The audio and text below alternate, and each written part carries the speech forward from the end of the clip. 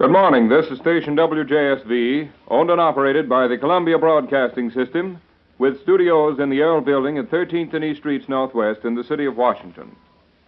Our transmitting facilities are on the Mount Vernon Memorial Boulevard in historic Alexandria, Virginia, on property leased from the Richmond, Fredericksburg, and Potomac Railway Company. Station WJSV operates on a frequency of 1,460 kilocycles by authority of the Federal Communications Commission.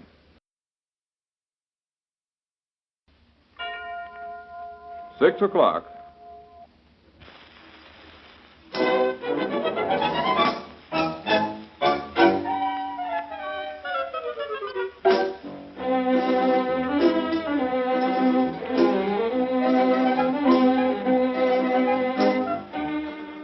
This is the Sundial, the music recorded.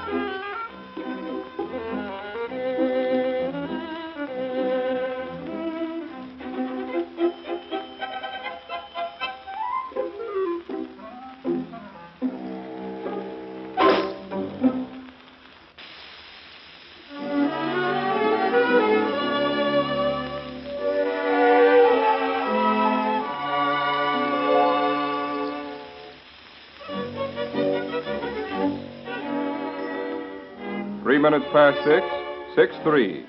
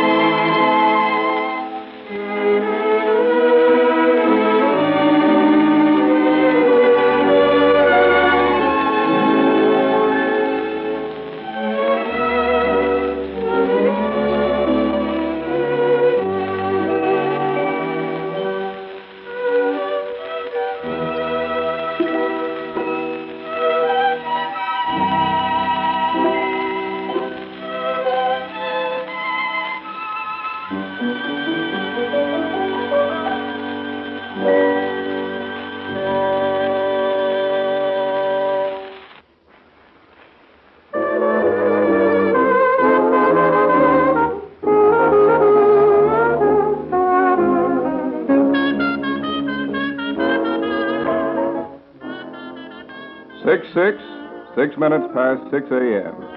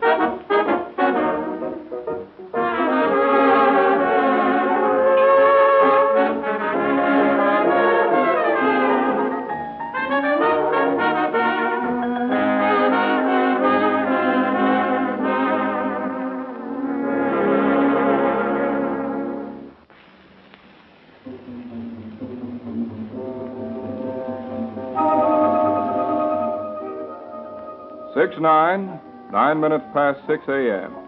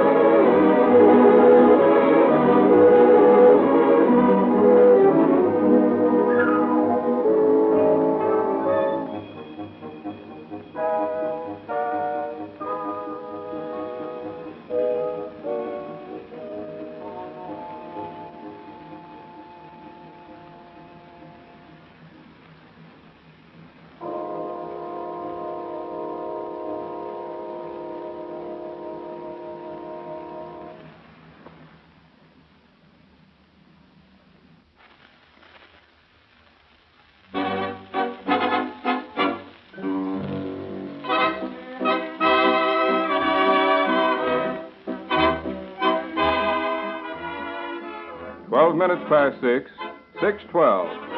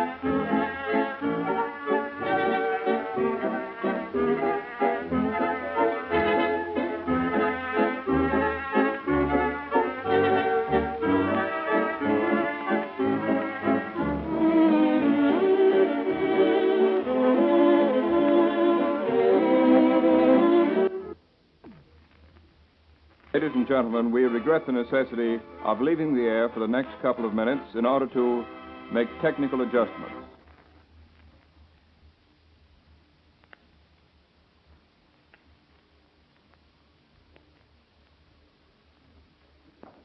Ladies and gentlemen, the technical difficulties we will be set with a few moments ago have been alleviated, so we return to the air on an assigned frequency of 1,460 kilocycles by authority of the Federal Communications Commission. This is station WJSV in Washington.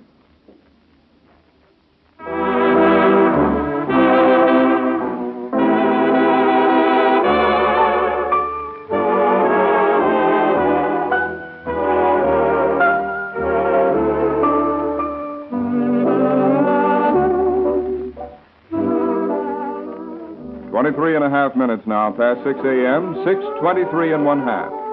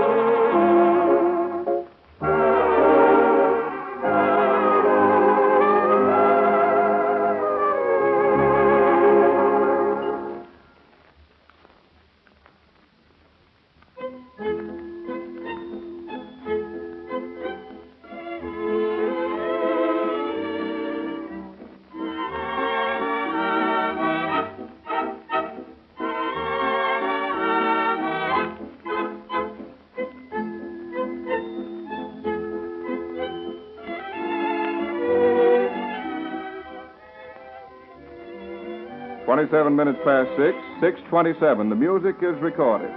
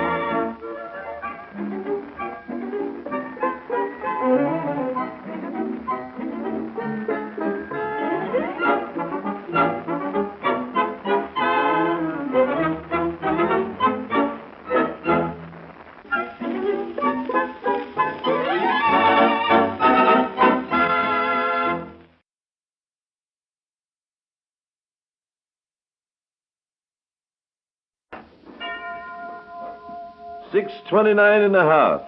Good morning, one and all. 'Tis the Sundial, WJSV, Washington, D.C. Any music you hear is Record D. This is Thursday morning, September the 21st. If I am not took with a mistake, this is the autumnal equinox, isn't it? Today? Yeah, it would be. I expect it is. This is the first day of fall officially, isn't it? That's 21, yeah. I do believe it is. I sort of had a hunch. And we got a full moon coming up here. A full moon. Let's see now. When will it be full? It'll be full on the 28th. Oh, well, that's 1 week from today. That's right. It's 1 week from today. Yeah. Well, anyway, it's a very lovely morning, 6:30 in the off. And a man says generally fair and cooler today, he says. It was 57.5 degrees on the farm this morning. Friday fair with slowly rising temperature, gentle northerly winds today. Generally fair and cooler. It's 6:31, 29 minutes of 7 o'clock.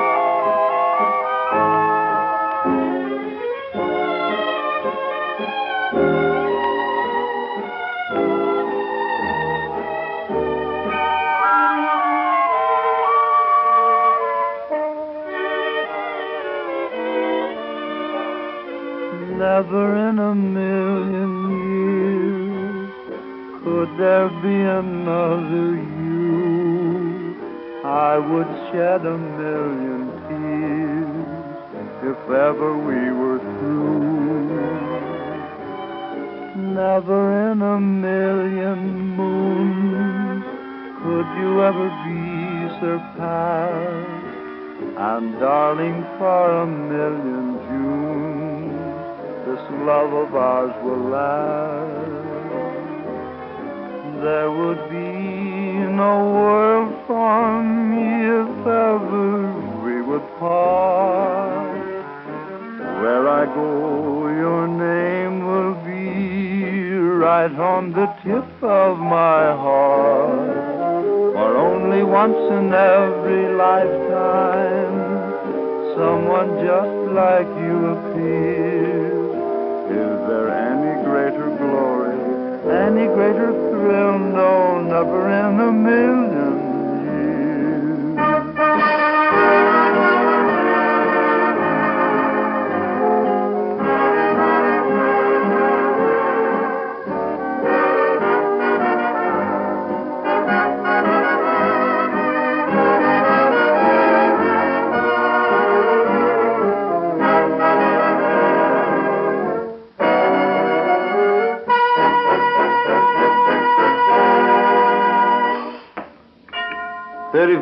26 minutes of 7 o'clock.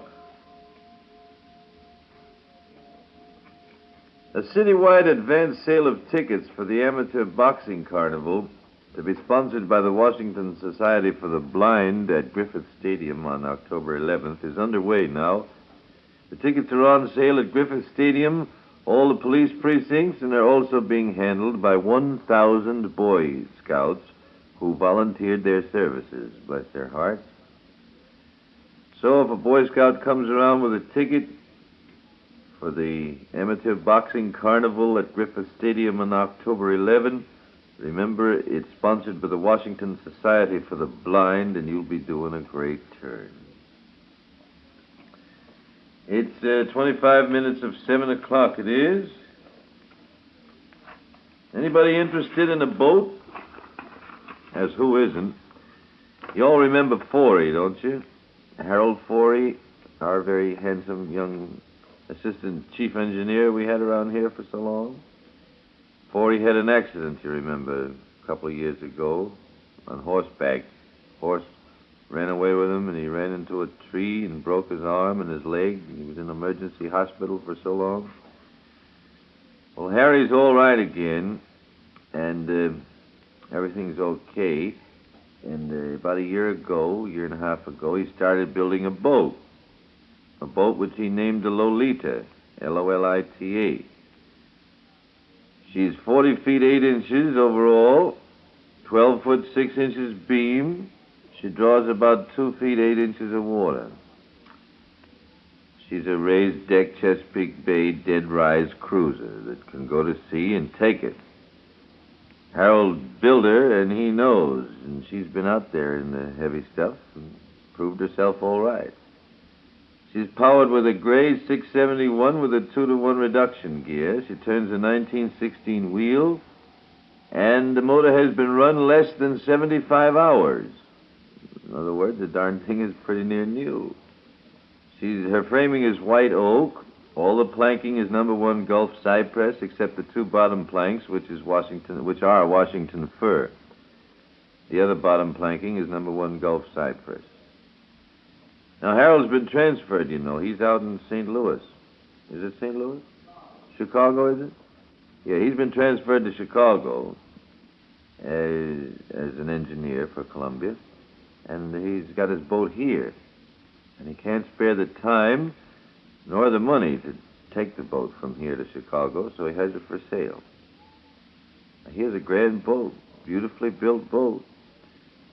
Got gasoline capacity 80 gallons, fresh water 30 gallons, sleeps 6 persons very conveniently. She cruises to 10 and 11 miles an hour, top speed 14, and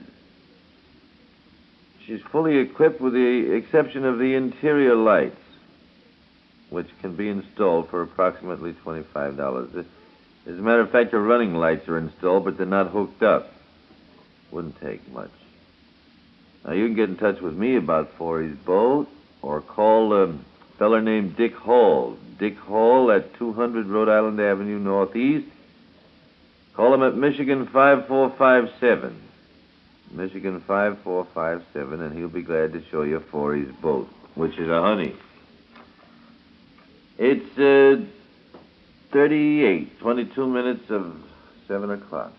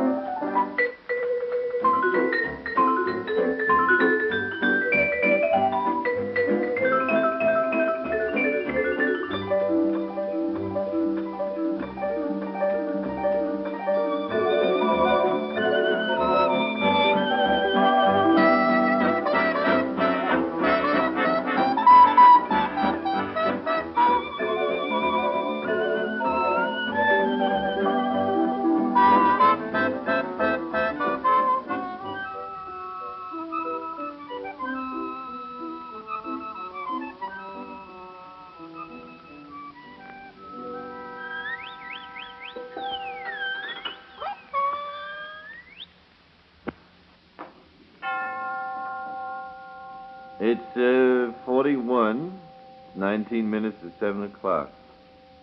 Wait a minute, I want to make sure if I heard something right.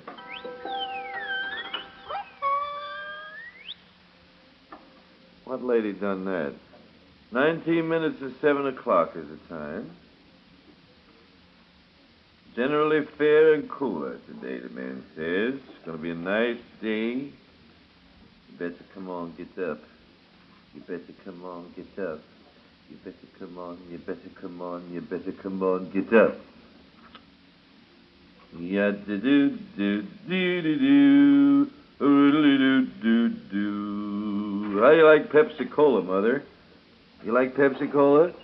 Why don't you get a lot of it and keep it around the house and serve it to the kids when they come home from school? It won't hurt them. It's good for them. Wholesome, healthful, made from the essence of pure fruit juices. You couldn't hurt anybody with it. And its tangy fruit flavor appeals to young and old alike. And it's only 5 cents. 5 cents for a big 12-ounce bottle that contains 2 full glasses. Or 2 glasses full. Now, why don't you order the handy carry-home carton? 6 bottles of Pepsi-Cola. The price is only $6, 6 for a quarter. Get that? 6 for a quarter. When you buy 6 of them, you get 1 free. Buy it straight, it's 5 cents a bottle. 6 for a quarter. And the carton is easy to carry, handy to store, convenient for returning the empty bottles. Drink Pepsi-Cola. 6:42 in the off, 17 in the off minutes of 7 o'clock.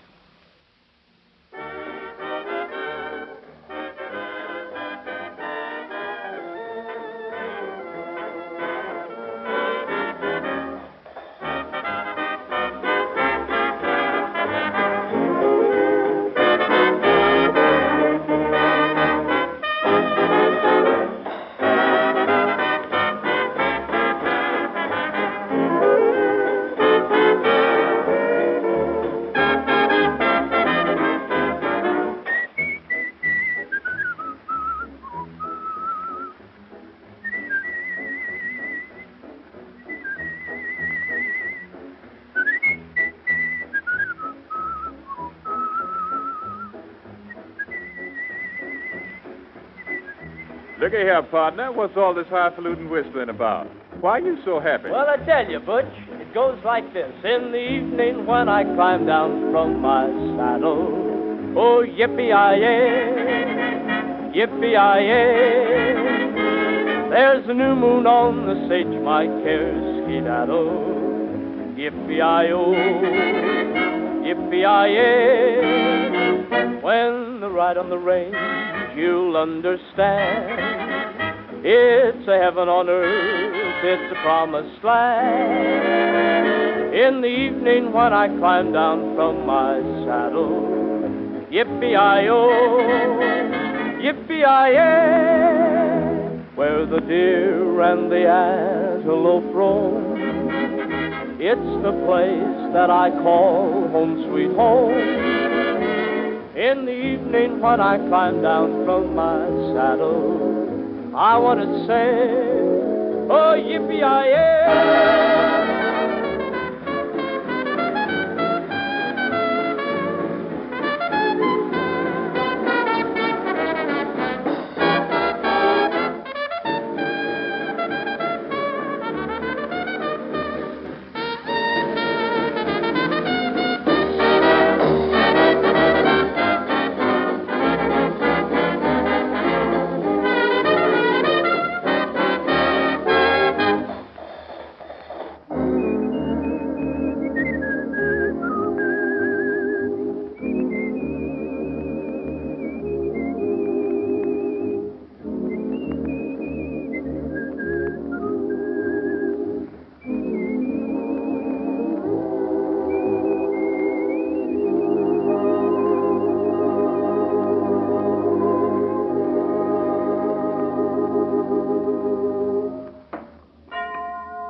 45 in the off, 14 in the off minutes is 7 o'clock.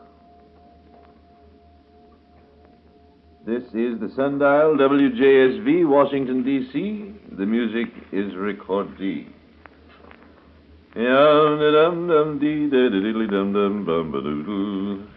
Hey, you know, Pilcher? Pilcher?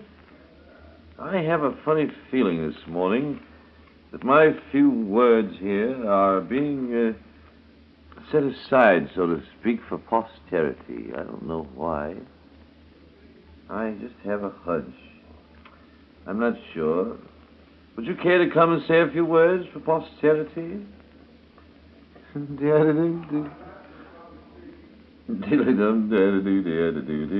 here's one that'll get you down, my friendly. It's 14 minutes to 7 o'clock.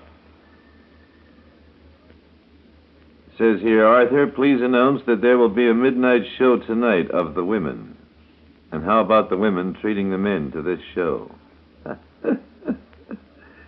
It says, talking about style, wait till you see that gorgeous $250 nightgown that is part of the Technicolor fashion show in the new picture, The Women. Fancy that, paying $250 for a nightie. Yeah, huh? Mine costs $1.50, and I bet I sleep better than she does. I bet you. Well, anyway, MGM has screened Claire Booth's malicious, delicious play that's a riot of revelations about our own sex. You know, men is what I'm talking, men. Norma Shearer, Joan Crawford, Rosalind Russell head 100% female cast. Did you see the play? Oh, boy, the gossip and the rumor and the scandal flies on the wings of the wittiest dialogue you've ever heard. Luxury beauty parlors, homes, and hotels. Oh, Bob me. I've always wondered what I'd do if I had to sneeze on the air. Now I know. Where was I? Luxury beauty parlors, homes, and hotels are the background for this exciting, penetrating play that's all about women and their problems with men. The Women, the picture you must see, opens tomorrow at Lowe's Palace Theater. It's quite a picture, quite a picture. $250 for a nightie. How about it, Goody? Would you go for one of those? $250 11 and a half minutes of 7.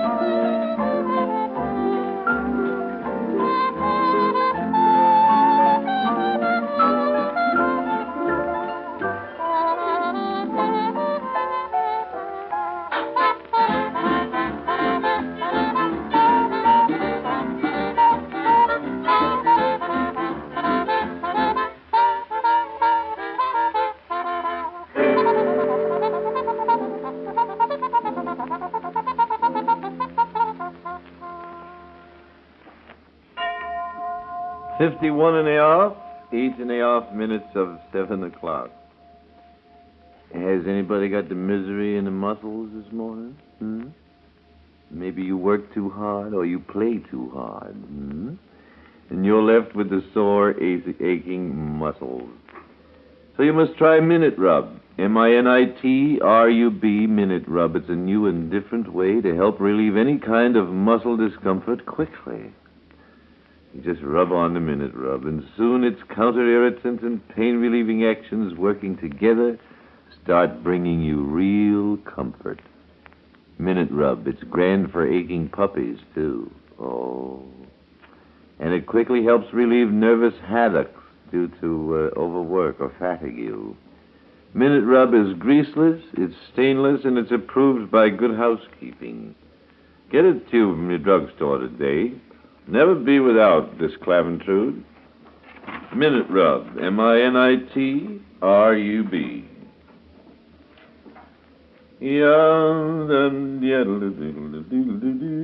6:52 and a half. 7.5 minutes of 7 o'clock, the 21st day of September. Fair and slightly cooler today. Fair and slightly cooler, the man saith. Mr. Harry Rainsberger, Jr. has a birthday today. Hello, Mr. Rainsberger. Greetings from your family, my friendly. Let me see what else is there here. What you should know about which you should. Oh, yes. A little message here from my neighbors out there in Virginia. The Council of the Town of Leesburg and the Leesburg Rotary Club have adopted resolutions urging the State Highway Commission of the Commonwealth of Virginia to take steps to improve Virginia Route number 7. That's the Leesburg Pike, you know, between Clark's Gap and Falls Church. Now, the chairman of the Highway Commission is urged to arrange for a public hearing of all governmental bodies, civic organizations, and their representatives. And when the date has been set, all officials, civic leaders, and citizens are urged to attend. So, let us all inform the chairman of the Highway Commission of our interest in the improvement of the Leesburg Pike and get him to have a public hearing, and let's hear what we folks have to say. The traffic on that road nowadays is something terrific. And it's the same old road that George Washington laid out many moons ago. It would be nice if we could get it widened, those blind hills and curves taken out of it. Huh? So it's 5.5 minutes before 7 o'clock. Here's a new Horace Height recording.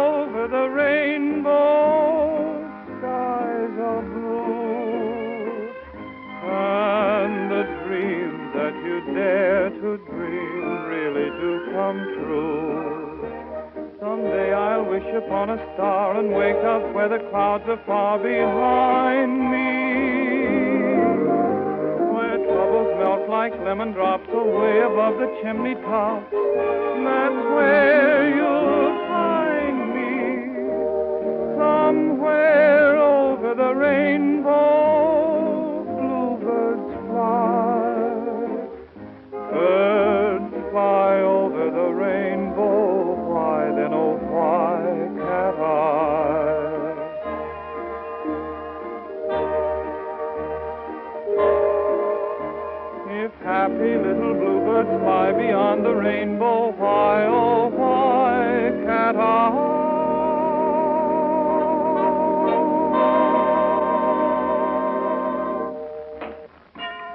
57 in the off, 2.5 minutes of 7 o'clock.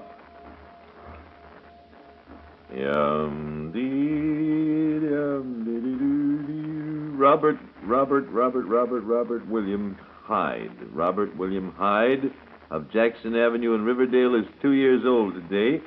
Hello, Robert. Sue Wiley of 16th Street Southeast is a birthday, and Mrs. Melby, greetings from your husband and sister. Oh, dear, somebody lost a gold heart-shaped baby's locket. Diamond chip on one side, the initials A.S. on the other. Was lost in Petworth. It's of sentimental value. If you found it, will you Call Columbia 1943J. Thank you. 2 minutes of 7 o'clock. Prices on imported goods are going up, my friend, which is only natural. Furs, for example. Insurance rates for transferring furs from Central Europe have jumped 3,000%. 3,000% for insurance rates. Imagine the effect on the fur prices. Now, Zlotnik the furrier prepared. Months ago, Mr. Zlotnik bought heavily of the choicest imported fur pelts. Now these gorgeous furs are available at Zlotnik at original price levels. If you mean to buy a new fur coat, be forewarned by this good advice from Zlotnik the furrier. Now is the time to buy your furs. Gorgeous furs, original prices. At Zlotnik, individual terms may be arranged. Zlotnik the furrier is at the sign of the Big White Bear, 12th and G, Northwest. Drop in and see him, ladies. Zlotnik, spelled Merryman, Zlotnik. So it's 6:59 in the hour, 1.5 minutes before 7 o'clock. 21st day of September, the autumnal equinox, I think. I'll give you a gong when it's exactly 7. This is Sundial, WJSV, Washington, D.C. The music is recorded. 4 seconds, 3, 2, 1. 7 o'clock exactly.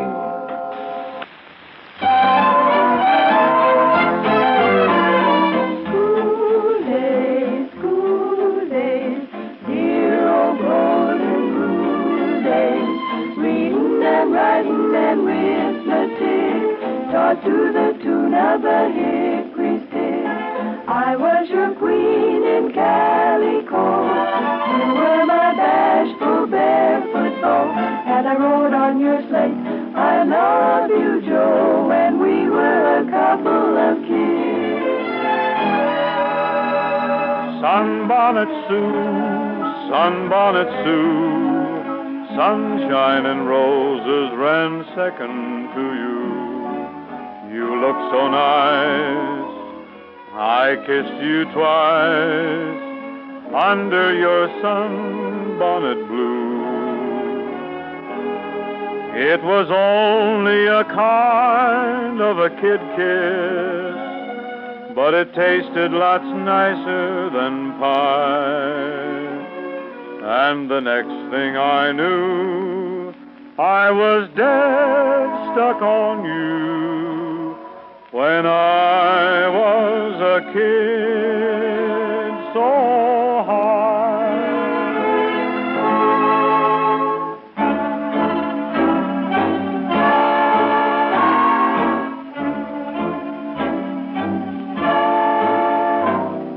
Look out, look out, look out for Jimmy Valentine, for he's a pal of mine, a sentimental crook, with a touch that lingers in his sandpapered fingers.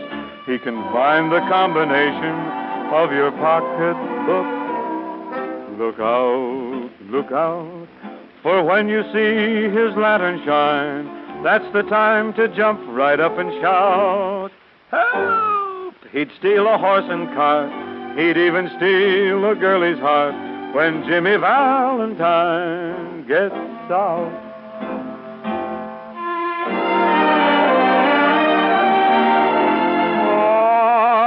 Buy up every schoolhouse in the nation, and I'd write upon the blackboard big and clear, instead of one there will be 2 vacations, each vacation 6 months, twice a year, and there wouldn't be no school when it was raining. I'd let you stay at home when it was fair. You'd have free soda fountains. Say I'd build you ice cream mountains if I was a millionaire.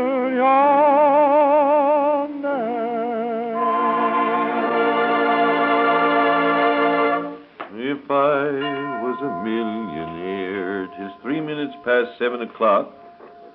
What do you have for breakfast in your house, Mother? Did you ever try Force toasted wheat flakes? Ah, me, there is a breakfast cereal nobody in your house will turn their noses up at, I bet you. Force toasted wheat flakes. It is delish. I know whereof I speak because I was brought up on this stuff. Force toasted wheat flakes. Maybe you remember it. Years ago it used to be down here, they tell me. Sonny Jim, you know they had a big Sonny Jim doll that we used to stuff. They'd send you the outline of the doll, you know, in cloth, and you'd stuff it with stuff. And it was some fun. But now you give you a premium for you, Mother. A premium you can use. With every 2 boxes of Force toasted wheat flakes that you buy, you get a very colorful table napkin right along with the package. Pretty soon you'll have a whole luncheon set. These are very nice napkins. And you can get the tablecloth to match with 2 Force box tops plus $1. But aside from the premium, the Force toasted wheat flakes is really a delicious cereal. Try it, will you? You can get it at any United, DGS store, any independent grocer around your part of the country. It is well worth looking for, I'm telling you. It's 5 minutes past 7 o'clock, 7:05.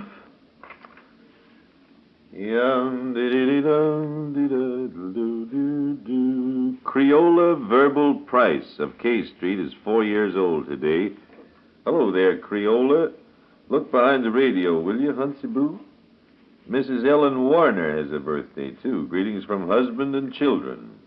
Ruby Lee Weekly, Fairfax, Virginia, has a birthday today. And the Grainsville Methodist Church is holding an ice cream festival at the church this evening, beginning at 6 o'clock. 6 o'clock this evening at the Grainsville Methodist Church. Grainsville. Where is Grainsville? I know a Gainesville, but I do not know of a Grainsville. Where is that? It's 6 minutes past 7.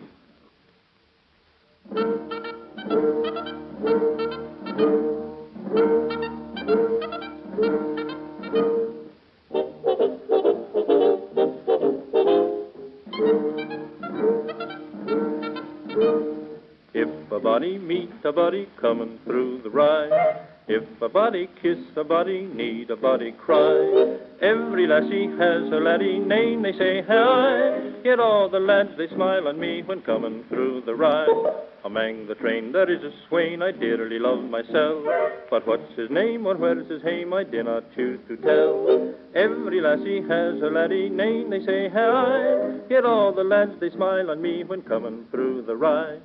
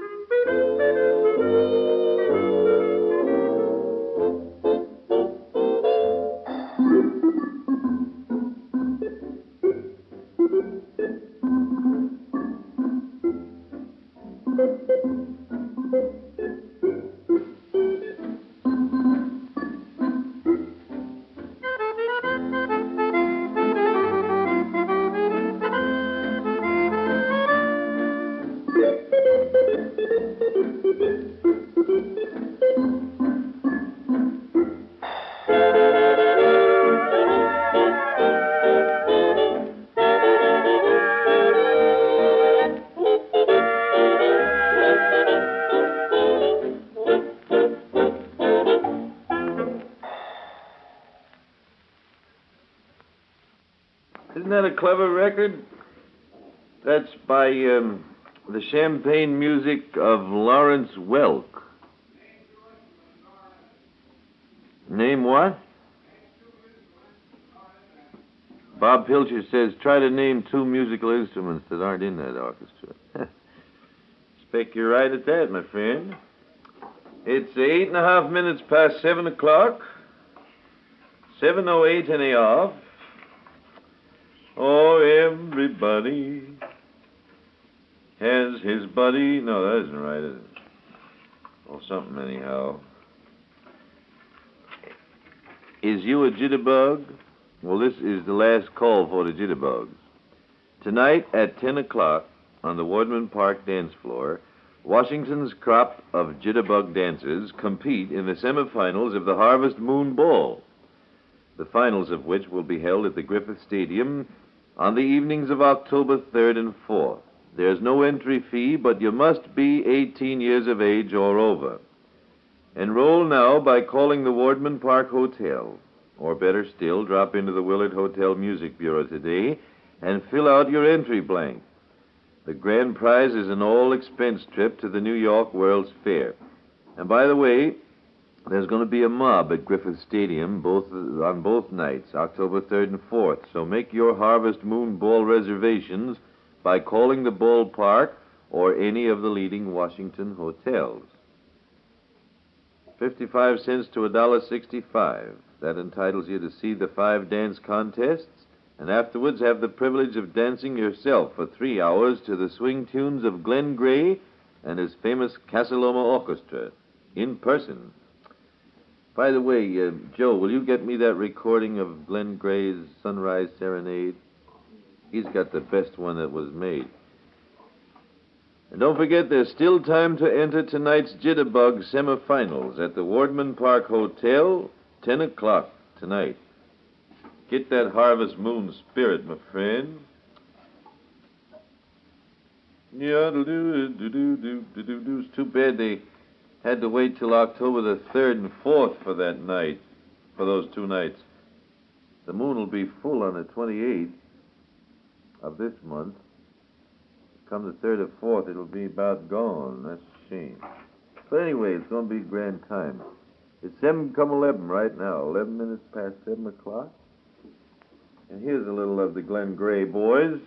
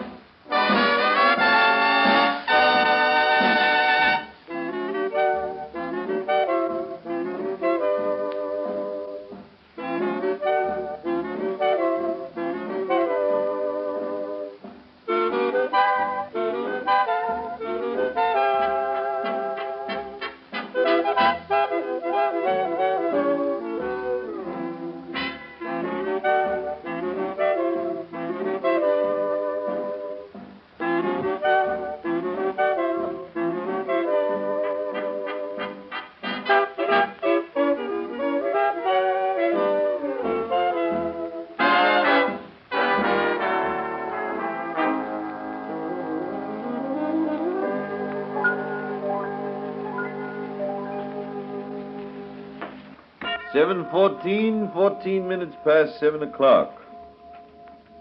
Sonny Billman of Lawrence Street Northeast is 4 years old today. Hello, Sonny boy. I have here a late news bulletin from your Arrow News reporter.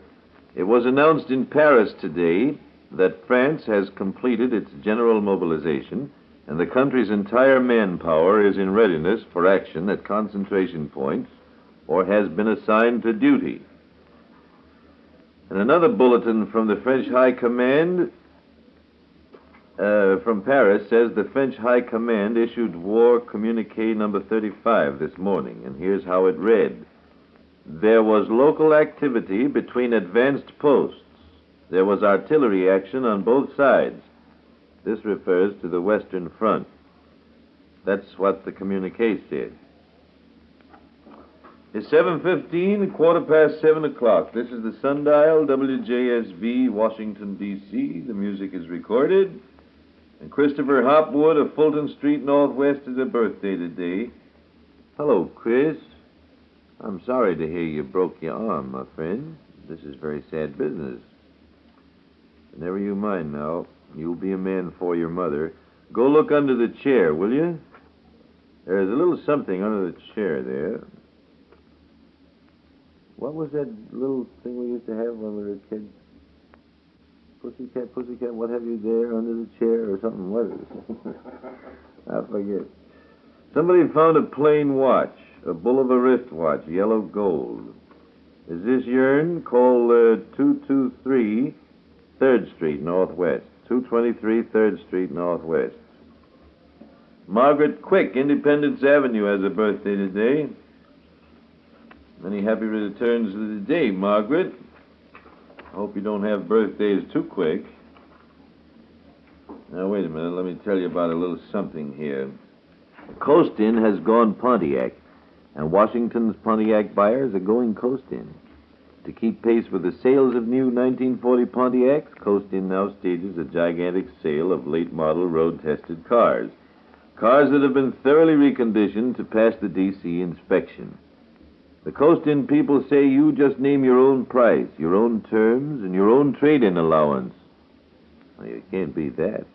Here's a radio special, a 38 Chevrolet Master Deluxe Town Sedan, 1938. Beautiful golden beige finish, immaculate mohair interior, covered since it was new, and 5 almost new tires, radio and a heater. Now, this is quite a buy. A road-tested 1938 Chevrolet Master Deluxe Town Sedan, and it's only $575. That's at Coast-In, Washington's big new direct factory Pontiac dealer in the 400 block of Florida Avenue in the Northeast. It's 7:17 and a half. Now I got a little piece of music for you, and then a surprise, a very pleasant surprise I didn't even know about myself till I just walked in here. First of all, let us have a little music, like Fables in Sable or something by the New Friends of Rhythm.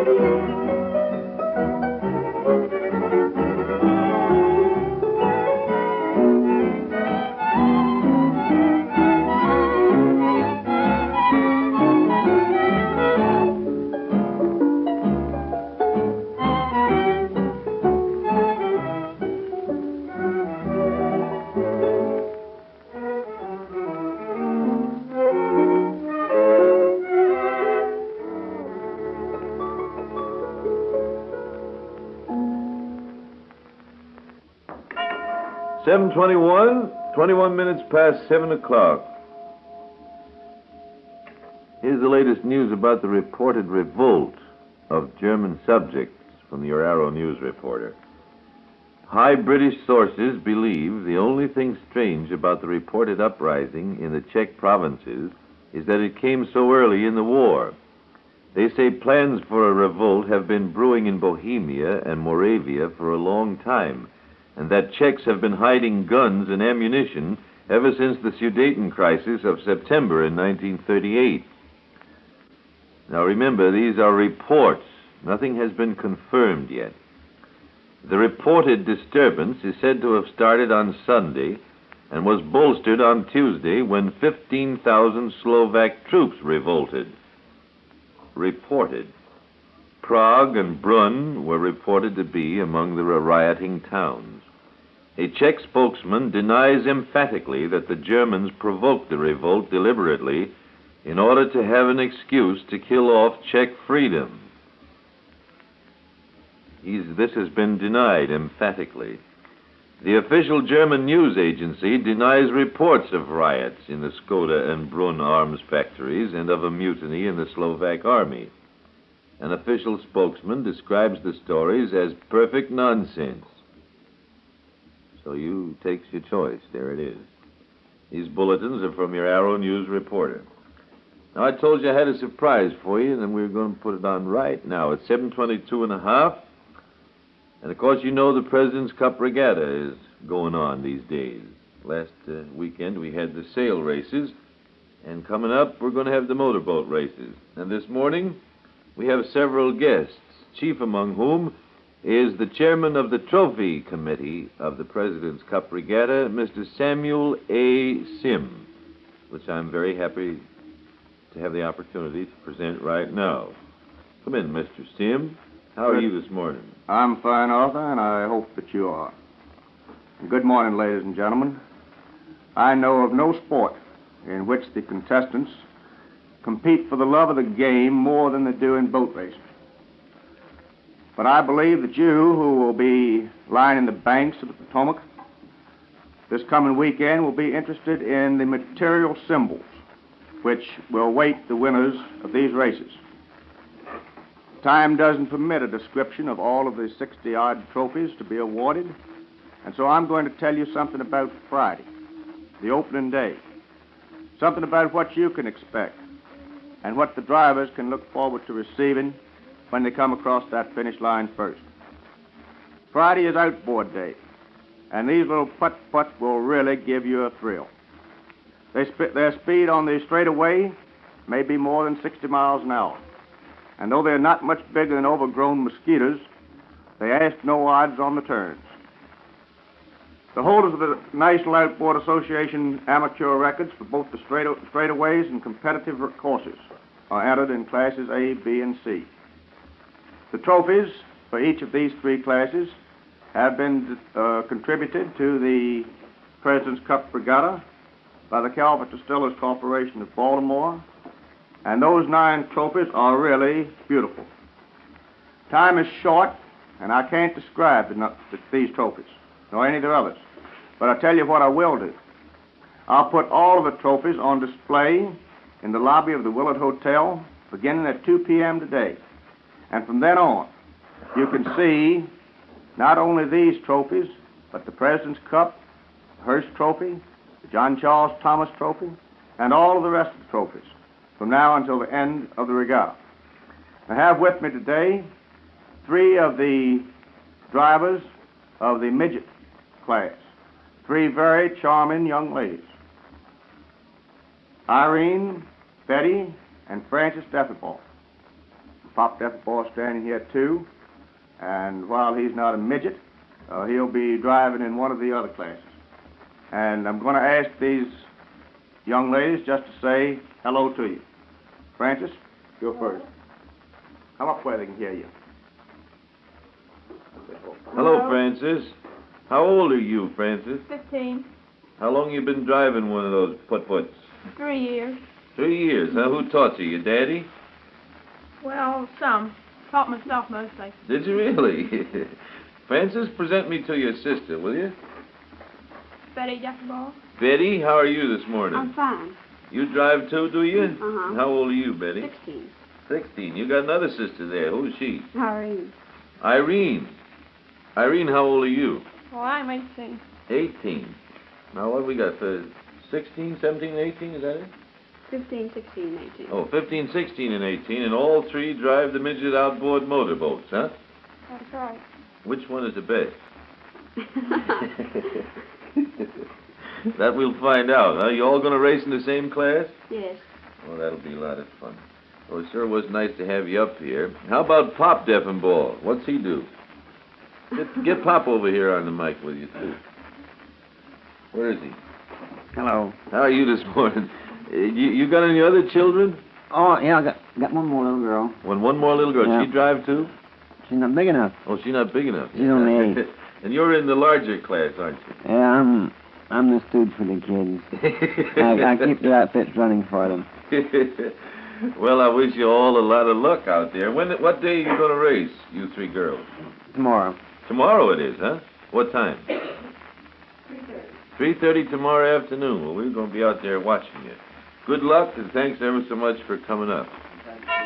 It's 27 minutes past 7 o'clock. Come away with me, Lucille, in my merry old mobile. Down the road of life we'll fly, automobile bubbling, you and I. To the church we'll swiftly steal, then our wedding bells will peal. You can go as far as you like with me in my merry old mobile.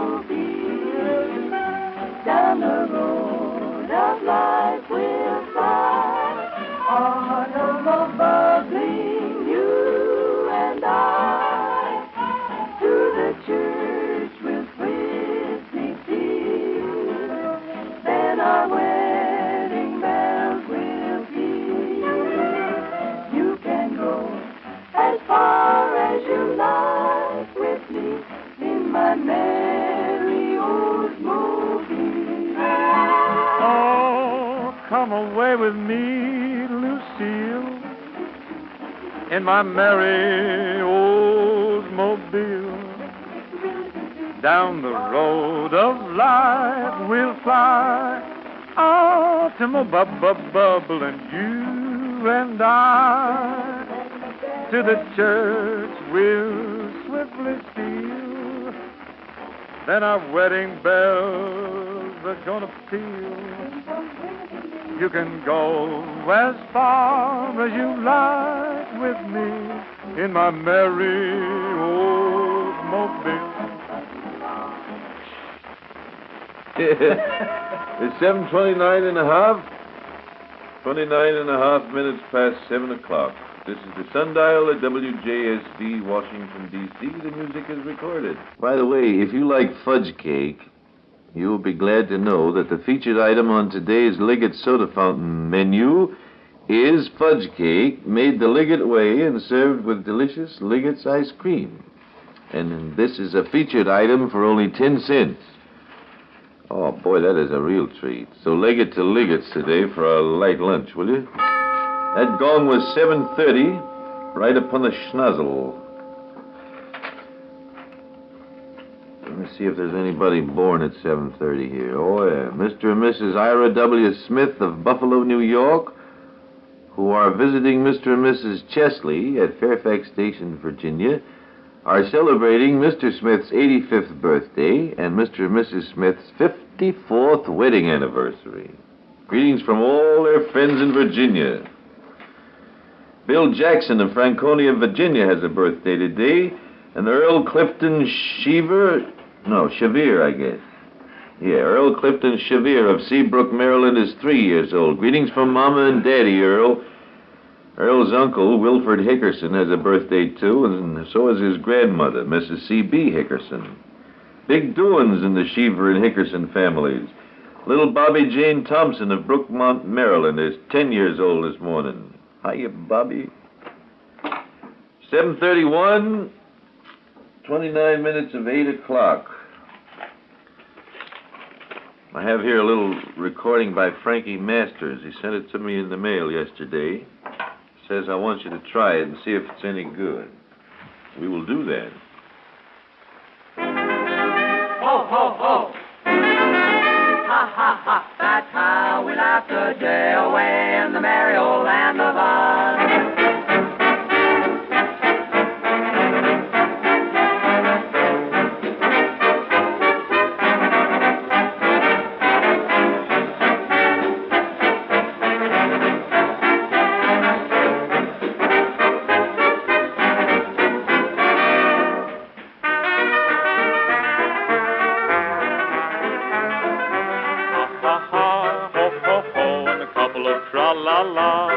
That's how we laugh the day away in the merry old land of Oz. Buzz, buzz, buzz, chirp, chirp, chirp, and a couple of la-di-das. That's how the crickets crick all day in the merry old land of Oz. We get up at 12 and start to work at 1. Taking off for lunch and then at 2 we're done. Jolly good fun, ha, ha, ha, ho, ho, ho, and a couple of tra-la-las. That's how we laugh the day away in the merry old land of Oz. Ra-ta-da-da-da-ha-ha, ho, ho, ho, and a couple of tra-la-las. That's how we laugh the day away in the merry land of Oz. Oh, buzz, buzz, buzz, chirp, chirp, chirp, chirping with their moths. That's how the crickets crick all day in the merry land of Oz. We get up at 12 and start to work at 1. Taking out for lunch and then at 2 we're done. Jolly good fun, ho, chirp, chirp, and a couple of tra-la-las. That's how we laugh the day away in the merry land of Oz.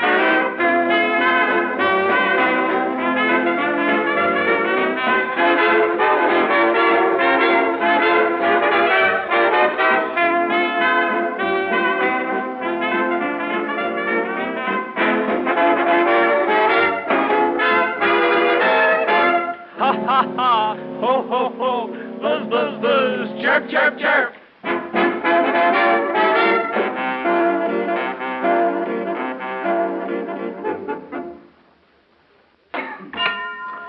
It's 26 minutes of 8 o'clock. Step up, boys. I got some clothes to sell you with 2 pairs of pants in each suit. You've heard me say that more men wear Bond clothes than any other clothes in America, haven't you? You've probably heard others say the same thing. You may have seen some of your friends proudly display the Bond label in their suits, because that means that their suits were tailored by America's finest needleworkers. Well, it's a great thing, you know. You open up your coat and show your Bond, see? And that Bond label is also the insignia of a discriminating buyer.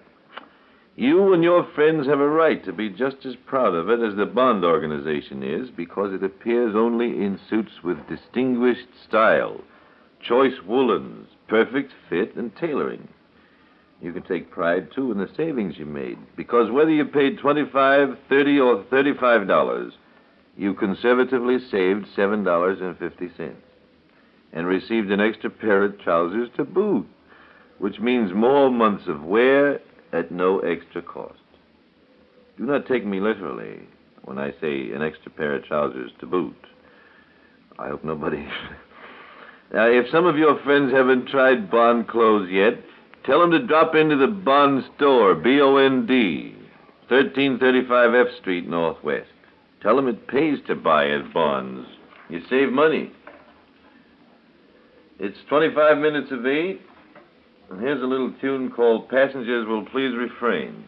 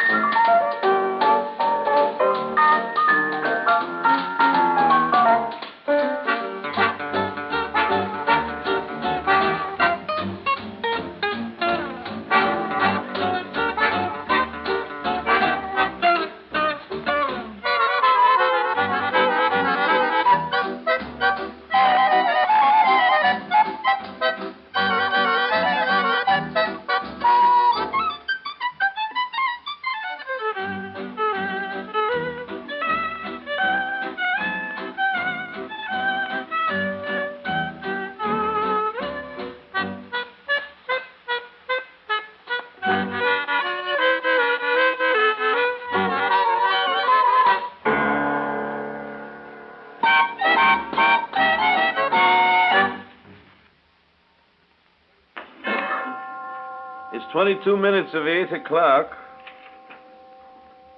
I got some more Arrow News reporter stuff here. From London, Warsaw is still held by the Poles. This is indicated in broadcasts from the Warsaw radio station picked up in London. Late last night, the station announced that Polish soldiers with bayonets had cleared the Germans from 2 suburbs of the Polish capital. From Moscow comes a Red Army communique claiming that the Soviet is mopping up in eastern Poland with little or no resistance. According to the communique, the Reds have taken 60,000 prisoners, 280 guns, and 120 airplanes. In Berlin, the Nazis are transferring thousands of their best troops from Poland to the Western Front. The German High Command announces the Polish campaign is, quote, closed, unquote. From Paris, the French claim superiority in the skies as a result of the first real air fights with the Germans on the Western Front. A number of Nazi planes are said to have been shot down by French flyers using American-made pursuit ships. These are from your Arrow News reporter. It's 21 minutes of 8 o'clock. And Elmer Gill, Jr. of Arlington, Virginia, just moved here to Washington from Memphis, Tennessee as a birthday today. Hiya, Elmer. Greetings to your birthday and welcome to our fair village.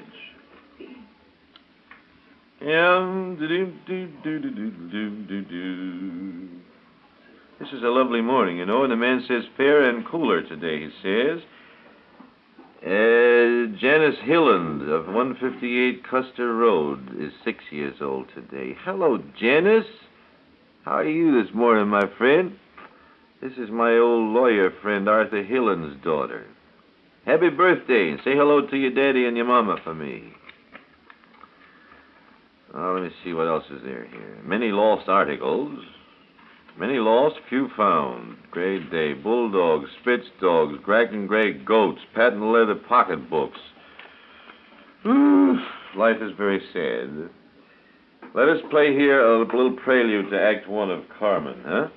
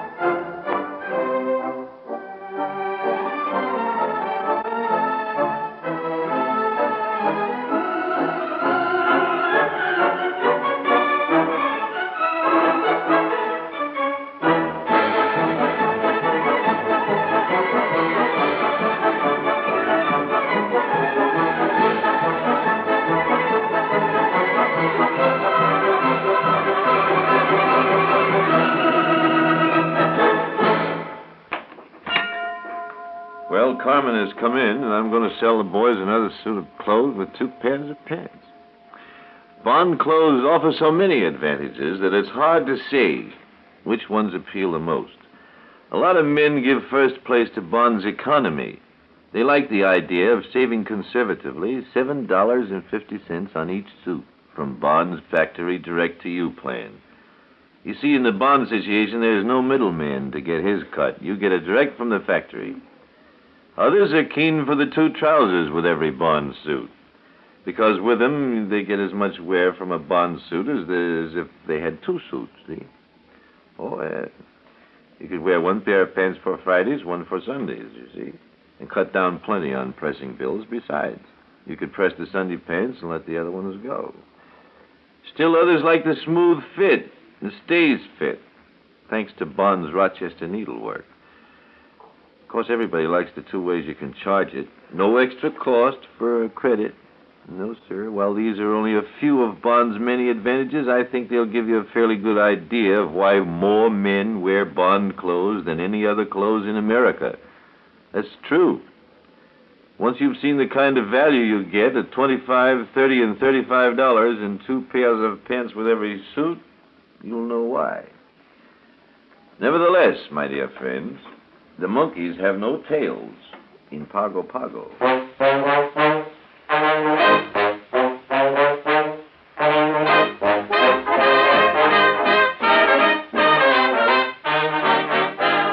Four little monkeys upon a tree. One fell down and there were three. How did the monkey lose his hold? Well, here is the story that I was told. Monkeys have no tails in Pago Pago. They haven't any it where monkeys sit, ain't that too bad? Oh, when they fly through the trees, how slowly they go. But if they had a tail, how they could sail is awfully sad. Have they eyes? Ya-ya-ya. Have they ears? Ya-ya. Have they tongues? Ya-ya-ya. But have the poor things any tails? No. Monkeys have no tails in Pago Pago. They sit around all day and moan and wail. No tail, no tail, no tail. They try all the latest things for growing tails, but no matter what they use, it fails. It's a shame, it's a shame. They are something, there is no one that they can blame. They use lemon juice, Charlotte fruit, and even hops and all. But where does it get them in the end? They use Vaseline, gasoline, and rub it in with salt.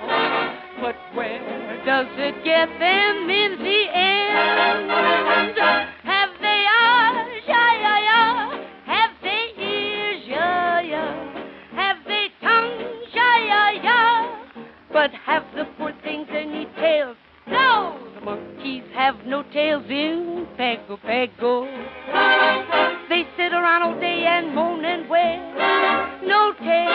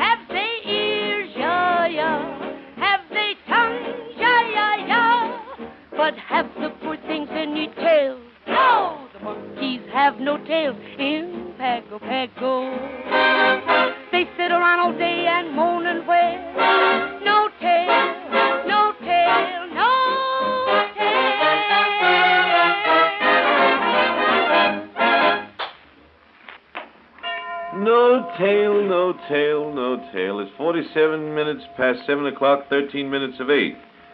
So don't forget, boys, Bond Clothing Store is the place for you to buy clothes. More men buy Bond clothes than any other clothes in America.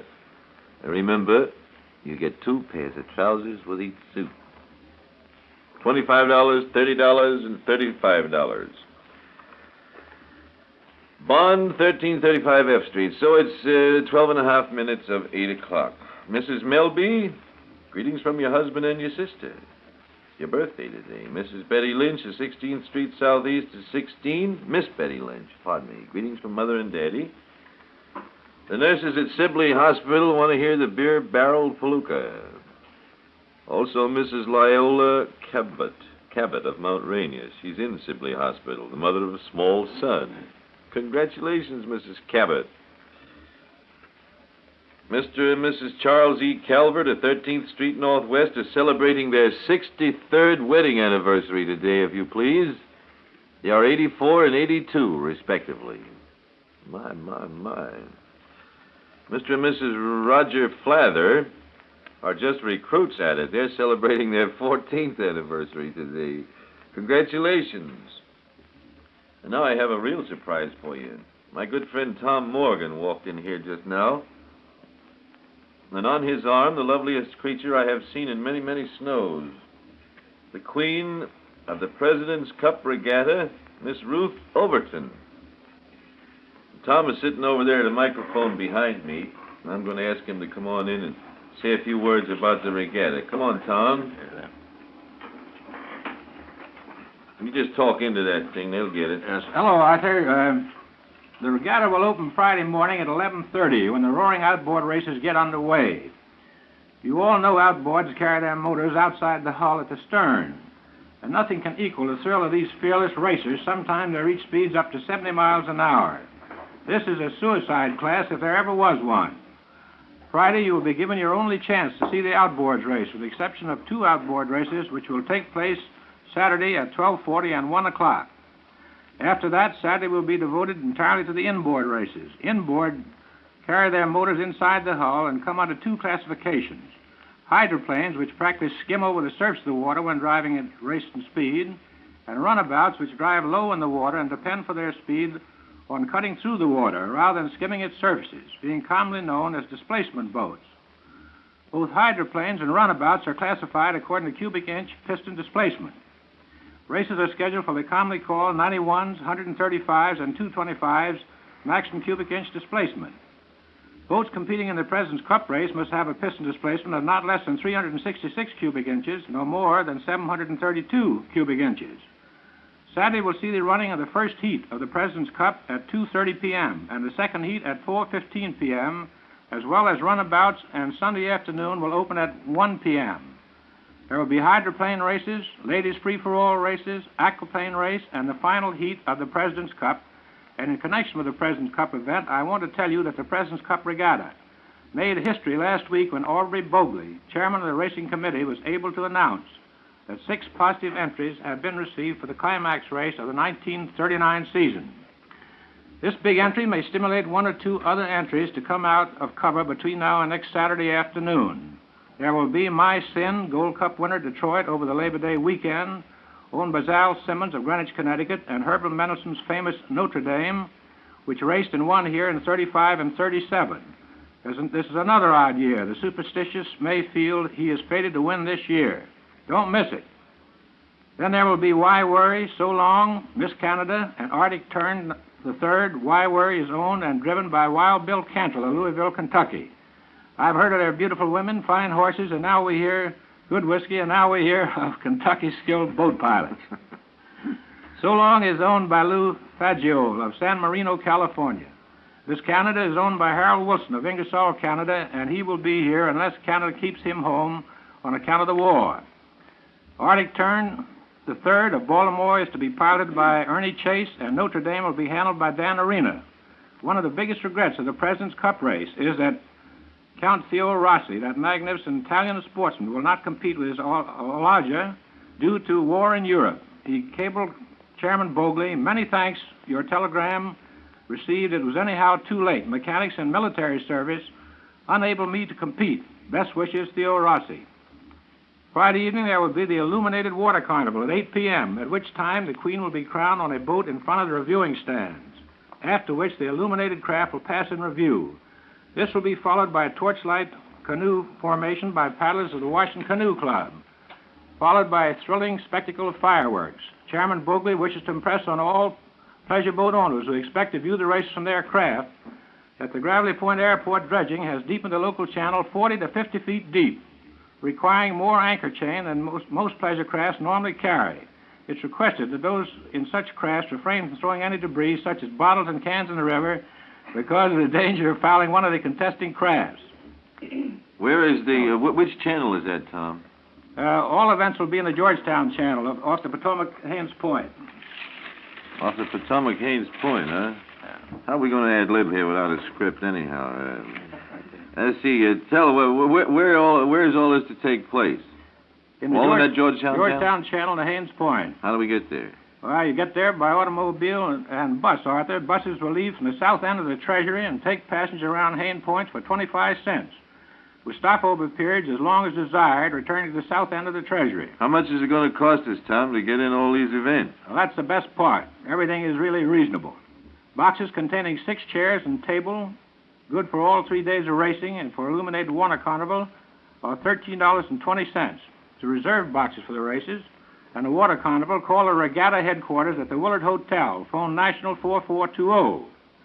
Our reserved seats per day of racing are 65 cents. Unreserved chairs per day of racing, 40 cents. Our children under 14, accompanied by their parents, one-half price in this section only. For the illuminated water carnival, general admission, except boxes, 25 cents. All other tickets may be obtained at the AA, Keystone Automobile Club, Shoreham Hotel, Willard Hotel, 2 drugstores at Union Station, the Greyhound bus terminal. Tom, tell me, what becomes of the money? Arthur, I don't believe, ever make enough money to more than defray the expense. Uh-huh. And it's supported by the civic-minded citizens, right. Huh? Yes. I see. Now, last night, let me get my script out here. I wish to ad-lib in good style. Last night, I brushed up on my court etiquette. I discovered that I must not speak to our queen unless she first speaks to me, and that at all times when I address her, I must say, ma'am. So, Your Majesty, will you please speak to me so we can get on with this broad scatter? Good morning, Sir Godfrey. You have my permission to proceed. Mm-hmm. Tell me, how does it feel to be queen of this President's Cup Regatta? Well, I'm enjoying all the excitement and entertainment, and I'm thrilled to hear that Under Secretary of Commerce Edward J. Noble is to officiate at the coronation. But I fear there'll be a bit of knee-shaking down there Friday night when he places that crown on my head. Take care you don't shake your head now. Tell us, what are you going to wear for the coronation? Well, the frock is made of brocaded satin. It has a basque waist, a very full skirt. What kind of waist is this? Basque. Don't ask me how to spell it. Okay. A sweetheart neckline and cap sleeves. A sweetheart neckline. Mm-hmm. And cap sleeves. Cap sleeves. Uh-huh. What kind of a crown is it? Have you seen it? Haven't seen it. Don't know yet, huh? Don't know. After the coronation and the illuminated water pageant, where do you expect to go? I plan to go to the Willard at 10:30, the Mayflower at 11:15, and the Shoreham at 12. And I will be accompanied by my entire court. Oh, go on. Yeah. Really? Eyes were gusted. What do you and the ladies of your court think of your escort? Oh, we find them all our hearts could desire, and there's no question about it.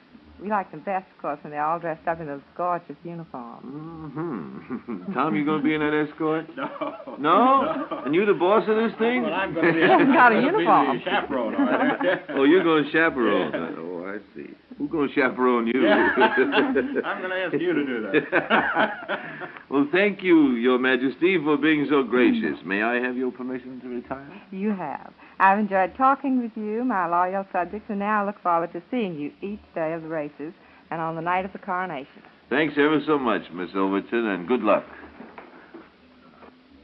So that brings us up to 56 and a half, 3.5 minutes of 8 o'clock. Now let me see if I can find something very appropriate here for the lovely queen. Oh, there must be something. Yeah, oh, yes. New Artie Shaw recording.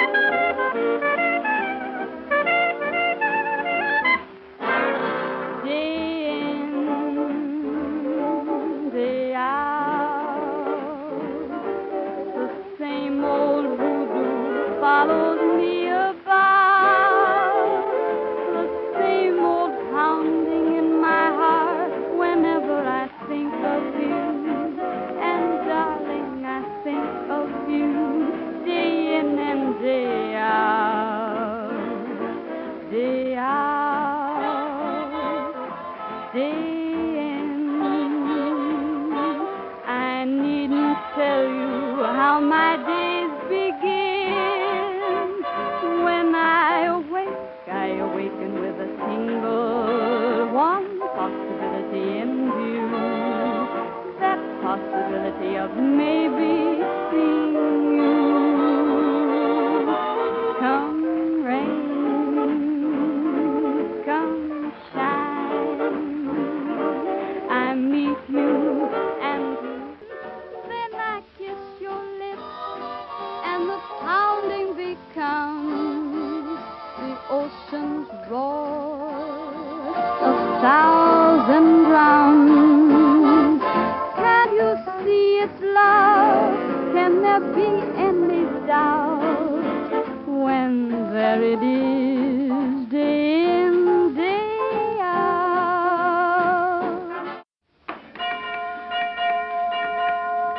8 o'clock, 8 bells, WJSV, Washington, D.C., the Sundial. The music is recorded. Here's Joe King with the news.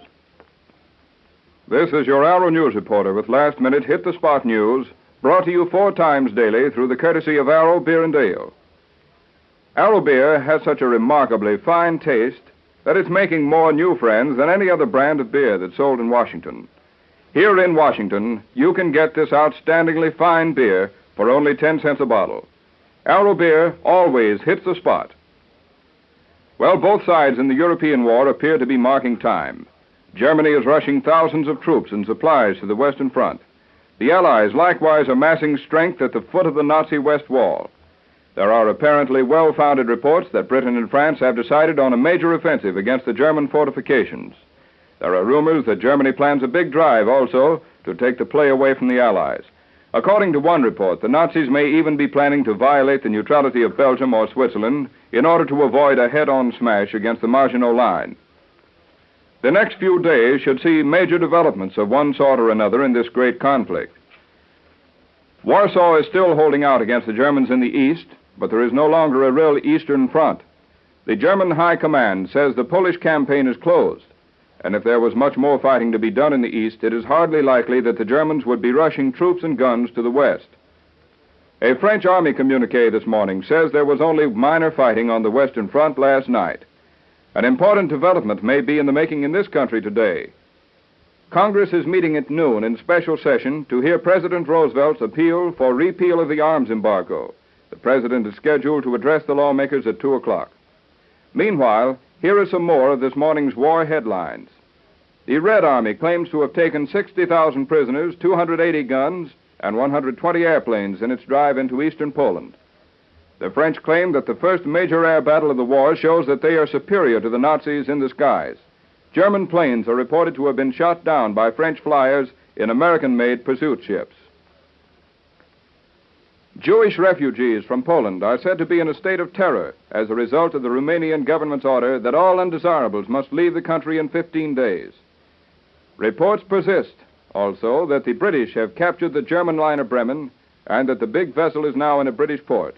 This report, however, has not been confirmed.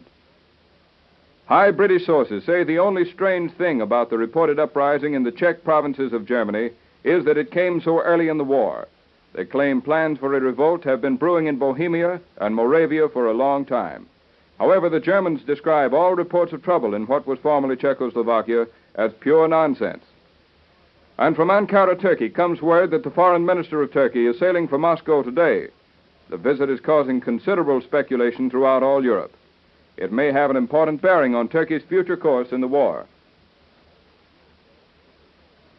President Roosevelt goes before Congress this afternoon with data gleaned from long study of the neutrality problem.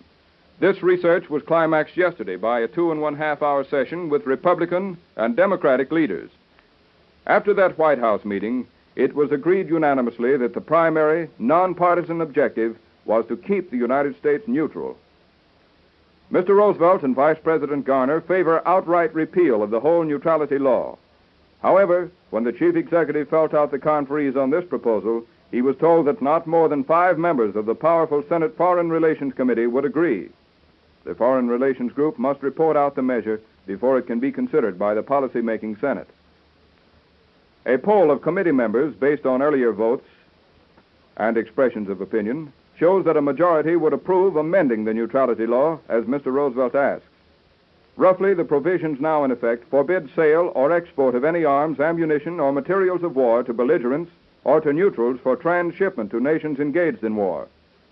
Opponents of this setup charge that it favors Germany because the Allies cannot take advantage of the huge munition stores otherwise available in this country. As it would be amended, the law would allow any nation, regardless of its status as a belligerent, to buy all it wanted in the United States. Listen in again for the Hour News Reporter, brought to you by the Globe Brewing Company, Baltimore, at 3:15 this afternoon. Remember, when you order beer, be sure to ask for Arrow, the beer with the famous flavor. Joe King speaking. This is Columbia Station for the nation's capital. WJSV, Washington. 5 minutes past 8 o'clock. I have here a little matter called an electrical transcription. This is Gabriel Heater inviting you to share a journey of adventure in a radio studio. We were rehearsing a program featuring a chimpanzee in tails and white tie and high hat, and a photographer came along. A picture, please, of you and the chimpanzee shaking hands, and I said, all right, I'll take a chance. And all went well until the flashlight bulb went off, and that brought a growl which turned me cold all over. I'll never know as long as I live how I got my hand out of his. Well, there was a program to do, and I did what I always do when I want new energy. I reached for a bar of Peter Paul's Mounds. Rich in chocolate, rich in coconut. Just about the best tasting candy I've ever known. Mounds, M-O-U-N-D-S. What a bar of candy for 5 cents. Oh, yes, sir. It's 6 minutes past 8 o'clock. And that concludes that electrical transcription and begins another one. Time to relax and enjoy yourselves, folks. Here are those 5 Southern harmonizers from North Carolina way, the Vast family. He stole that old skillet, and he stole that old lid, and he stole them all for to make shortening bread. Mammy's little baby loves shortening, shortening. Mammy's little baby loves shortening bread. Mammy's little baby loves shortening, shortening. Mammy's little baby loves shortening bread. 3 little darkies lying in bed. 2 were sick and the othermost dead. Then for the doctor said, feed those darkies on shortening bread. Mammy's little baby loves shortening, shortening. Mammy's little baby loves shortening bread. Mammy's little baby loves shortening, shortening. Mammy's little baby loves shortening bread. I slip to the kitchen. Ooh. I slip up the lid. Ooh. Slip your pockets full of shortening bread. Ike Johnson, what you doing out in my kitchen? Well, Lenny, honey, I just wanted to ask you, would you, Oh, what you trying to say, Ike? You wish me to wed? Well, what I really wanted was some shortening bread. You stole the skillet, you stole the lead, you stole that gal to make shortening bread. They caught me with the skillet. Oh. They caught me with the lead. Ooh, caught you with the gal to make shortening bread. This court will now come to order. Ike Johnson, I fine you $6 for stealing that skillet and $6 for stealing the lead. Yeah, the judge. And you are sentenced to 6 months in the jailhouse for... What's that you eating on, Ike? This here shortening bread, Judge. You have a little bite? That's good stuff. Ike Johnson, your sentence is changed to 6 days in jail. Thank you, sir, Judge. Thank you, sir. I got one more little bite of shortening bread here. You is, huh? Sentence suspended, court adjourned. Give me that bite of shortening bread. Mammy's little baby loves shortening, shortening. Mammy's little baby loves shortening bread. Mammy's little baby loves shortening, shortening. Mammy's little baby loves shortening bread. Attention, please. Do you know that Alka-Seltzer will bring you quicker relief from headaches? It will, and here are 2 very important reasons why. First, Alka-Seltzer is in complete solution when you take it. Thus, it is ready to go to work without delay to bring prompt, gratifying relief. Second, Alka-Seltzer's analgesic or relief-giving agent is protected by valuable alkaline buffers which prevent partial breakdown when it comes in contact with stomach acid. This claim cannot be made for many pain relievers. Remember this fact next time you want quick relief from a headache. Then ask your druggist for Alka-Seltzer tablets.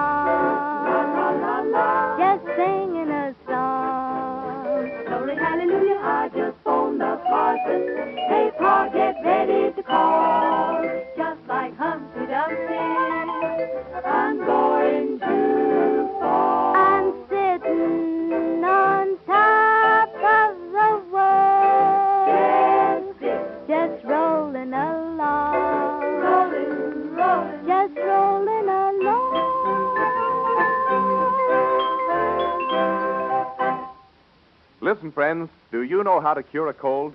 If you do, you can make yourself $1 million. You see, to date, no one has been able to find a sure way either to prevent or cure colds. Millions of dollars have been spent in research, but with very little success so far. Something has been accomplished, however. You can relieve much of the distress of a cold, and here's the thing to do. Get plenty of rest, eat simple foods, stay out of drafts, and take Alka-Seltzer. Alka-Seltzer can bring you quick, pleasant relief from many of the symptoms of a cold. You know, that dull, throbbing head and that stuffed-up, grippy feeling. But whatever you do, don't take chances with a cold. If symptoms persist and fever develops, call your doctor at once. Try the modern, pleasant Alka-Seltzer way to ease the misery of a cold. That was an electrical transcription. It's 11 minutes past 8 o'clock.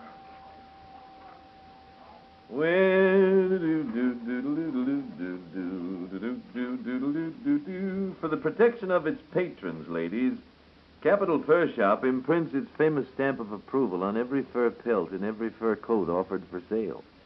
Each pelt must be perfect in every particular to receive this stamp of approval. This method of selecting skins assures you of furs of the highest quality, both as to beauty and texture. Yet with all this extra protection, Capital Fur Shop prices are no higher and in many cases lower than those elsewhere. For instance, coats of mink-dyed muskrat are priced at only $129.50. Skunk coats, 40-inch length, priced at $149.50. The mink-dyed's $129.50. Remember, a small deposit reserves your selection, and customers may enjoy free parking at the Capitol Garage, 13th and New York Avenue, and then a waltz me around the corner to Capital Fur Shop, 1208 G Street, Northwest. 12 minutes past 8 o'clock, the 21st day of September, the autumnal equinox, unless I am badly mistaken. The man says fair and cool today, he says. Mr. and Mrs. Lester Knapp of Arlington are doing a 7th anniversary today. Greetings from Mr. and Mrs. Hill. Mammy's little baby loves shortening, shortening. Mammy's little baby loves shortening bread. 13 minutes past 8. Here's the foursome.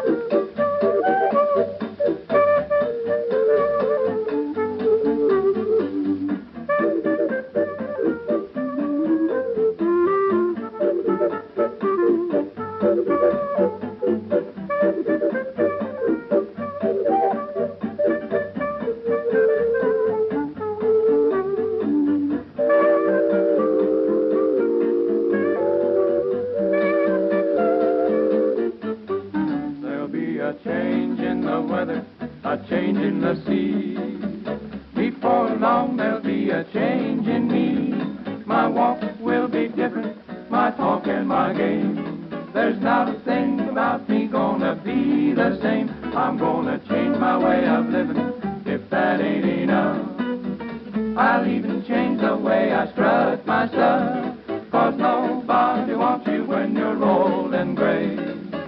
There'll be some changes made, hey, hey, there'll be some changes made.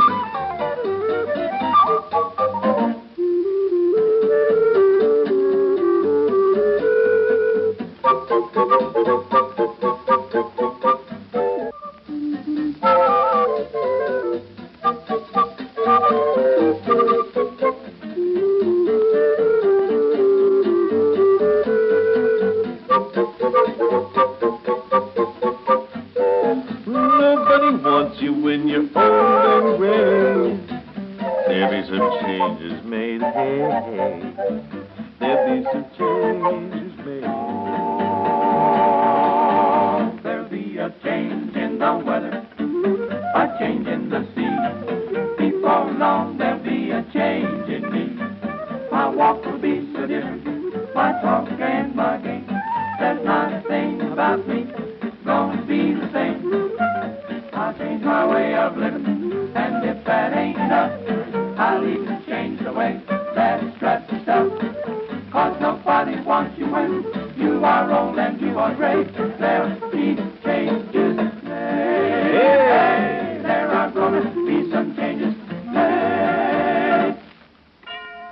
8:16, 16 minutes past 8 o'clock. The Sundial, WJSV, Washington, D.C. The music is recorded. If you're interested in good appearance, my friend, you'll be interested in Fred Pelsman's Johnny Walker tweeds with the drape, as seen in Esquire.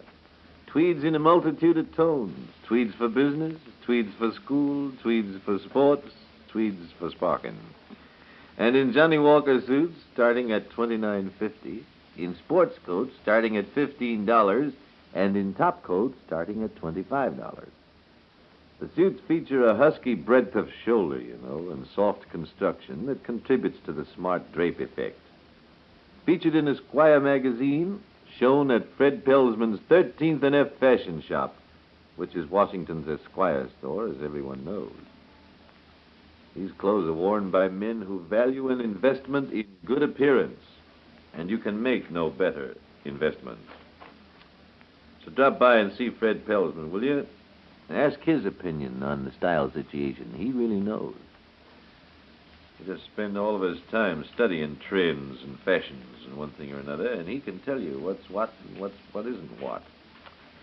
The 13th and F Fashion Shop, use the Pelsman pay plan. You need not pay cash. Nobody wants you when you're old and gray. There'll be some changes made. Hey, hey. Mr. John W. Wydrow, Nicholson Street, Northwest's birthday today. Mrs. Georgiana Knott of Hughesville, Maryland, is 78 years young today. Mrs. Knott has 8 children, 23 grandchildren, and 1 great-grandchild. Happy birthday, Mrs. Knott. Here's hoping you'll soon be up out of that bed. Peggy Garner, Kensington, Maryland, is a birthday today, and Raymond W. Bellamy, Jr., Cheverly, Maryland, is 8 years old. Nobody wants you when you're old and gray. The surest way to win promotions in any line of work is to keep on studying. A full-time position during the day needn't stop you, because employed people who are ambitious to get ahead can take the Strayer College evening courses Monday, Wednesday, and Friday evenings. Register for secretarial training to start next Monday, September the 25th. Students have a choice of subjects and hours. Strayers offer new courses for beginners, review and speed building classes for those who have attended commercial schools. Register today. Remember, your best employment insurance is a diploma from Strayer College in the Homer Building, 13th and F Streets, Northwest. Oh,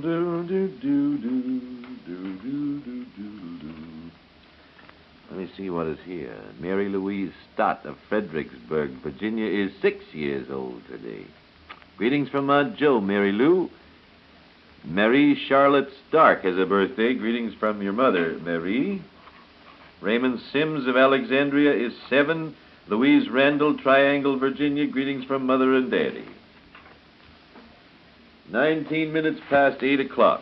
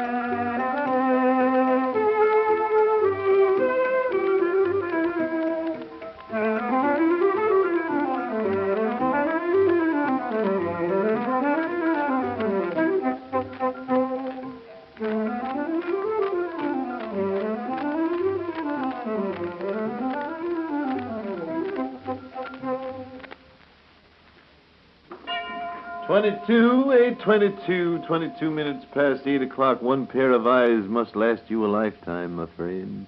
You only get one pair. You owe it to yourself not to take any chances of unnecessary strain. Today, while the thought is fresh in your mind, have your eyes checked by Dr. Roller and his staff of registered optometrists at the Kinsman Optical Company.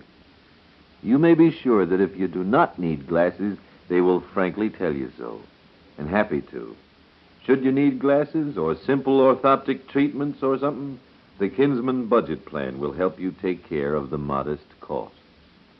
Now, don't wait for the danger signals that announce deficient vision. An annual checkup at Kinsman's, where the most modern equipment is used, will forestall damage to your eyes. Kinsman Optical Company, Washington's oldest and largest optometrical establishment. Been there since 1900. 1320 F Street in the Northwest. It is 8:23.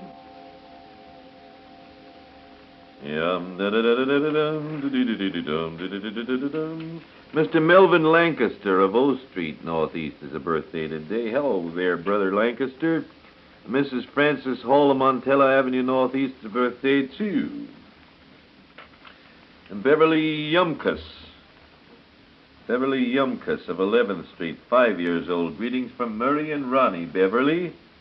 Mary Dolores Ruling, K Street, is 9 years old today. Mary, come over here and look behind the radio, Hunty Boo. I think there's a little something back here. Better come and look. Hey, Mother, get some Dr. Pepper for those kids, for a bite to drink between meals or most any time. There's nothing to equal Dr. Pepper. It's as nourishing and healthful as it is delicious and refreshing. Enjoy it at 10 o'clock, 2 o'clock, 4 o'clock, those in-between times, you see. See how comfortable it makes you feel and how it helps you to forget any undue warmth. Dr. Pepper is only 5 cents a bottle. You can get it from your grocer. Ask him to include half a dozen bottles with your very next order. Here's a new recording by the Kingsmen, which is a honey.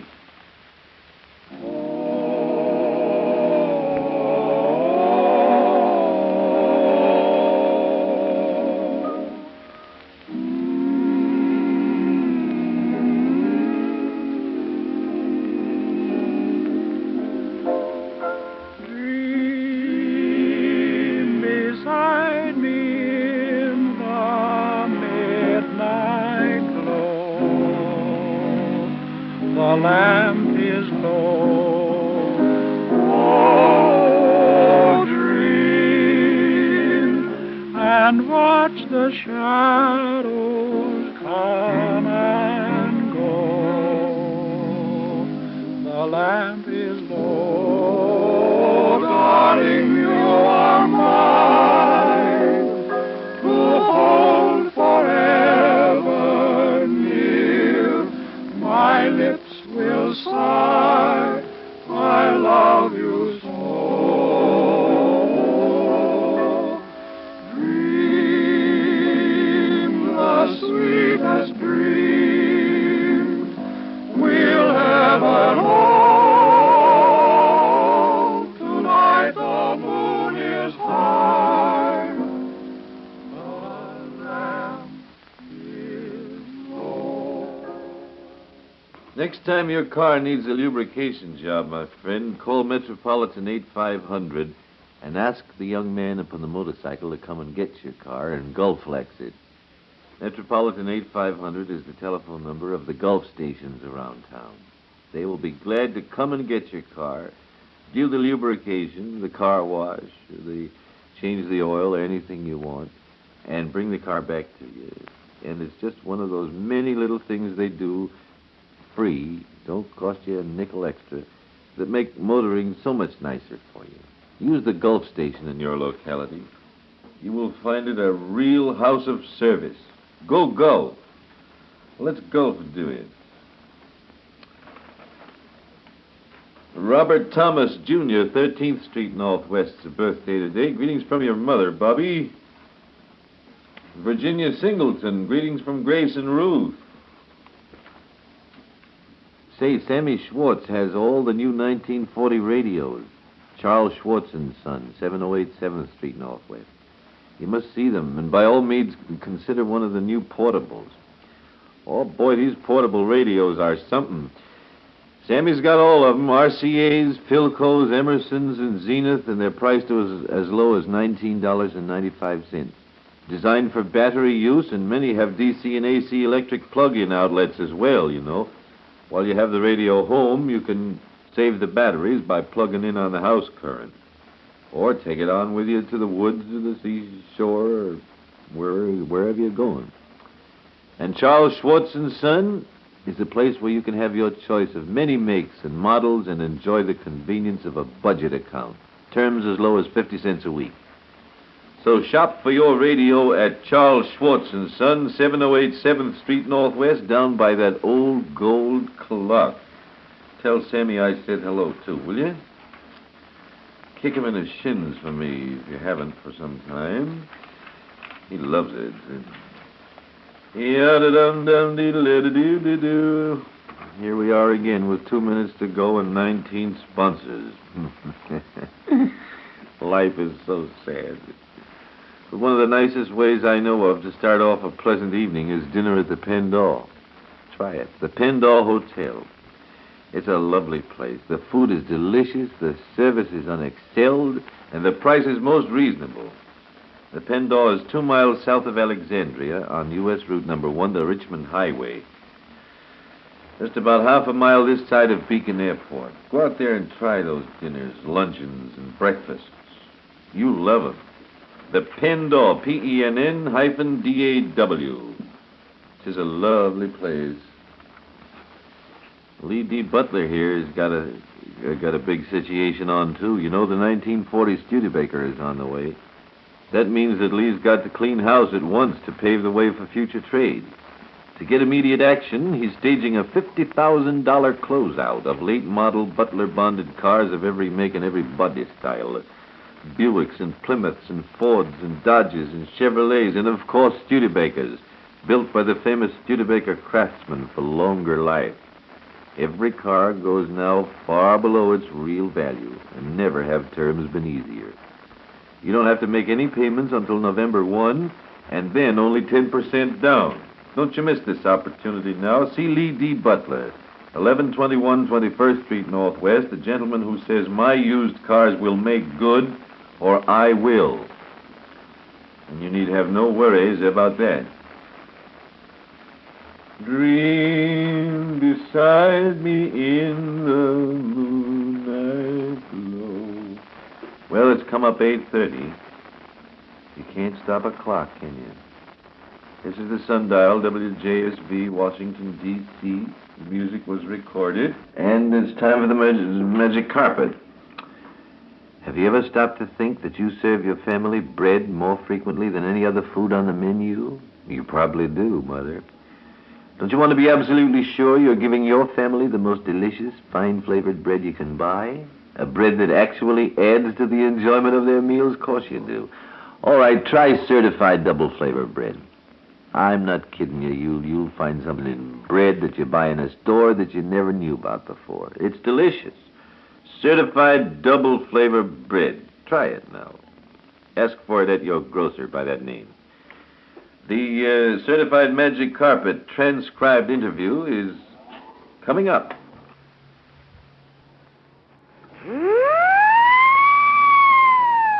The Certified Magic Carpet and your pilot, Charles Daly, have visited dozens of men's groups at their regular weekly luncheons.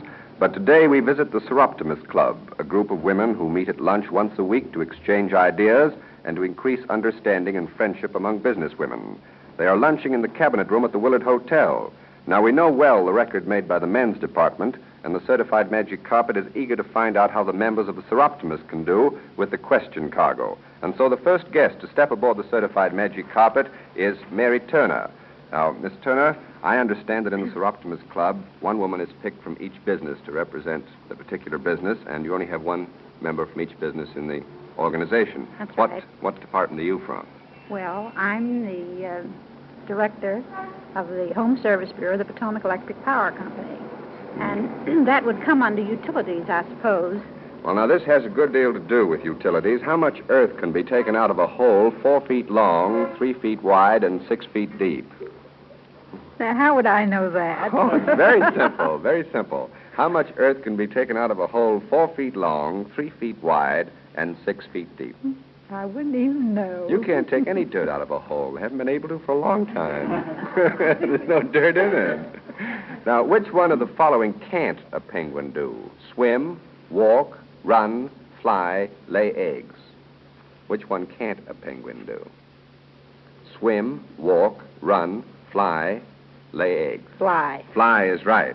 Now, when does the word love mean absolutely nothing at all? I'll give you a hint. It's in some kind of sport. Tennis. Tennis is right. When you say 40 love, it means 40 nothing. Now, in the poem by Edgar Allan Poe called The Raven, what did the raven say? Nevermore. Quoth the raven, nevermore. Now, here's one that's a little bit tricky. This is an old proverb rewritten. I read it to you. Give us the original of the proverb. Urgency of movement creates leftovers, no longer serving a purpose. Urgency of movement creates leftovers, no longer serving a purpose. Oh, that one's easy now. Urgency of movement creates leftovers, no longer serving a purpose. Very simple. Very simple for you with the paper there. How about... Oh, now, don't go. That's unfair. You mean you don't think I'd know this one? Haste makes waste. How'll that do it? All right, now, here's your last one. Groups of the following animals are called what? For instance, I'll give you an example. Partridges, coveys. You see a covey of partridges. How about sheep? Flock. Flock. Fish. School. Locusts. Swarm. People. Crowd. Crowds or mobs. That's right. Fine. I'll give you 99.9%. And here's your loaf of certified double flavor bread, and thank you very much for coming up. Thank you. Now, the next guest on the certified magic carpet is Mary Burke. Miss Burke, where do you live? I live at 3611 R Street. And what branch of the business world do you represent in the Seroptimus Club? Well, I'm the Dean of Cookery at the Lewis Hotel Training School. Ah, 'tis so. Well, I'll have to get some comments from you on this bread department before you leave us. Now, here's an old problem that I want you to straighten out for me. Is a zebra white with dark stripes or dark with white stripes? Oh, I think he could be either. No, you've got to pick one or the other. We insist on that. Definitive, to say the least. I see. Well, I'll say he's white with black stripes. Well, you're 90% right. He's considered white, and the stripes are brown and black. 2 colors. Now, what mammal can fly? What mammal can fly? It's a good one, it's that, but I fly all by himself. What mammal can... You go into a dark room at night... Oh, a bat. That's right. Takes off the ceiling to scare the daylights off you. Now, what mammal lives in the ocean like a fish? What mammal lives in the ocean like a fish? Very big. Whale? Whale does the trick fine. Now, here's one of those little things for you to straighten out. A revolving fragment of the solid part of the Earth's crust accumulates no plants which grow in masses nor moist surfaces. A revolving fragment of the solid part of the Earth's crust accumulates no plants which grow in masses on moist surfaces. The Rolling Stone gathers no That's moss. fine. That's splendid. Now, just one more for you before you leave us. Of the 26 letters in the alphabet, which is used the more often? Of the 26 letters in the alphabet, which is used the more often? Orphan. Orphan? No. That's pretty easy. E. And here's your loaf of certified double flavor bread. Have you ever used our bread? Yes, I have. I like it very much. As the Dean of Cookery, that's nice to know. Thank you very much Thank for you. coming up. Now, the next guest on the certified magic carpet is the president of the Seroptimus, Jean Bennett. Miss Bennett lives at 621 Indiana Avenue, and before we ask you any questions, I'd like you to take a minute out to tell us something about the Seroptimus, if you will. Thank you, Mr. Daly. I'm very glad to tell you something about the Seroptimus Club. You know, this organization in Washington came into being 17 years ago. We celebrate our birthday in November.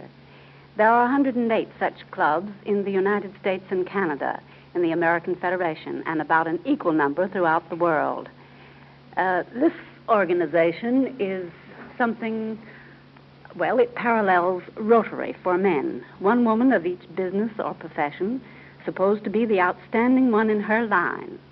And everybody wants to know, what does Soroptimus mean? That's what I want to know, too. Well, I should be glad to tell you. Soror sister, Optimo the best. The best women. Oh, fine stuff. I looked it up in the dictionary and had a lot of trouble with it. Now, you can't leave, without answering a question or two. Don't make it hard. Oh, no. Is Canada larger or smaller than the continental United States? And that's an easy one, isn't it? It's larger. It's larger, that's fine. Now, the sun and the moon are said to have great effect on our tides. Which has the most effect, the moon or the sun? The moon. The moon, why? Oh, don't ask me why. I don't know. I just know it does. You see what I mean? Oui, it's nearer. That's right, it's nearer. That's fine. Now, ever heard of Sitting Bull? Is that all?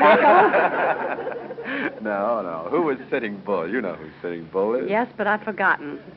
Oh, but now think back. Why did you take me unawares? He's an Indian chief who did what? Oh, The somebody says he defeated Custer's. Well, they're right, too. He was an Indian chief who destroyed Custer's troops in the famous Custer's Last Stand. Now, you've been in Washington a long time, eh? Yes, 25 years. Oh, well, this is going to be very easy, then. What building in Washington carries this motto, equal justice under law? The Department of Justice. No, that was what you were not supposed to say. You were supposed to say the Supreme Court building. Oh. Well, that's a new building, and I haven't seen it. Now, here's a tough one for you. Two native sons of Kentucky served simultaneously as presidents in the United States. Who were they? Two native sons of Kentucky served simultaneously as presidents in the United States. Who were they? Let me think. Yeah. In civil procedure, this sort of thing is almost out of order, but there was one time in the United States we had two presidents. Remember? Civil procedure. Why don't you whisper in my ear and tell me so I won't seem so stupid? No, you know that one. It happened during the Civil War. Now, that'll ought to help you out. When the only time we had two presidents. Only time we had... Yeah, two presidents at the same time, you see. One of them was Lincoln. Lincoln, and the other one was President of the Confederacy, Mr. Jefferson. Jefferson. Jefferson Davis. And here's your loaf of certified double flavor bread. You made a good score. I'm afraid I don't deserve it. Oh, you did. The last one was a tough question. Now, the next guest in the certified magic carpet is Rena Pond. You live where, Pond? I live at Northbrook Courts. Northbrook Courts. Now, what part of the business world do you represent here in the Seroptimus Club? I represent the construction service. I'm secretary and treasurer of the Bright Shepherd Company, Incorporated. Well, see if you can construct this one for me. Will you give me the definitions of the following? Tomboy. Well, a mischievous boy. Tomboy, a mischievous... Mischievous girl. Girl, that's right, a romping girl. How about tomcat? The one that makes a noise on the back fence. The male of the species, righto. Now, what about a tomahawk? Well, that has something to do with an Indian. Well, they used it for what? Get scalps. Yeah, that's right, war axes. Cut heads off and things like that. How about a Tom Noddy? I bet you never heard of that one. I never heard of that one. Well, a Tom Noddy is a simpleton. I didn't know that myself. That's why I didn't think you would. Now, here's... describe these musical instruments for me without using your hands. An accordion. Well, it has ridges like a radiator.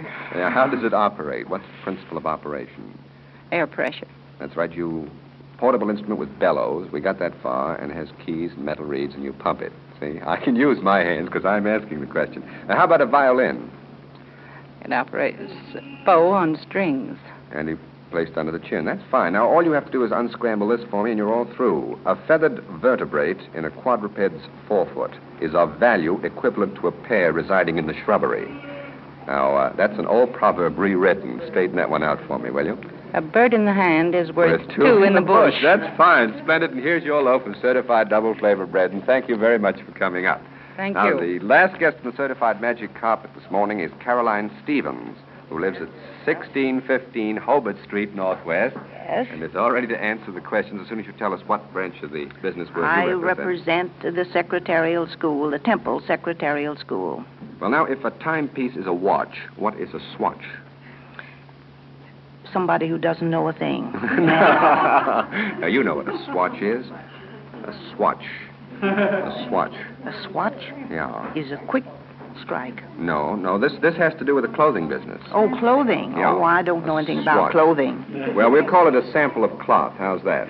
Sample of what? Cloth. Cloth? They call them a swatch. I don't know Oh, why. do they? Well, Yeah. I don't know why. I don't either. No. Well, now, if lemonade is a drink, what is a colonnade? A colonnade is a series of posts. That's right, columns. Fine. Now, if you heard somewhere about a husbandman, what would you think a husbandman was? A husbandman was somebody that I'd have to go after at once. You don't think just a farmer who tills the soil would do the trick, do you? Oh, yes, he'd do all right. Well, now we have just one quick question for you, for our time is going. Is it proper table etiquette for a left-handed man to stir his coffee with the right or left hand? Perfectly. Well, he should do it with a spoon, really. You shouldn't put your hands in the coffee. Well, now our businesswomen must return to their tasks, and so the certified magic carpet must close up shop and prepare to take off and go home. But first of all, we'll give Miss Stevens a loaf of certified double-flavor bread. Thank you. Now, we've been visiting the Seroptimus Club, a group of businesswomen who meet for lunch once a week. They met today in the cabinet room at the Willard Hotel, and we've got to leave, but we may be back the next time you hear...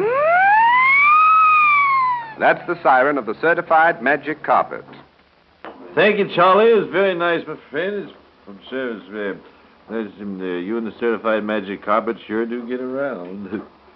Yeah, that was a transcription. And that's a swell gang, that bunch of seroptimists. I know from long ago. They sure is a great gang of gals. Now, each day, Charlie and the certified magic carpet go somewhere. You want them to come and visit you? Call Metropolitan 3200, ask for the certified magic carpet, and make an engagement. No charge of any kind, and besides, you get a loaf of certified double-flavor bread. Now, today's prize winner is Mrs. Irvin Plauger, is that? Plougher? Plaugher? Plougher? RFD number 3 in Alexandria. Her list of 4 or more questions was judged the best, and she wins $1. It's a daily prize. Why don't you try for it? And don't forget, ask your grocer for certified double-flavored bread. And then we'll have a treat. Mother, why not let Arcade Sunshine store your summer clothing and house furnishings? This way you can be certain that your summer garments will be fit to wear next summer. You'll be certain that the white garments won't turn yellow and that they won't be ruined by moths and other insects. There's no need to run the risk of ruining your summer garments when you can have them clean, pressed, and stored for just a few pennies more than the price of cleaning alone. For instance, ladies' dresses cleaned and stored for as little as $1. Men's summer suits cleaned and stored for $1. Randolph 8000, Arcade Sunshine, Washington's complete cleansing institution. Randolph 8000. See you tomorrow. This is WJSV, Washington. Old Dutch, the cleanser that polishes as it cleans, presents Bachelor's Children.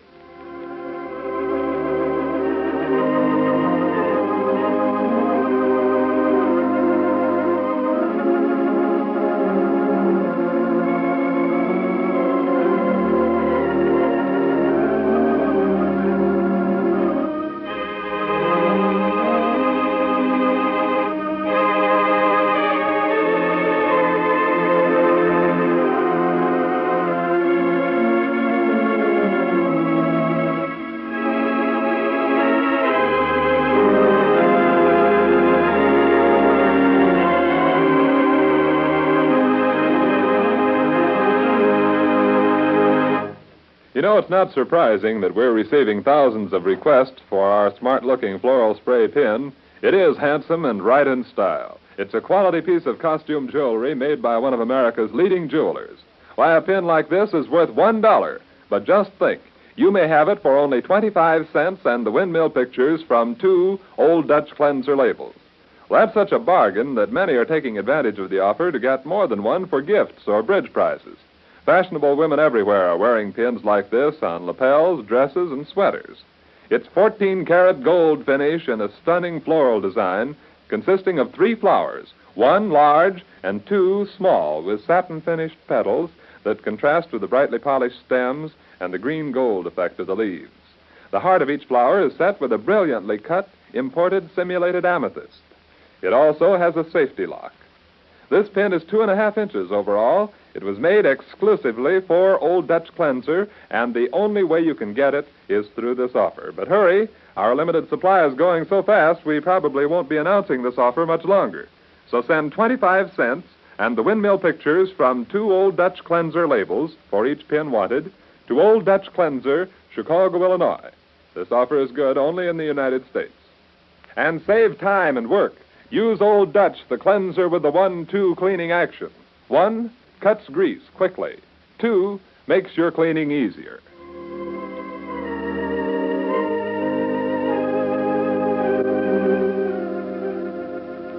And now, Bachelor's Children. It's nearly 10 o'clock the following evening as we take up our story again, and Sam is just opening the door of his house to admit Dr. Graham. Hi, fella. Well, it's about time you're showing up, young man. My wife over here? Yes, she certainly is. Come in here and give an account of yourself. You hear that? I'm telling you, she's all burned up because you've been AWOL. Well, now, listen, I'm counting on you to stand back of me in case she gets tough. Well... You've been all this time. Well, now, just hold on a minute, I'll tell you. Hello, Janet. Hi, Dr. Bob. You know, I always bring a box of candy or something like that to square myself when I've stayed out late. Oh, well, I never have to square myself with my wife. How about that, darling? Well, aren't you forgetting something? Forgetting? After all, I haven't seen you since 8:30 this morning. Oh. Well, I trust it won't embarrass you two if I kiss my wife. Things have come to a pretty pass, I must say, when a wife has to invite her husband to kiss her. Yes, I'd say so too, Sam. Get better? Much better. Although it's almost like being kissed by a stranger. Oh, now, wait a minute. I'm not taking all the blame here. You weren't home this afternoon when I finished my office hours. I know I wasn't. I was shopping. Well, tell me, who did you have dinner with? With Mr. Radcliffe, Mr. Hampton. Hampton? Mm-hmm. Editor of the News-Dispatch. And Mr. Wakefield. He's state representative for this district. Oh, but how come? Why did you happen to have dinner with them? Well, you know, you were over at the house last night, weren't you, when Mr. Radcliffe suggested I have lunch with him and Mr. Hampton? No, Janet left before Allison and her father came, Bob. Oh, that's right. Well, you tell him about it? No, I didn't. She hasn't had a chance. She's been too busy wondering who you were with. Oh, Sam, I was not. Well, anyway, last night Allison brought her father over to see me. She had told him about our plans for taking the sanitarium case to the legislature and had him very much interested in it. Well, it seems he's a very good friend of this Corliss Hampton of the News-Dispatch, and he arranged for the 3 of us to have lunch today. What for? Well, he felt that Hampton could do us a whole lot of good through his paper if we could get him interested enough. And did you? Yes, I believe we did. Oh, good. It's a funny thing. Hampton has a son, grown now, who suffered with heart disease for a good many years. And as a consequence, Mr. Hampton is vitally interested in anything having to do with the disease. Yeah, I suppose he naturally would. Where are you going, honey? I thought I'd go back and make some coffee and fix a little lunch for us to eat while we're talking. Okay, fine. Do you mind if I don't help you, Janet? I want to hear all about this. Oh, no, that's all right. Stay there. Well, go on, Bob. Well, I explained the whole situation to Hampton. He knew about the sanitarium, of course, and the injunction that had been placed on it. But after I told him about Conway and his part in it, he's a very pompous sort of person. Ever meet him? No, never did. Well, anyway, he declared himself as being on our side and said he'd do everything he could to help us. Oh, grand. But this was at lunch. Mm-hmm. You say you had dinner with him, too? Well, yes, when lunch was over, he went to the phone and called Mr. Wakefield. He lives here in the city. Mm-hmm. And asked him to have dinner with us this evening. Well, what was the idea? Well, I'll tell you in a minute. I'll tell you another thing. I realize now that what I didn't know about the way to get a bill brought before the legislature would fill a large book. Yeah? It's a good thing Mr. Radcliffe interested himself in the case, or I'm afraid my chances of winning out had been pretty poor. How so, Bob? Well, in the first place, it seems that it's necessary to have a representative introduce a bill before the legislature. Oh? So, when it convenes... Oh, when's that going to be? The 19th, October. Oh. Mm-hmm. Mr. Hampton says that Wakefield's one of the most powerful representatives in the legislature. That's the reason he had him down to meet me. And he's going to introduce our bill. Well, how does it work, getting a bill before the legislature, do you know? Mm-hmm. Yes, I got the whole setup from them. Any member of the legislature can introduce the bill, but naturally it's to one's advantage to get the most influential member possible. Sure. Well, then, after the bill's been introduced, the Speaker refers it to subcommittee, and they investigate the merits of the case and report their findings, favorable or unfavorable. I'll tell you one thing, Ruth Ann. You certainly did me a favor when you suggested getting Allison Radcliffe on that board. Your father was so interested that this evening he volunteered to have his lawyer draw up the bill for us. That grand? Yeah, I suppose it's important that be done right, huh? Oh, well, I realize fully I couldn't do it myself, and since Houston isn't here, it'd cost us a whole lot of money, I'm afraid. Well, is that all there is to it then, Bob? Just to get the bill presented and see how they vote on it? Oh, no, honey, that's just the beginning. And just as soon as the bill is introduced, I'll have to go down to the Capitol and do a little lobbying. Lobbying? What's that? Oh, meeting with the representatives, try to persuade them to vote in our favor. Exit the doctor and enter the politician. Well, certainly in a good enough cause, and be worth all the effort I'll put into it. Yeah, but what will I be doing while you're there? You're going to be doing your bit right here at home, honey. How? Well, Mr. Hampton suggested that the board write letters to club women all over the state, you see, telling the story of the sanitarium and asking them to appeal to their various representatives to vote in our favor. Oh, and you can take care of that, see? Say, it looks to me as if you really got someplace today, Bob. Yes, I think I did. Yeah, all along I've been determined to go on with this plan, but as to how I was going to do it and procedure and all that sort of thing, I was pretty vague about it. But now I know just what we're going to do, and that's half the battle. Well, here I am. Oh, here, honey, let me take that tray. She called me. I had to come out and carry it in. Well, that's all right. It isn't heavy. Set it here on the coffee table. All right. You can go out and get the coffee, though, if you will. All right. Anything else you want me to bring in? No, I think I have everything else. Ruth Ann, do you want to pull your chair around so that you... will somebody answer I'll that? answer. Hello? Oh, yes, Helen. Oh, is that so? He wants me to call him right away, huh? All right, I will. Yes, I know his number. Well, I don't know. Not very much longer. Ask her if she wants to come over and have some cake and coffee with us. Ellen, Janet's serving cake and coffee. She wants to know if you want to come on over. All right, I'll tell her. Goodbye. Yeah, she says she's all ready for bed. Oh, too bad. And she also said she didn't think it was good for you to be eating and drinking coffee this late at night. Isn't that just like... Say, could I use your phone, Janet? I have to make a call. Oh, sure, help yourself. Willow 6695, please. Who are you calling, Bob?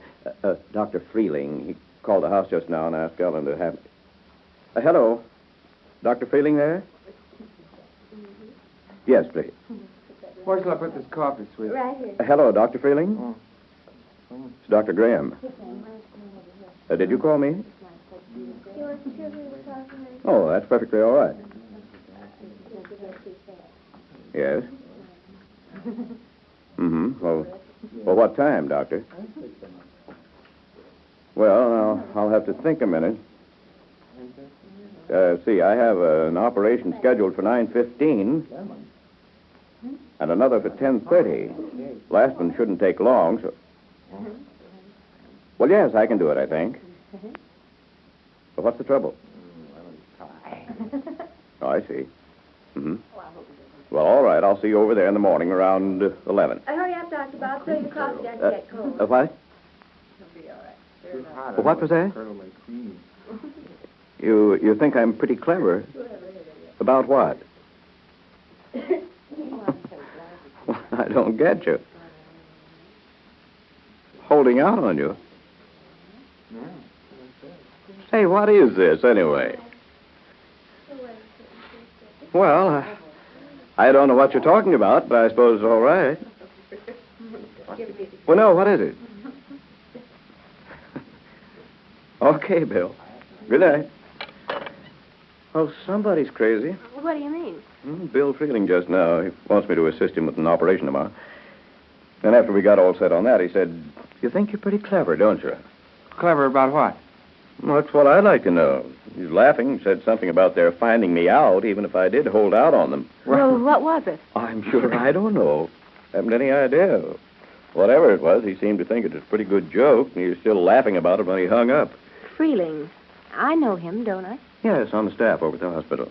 We were over there at dinner one night about a year ago. Oh, yes, sure. Well, sit down and have your coffee, and then we must go home. Oh, no. Oh, yes. Even though Bob does have big, important matters like state legislatures and operations and all that to think about, don't forget I'm only a housewife and have to crawl out of bed at the crack of dawn and get his breakfast in the morning.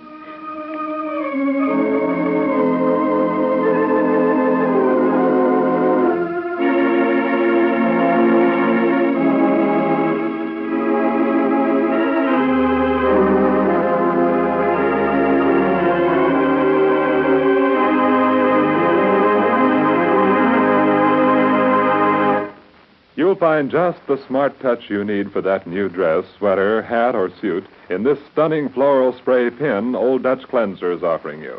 It's 14-karat gold finish, so it fits right into this season's vogue for gold trimming. It's a quality piece of costume jewelry made by one of America's leading jewelers.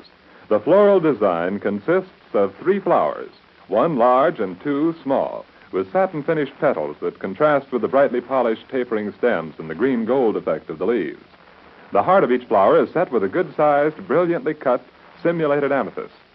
It's such an up-to-the-minute style that you'll want several extra pins for gifts or bridge prizes. I'd even suggest looking ahead to the holidays, for this is a bargain hard to duplicate. This pin is worth $1, but Old Dutch is offering it to you for only 25 cents and the windmill pictures from 2 Old Dutch Cleanser labels.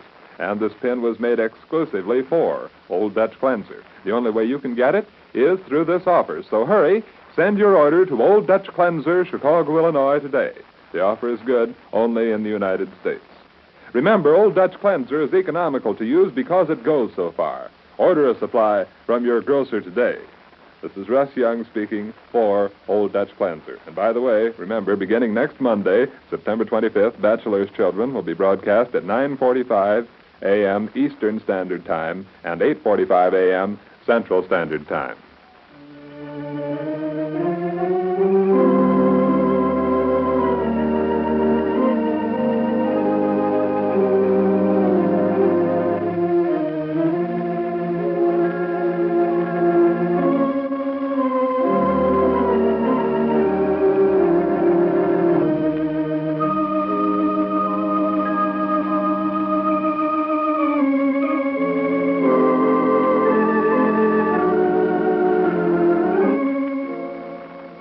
Listen for another chapter in the story of Bachelor's Children at this same time tomorrow.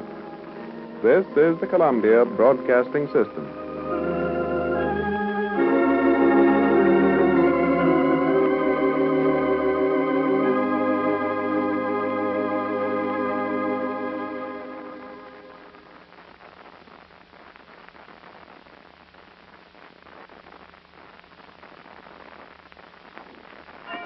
Nine o'clock at WJSV, Washington.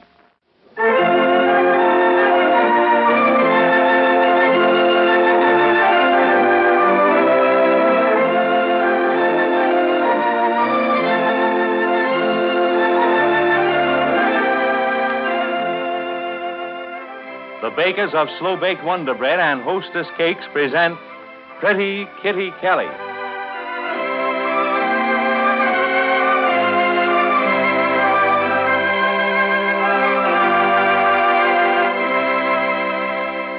Michael Conway, Kitty's former sweetheart, now her lawyer, is working with might and main to prove Kitty innocent of the murder of Mademoiselle Helene Dupin.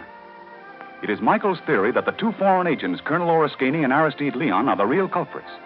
That the murder was only another of their schemes to prevent ratification of the treaty between the United States and the Argentine, which Kitty's fiancé brought to America.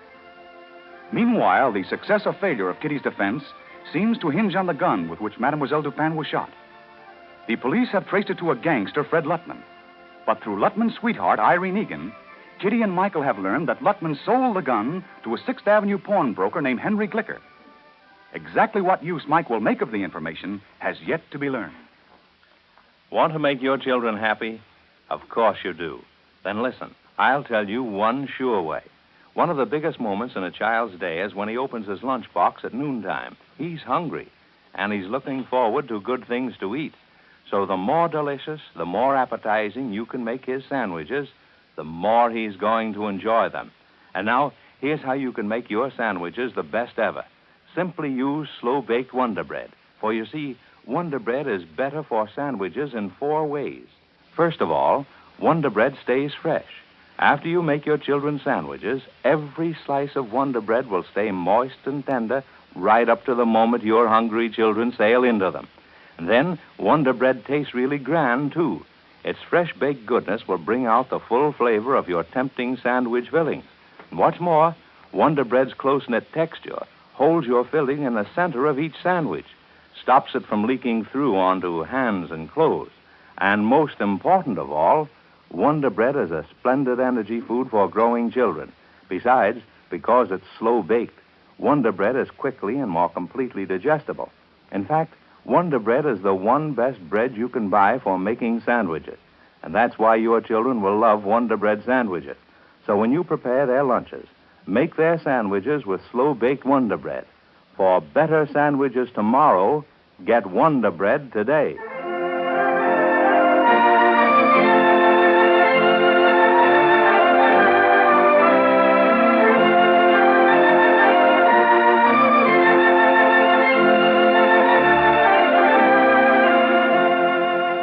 Now back to Kitty's story.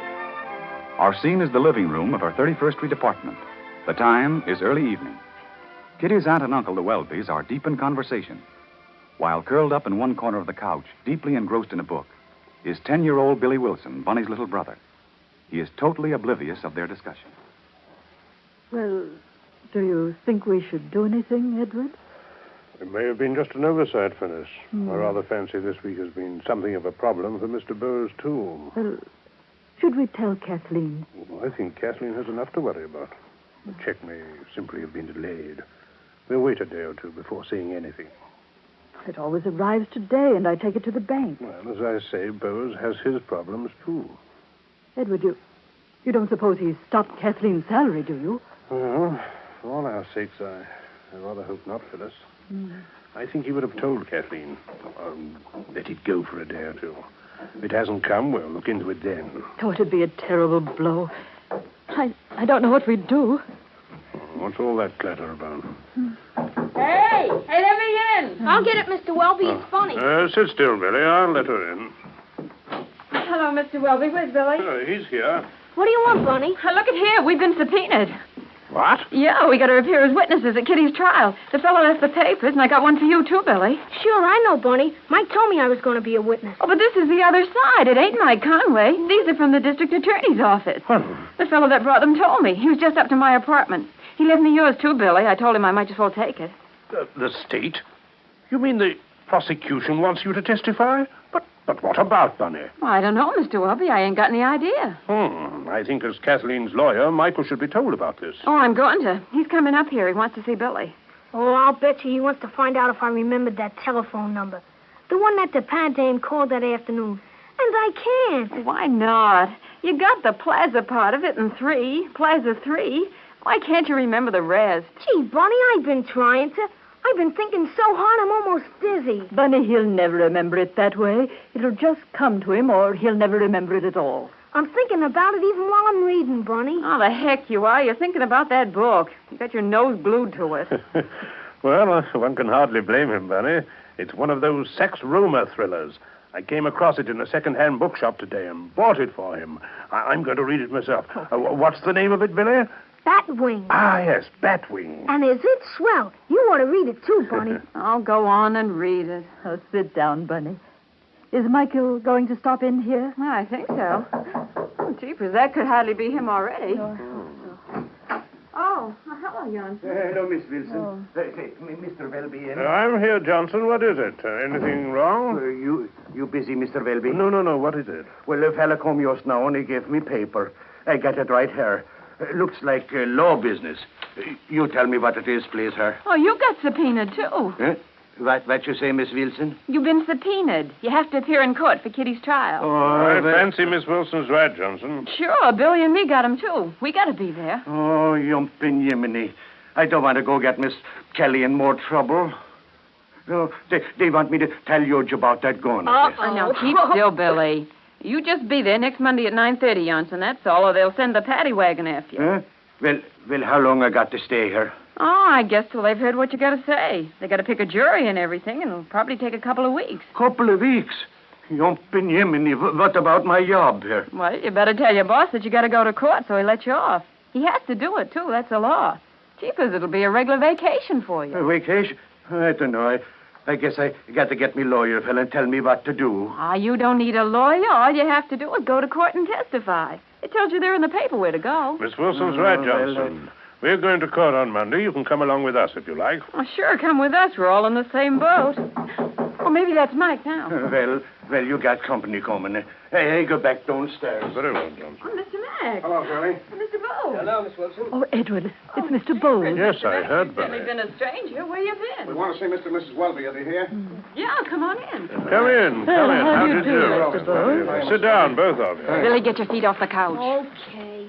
Well, I suppose you're just as worried about Kathleen as we are, Mr. Bowles. Yes, Mrs. Welby. I sincerely hope she gets out of this. Yeah, we were down to the clink trying to see her, but they wouldn't let us in. Now, Artie here figured we'd better tell you folks so that you could tip off Kitty. I'm afraid we got some kind of bad news for Kitty. Bad news? Yeah, I made Artie come along so he could tell you his side of it, and then I'll try to tell you what I think. Yes, Mr. Burroughs? Well, I didn't send Kitty her check for this last week. Yes, we know. I hate to do this. Oh, but, come on now, Artie. It ain't your fault. You can't help it. The whole trouble is, folks, Artie's canceling Kitty's contract. He's what? Yeah, now he's perfectly within his rights. There's a clause in it that says that Kitty has to be a good girl, you know. Mr. Bowles, Kathleen hasn't done anything. Oh, you surely don't think she murdered anyone? Mrs. Welby, I haven't had a chance to do any thinking. Between the show and the police, I don't know where I've been. It's not myself. I'm not doing this. But a show like mine requires a big investment. I've got almost $100,000 tied up in that show, and now it's a dead loss. I see. This business has ruined Kitty as a personality. We might all just as well admit it. Oh, no, I don't think that's so, Artie. What can you do with her, Max? No reputable producer will touch anybody that's been mixed up in a murder case. Well, if she comes out of this with clean skirts, what's the matter with her? I tell you, you're wrong, Artie. I'll sell her again. I'm only sorry that you dropped all that jack. Mr. Burroughs. Yes, Mr. Welby. I want you to know that we think you've been very kind to Kathleen. You've paid her a great deal of money.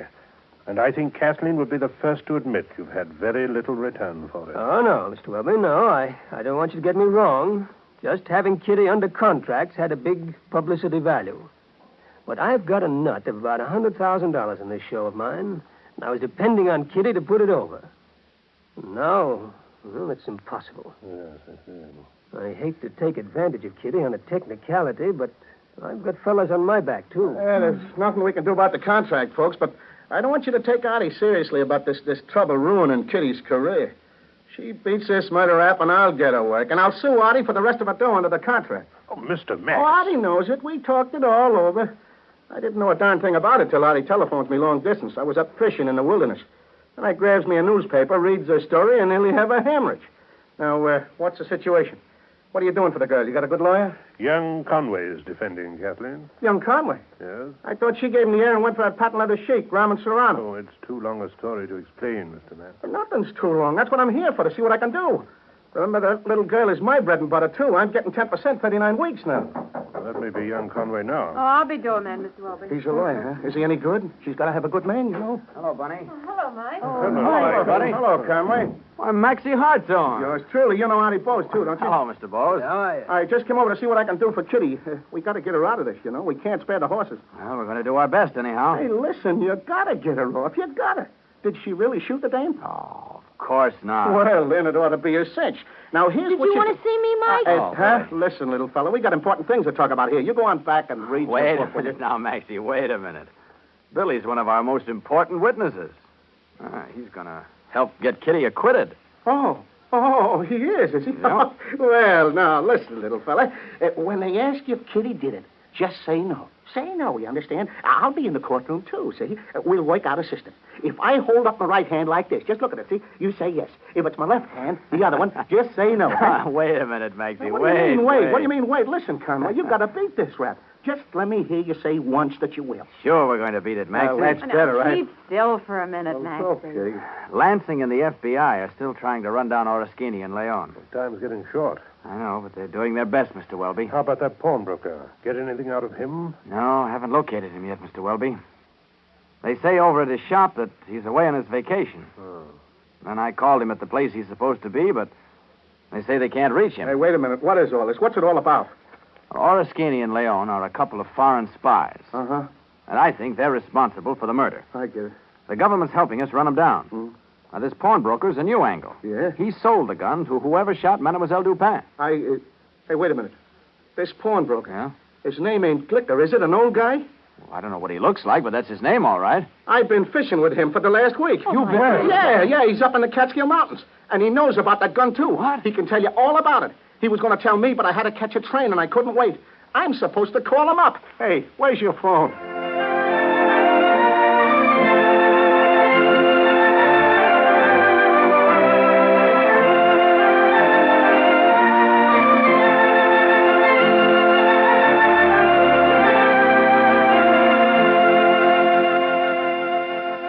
Bread's the most familiar food on your table. Make it the best, too.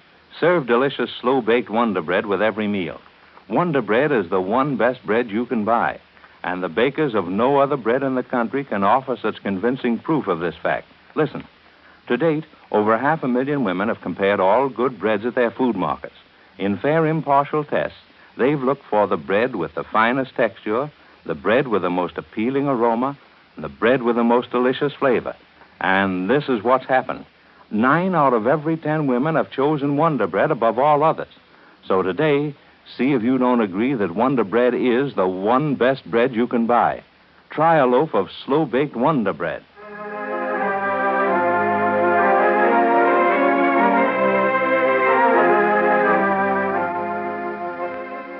Will Mr. Mack's sudden appearance and his knowledge of Glicker save Kitty? To whom did the pawnbroker sell the gun that shot Mademoiselle Dupin? Tomorrow, be sure to hear the next episode in the thrilling life story of the beautiful golden-haired Irish girl, Pretty Kitty Kelly.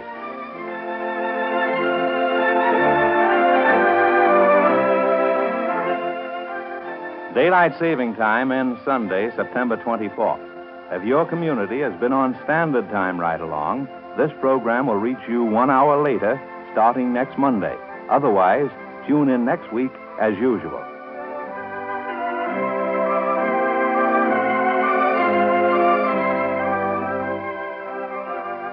This is the Columbia Broadcasting System. We present a transcribed announcement.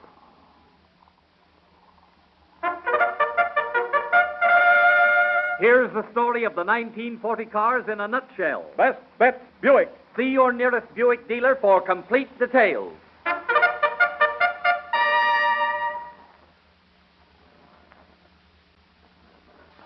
WJSV, Washington. Concentrated Super Suds in the Blue Box presents Myrt and Marge.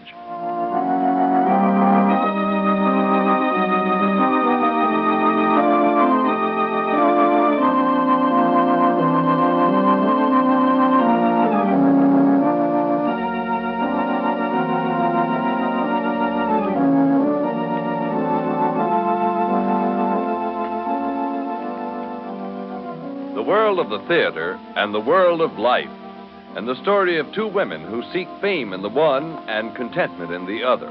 Brought to you by the makers of Concentrated Super Suds in the Blue Box. But first, let's listen in on a conversation. Say, Margie, when I passed Nell's house this morning, there were several women on her back porch. Oh, Myrtle. Then today's the day Nell is proving it. Proving what, Margie? Proving that her old washing machine can wash clothes just as white and bright as the newer machines her neighbors own. You see, Myrtle, I introduced Nell to Concentrated Super Suds in the Blue Box because she blamed her dull, dingy washes on her old washing machine. But now she knows that the lazy soap she used caused all the trouble. My, but she's proud of the washes Concentrated Supersuds gives her. She says they're the whitest and brightest in the whole neighborhood. Oh, I'm sure they are, because Concentrated Supersuds is guaranteed best. Guaranteed to give better results than any make of washing machine. And for tub washing, too. Yes, and remember, Myrt, Concentrated Supersuds in the blue box is made with pyrade, a new wonder-working soap ingredient that gives Concentrated Supersuds far greater washing power and enables it to give you 5 great wash day advantages. More suds, whiter, quicker, safer washes with far less work. And friends, surely you want whiter, brighter clothes. The kind Concentrated Supersuds turns out every wash day, whether you use tub or washing machine. So make your next wash day the easiest and most successful ever. Use Concentrated Supersuds in the blue box, the soap guaranteed best in tub or machine. Listen for Concentrated Supersuds guarantee, which Dell will explain following today's program.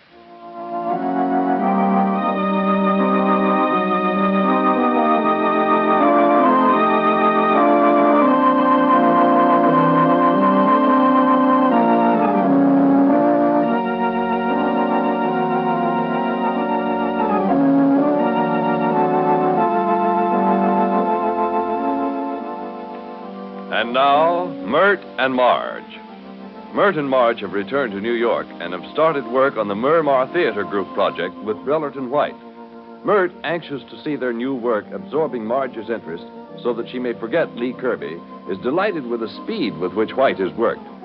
But yesterday, Clarence told Marge about White's strange carelessness in paying a personal tailor's bill from the theater bank account. A bit of information which made Marge thoughtful. Today, we must go to the 49th Street Theater to find the girls. As we enter the stage door alley, we find Clarence alone and, believing himself unobserved, pacing up and down in a curious frenzy. Perfectly ridiculous for me to feel so timid about it. There's no reason why I shouldn't ask them to give me a chance at it. It'd certainly be better than some of those hams they've been hearing. I could do it beautifully. I know I could. Bella. Bella. No matter what happens, I shall always adore you. Well, Clarence, having a good time? Oh, hello, Bella. I mean, Jimmy. How are you? Not practicing up for another lecture, are you? Oh, no, nothing like that. Just talking to myself about something. Oh, it's a bad habit, Clarence. It indicates insanity. Huh? Oh, no, it doesn't, Jimmy. Especially when you make strange gestures. No, that's an exploded theory. Well, I hope you're right for your sake. So do I. Myrtle and Margie still inside? Yes, indeed. What's going on? Oh, tryouts. They're picking the rest of the cast. Well, do you think it's okay for me to go on in? Oh, sure. We're taking a short breathing spell at the moment, giving the next fellow a little extra time to study the scene he's to read. Go right on in. Okay, thanks. All right, now let's have Myrtle. Jimmy, Trent, when did you get here? Just this minute. Not interrupting anything, am I? Oh, not a bit. We're almost through. Just one more actor to audition. Stick around. I intend to. Where's Margie? Sitting out front. Going to stay in town for dinner, Jimmy? Oh, longer than that. Yeah? I told you I wasn't going to stay out in Old Port this winter, so here I am. You didn't let any grass grow under your feet, did you? But, Jimmy, what did you do about that Oh, thing? good afternoon, Kent. Glad to see you. Put her right here. Hello, Mr. White. How are you? Oh, here now. None of that Mr. stuff. Brelly to you, my boy. Just plain Brelly. Well, thought you'd drop in and see if your 5,000 is producing any action, did you? Hey, Brellerton. What's the matter? Don't say anything about Jimmy's money. I told you that. Oh, yes, I know. But Margie can't possibly hear us. Somebody else might. The rest of the cast knows he's one of our backers. Margie will hear about it. Actors don't keep secrets. Oh, well, nobody heard me. But we're getting things in fine shape, Jimmy. Yes, sir. Thanks to that check of yours, we're off to a quick start. Listen, you're not going to regret this little investment, not for a single minute. I'm sure I won't. But I think Myrtle's right. As long as there are any others around, let's pretend I have no connection with you or the company. Sure. But you rest assured, as a friend of Myrtle's, you're always welcome around the theater, or should I say, as a friend of Marge's. Okay, Brelly, let's dip it. Oh, anytime you want to drop up to my place, just come along and see how things are going. Come right ahead. Always glad to answer any questions. Right. Say, wait a minute. What's Ross holding this up for anyhow? Why doesn't he tell this next guy to go ahead? I want to get out of here before 5. You can't expect a man to read a part until he knows what the character's about, Brell. I know, but I've got other things to do, Myrtle. I can't waste all day just hearing actors. Now, B, there's nothing more important than casting. Better let Ken run this his own way. Oh, I'll be tactful, Myrt, but I crave action. And he's going to get action regardless, eh, Myrtle? Yeah, greatest little fellow on earth for getting things done I've ever seen. Oh, wish I had more experience in lying, Jimmy. I feel like a guilty school kid every time Margie asks about the financial setup. Yeah, I know. How is she, Myrtle? Pepped up about this now that it's actually started? Yes, Jimmy, not quite the way she used to be about a new show, but she will be before long, I'm sure. Beginning to forget about Lee a little? Well, coming back to the St. Lawrence Hotel didn't help any. Yeah, I thought of that after you left the other day. But she's found a new apartment for us, and we'll be moving about the 1st. That'll help a lot. Sure. In a few more days around the theater like this? Dr. O'Meara was right, Jimmy. This is exactly what she needed. Oh, Myrtle, we're ready for you. Okay, Brellaton. Here I go, Jimmy. I've got to run through the scene again with this new fellow. Go on up with Margie, why don't you? Okay, where is she? She's sitting out front in the back row. Go right through that door behind the switchboard. Right.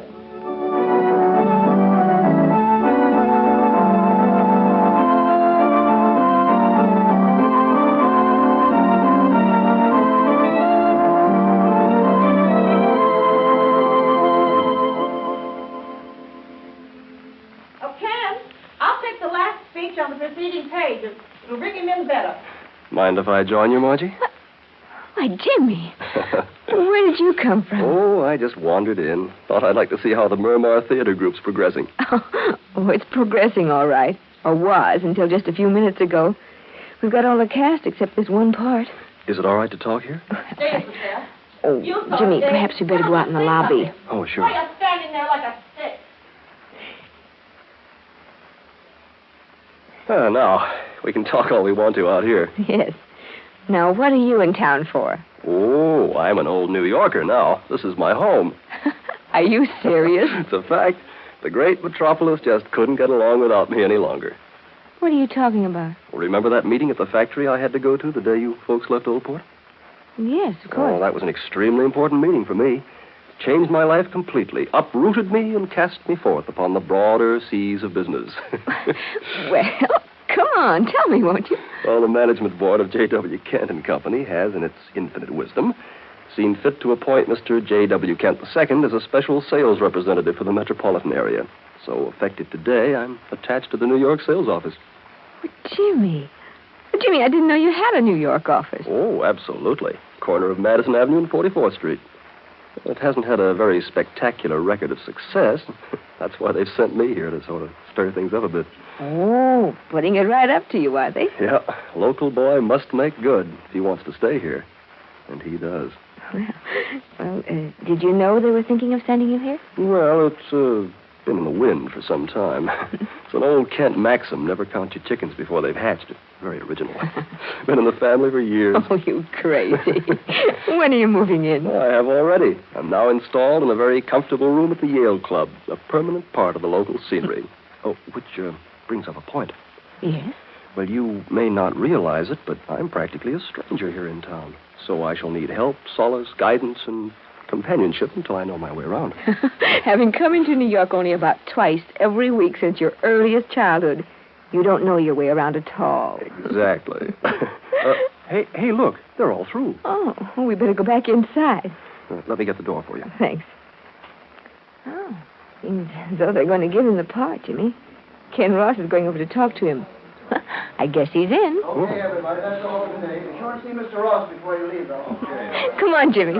All right. Say, Margie. Yes? Margie, I almost forgot. I want you and Myrtle to save tonight for me. You haven't made any plans, have you? Oh, no. She was just about to, though. She didn't know it, but she was. Huh? Oh, that's all right, my boy. We can let you in on this, too. You see, I've got a new penthouse apartment that needs a bit of housewarming, and I'm asking all the cast up tonight. A penthouse? Yeah. Is it okay, Margie? Can you come up? Well, yes, of course. Where is it? I gave Myrtle the address a few minutes ago.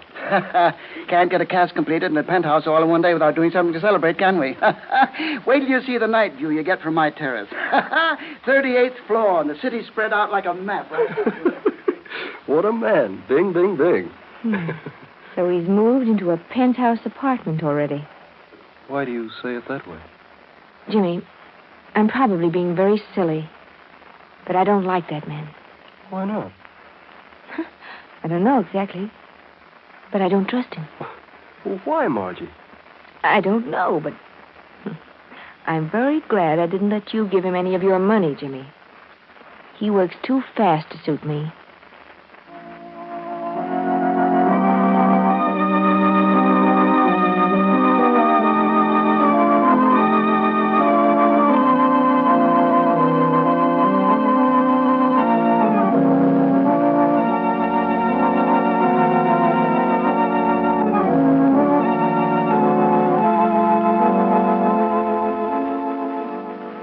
Are Myrt and Jimmy wrong about Brellerton White?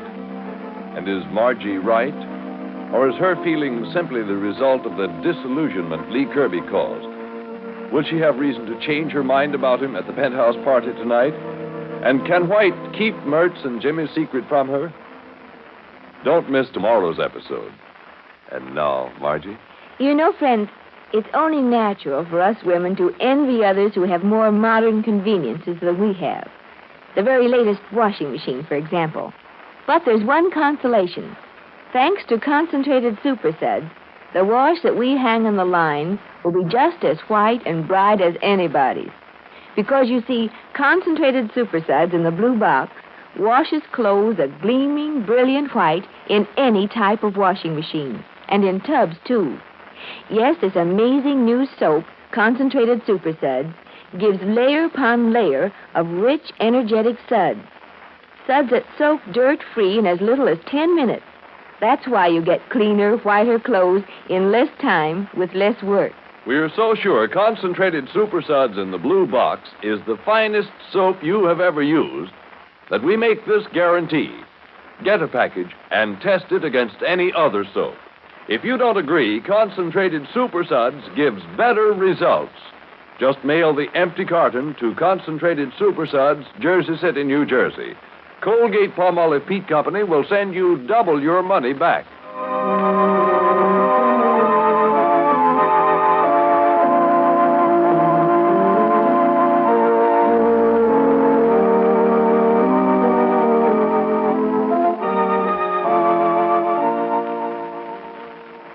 Won't you join Myrt and Marge at the same time tomorrow? Hilltop House is on the air in 30 seconds. The story of one woman's devotion to the children in her care and her fight for their happiness. Keep tuned in to Hilltop House. Hair helps a woman look younger when its natural brilliance is revealed by amazing Halo shampoo. See your hair gleam with new luster and allure, for Halo shampoo gives youthful sparkle and manageability even to dry hair with no scalp irritation. Hair gains lustrous radiance without use of lemon or vinegar rinse because Halo's rich lather contains no soap. Buy Halo shampoo, H-A-L-O, in generous 10-cent or larger economical sizes at any cosmetic counter. Daylight saving time ends Sunday, September 24th.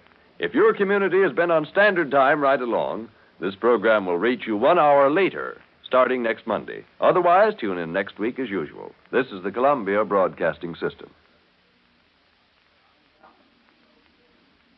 9:30, WJSV, Washington.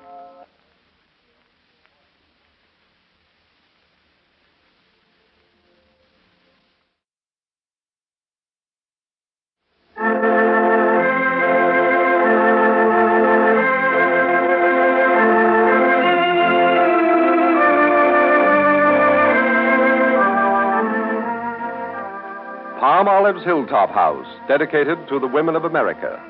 The story of a woman who must choose between love and the career of raising other women's children. Presented by Palmolive, the beauty soap made with gentle olive oil, and starring Bess Johnson. Tell me, are you always beautifully fresh, immaculately dainty when your husband comes home for dinner? I hope you are. Remember, your husband works hard all day. He's tired and exhausted when he reaches home. Then, if he finds you looking sweet and fresh and dainty, it makes home seem like heaven. But if you're careless, if you let perspiration spoil your attractiveness, you can't expect him to feel quite the same way about home. So be a wise wife. Tonight and every night, take just a few minutes for a Palmolive beauty bath. Just draw your warm water, slip off your clothes, step into that tub, and relax. Let the fresh water and Palmolive's rich, creamy lather touch and soothe every part of your body. Then cleanse your skin very thoroughly with Palmolive. A quick rinse, step out, pat yourself dry, then just see how fresh and clean you are, how soft and smooth and lovely all your skin looks. For you see, Palmolive helps your skin look lovelier because Palmolive is a true beauty soap. It gets its lovely, fresh green color because it's made with olive and palm oils, nature's finest beauty aids. And naturally, that makes Palmolive's lather really different, extra kind and gentle to your skin. That's why Palmolive cleanses thoroughly and yet so gently that it helps keep your skin softer, smoother, more alive with beauty. So begin to take Palmolive beauty baths this very night. And now for our story of Hilltop House. Though Captain John Barry's sister-in-law, Gwen, has been in Glendale for only a few days, her presence has caused a noticeable change in John. He has become moody and restless, and Bess can't help seeing how disturbed he is. But John has steadfastly refused to tell Bess anything about his sister-in-law. We know he hates the woman, holds her responsible for his brother's death. Despite the fact that Gwen married his brother, we know that she was once in love with John. But it's evening now, and our scene is at Hilltop House. Bess is in the living room with John, and in the study we find the Adair twins. Jean is engrossed in a book and doesn't hear Jerry as he calls. Jean. Hey, Toots. Hmm? What is it? Did you take down the history notes? What? What's that book you're studying so hard? What? Say, what do you want, Jerry? You're not studying. What's that book? That's entirely my own concern. Now, what was it you wanted to know about the history notes? Let me see that book. Give it back to me. Give it back this minute, Jerry. Another love story. You put that book down, Jerry Adair. How can you read this? It's nothing but silly mush. I want that book. It belongs to me. Well, don't brag about it. I got a peek at the last one you were reading. Will you give it was to full me? of Angela, my love. Open up your heart to me. Jerry! And this it one... It was not. Now, will you stop acting like an infant? Look at who's talking. If I'm an infant, don't forget we're twins, and that makes you an infant, too. I don't care to get into a discussion with you. Now, will you give me back that book, please? Yeah, after I've read a little of it. He looked into her limpid blue eyes. Woo! Jerry, if you don't give me that book this very minute, I'll tell Miss Beth. That's what I'll do. Oh, no, you won't. You wouldn't dare tell Miss Beth you were reading this kind of junk. You'll be sorry, Jerry Adair. I'll never forgive you for doing this to me. I'll never help you with your French again. Oh, I don't care what you're doing. You try to get me. That's all. You just wait. Gee. What's going on in here? Miss Beth, will you please make Jerry give me back my book? He snatched it right out of my hand. It's one of those mushy love stories. I don't care what kind of a book it is. It's Jean's, and you had no right to snatch it from her. Now, give it back, please. All right. You were teasing Jean because she was reading a love story? Well, she's always reading them. I am not. Come here, Jerry. Yes? Jerry, I've always found that people ridicule things they don't understand. And from time to time, I've heard you poking fun at the mere mention of the word love. I know it's because you're a little too young to understand it. But Jean's the same age as me. The girls are a lot older for their age than boys. Well, Jean, you might say girls are a little more emotionally mature than boys at the same age. But great golly, Miss Beth. Does Jean have to read these silly love stories? They're not silly. This is just a romantic novel. It's Graustark. Well, I read that a long time ago and enjoyed it. You didn't, Miss Beth. Sure I did.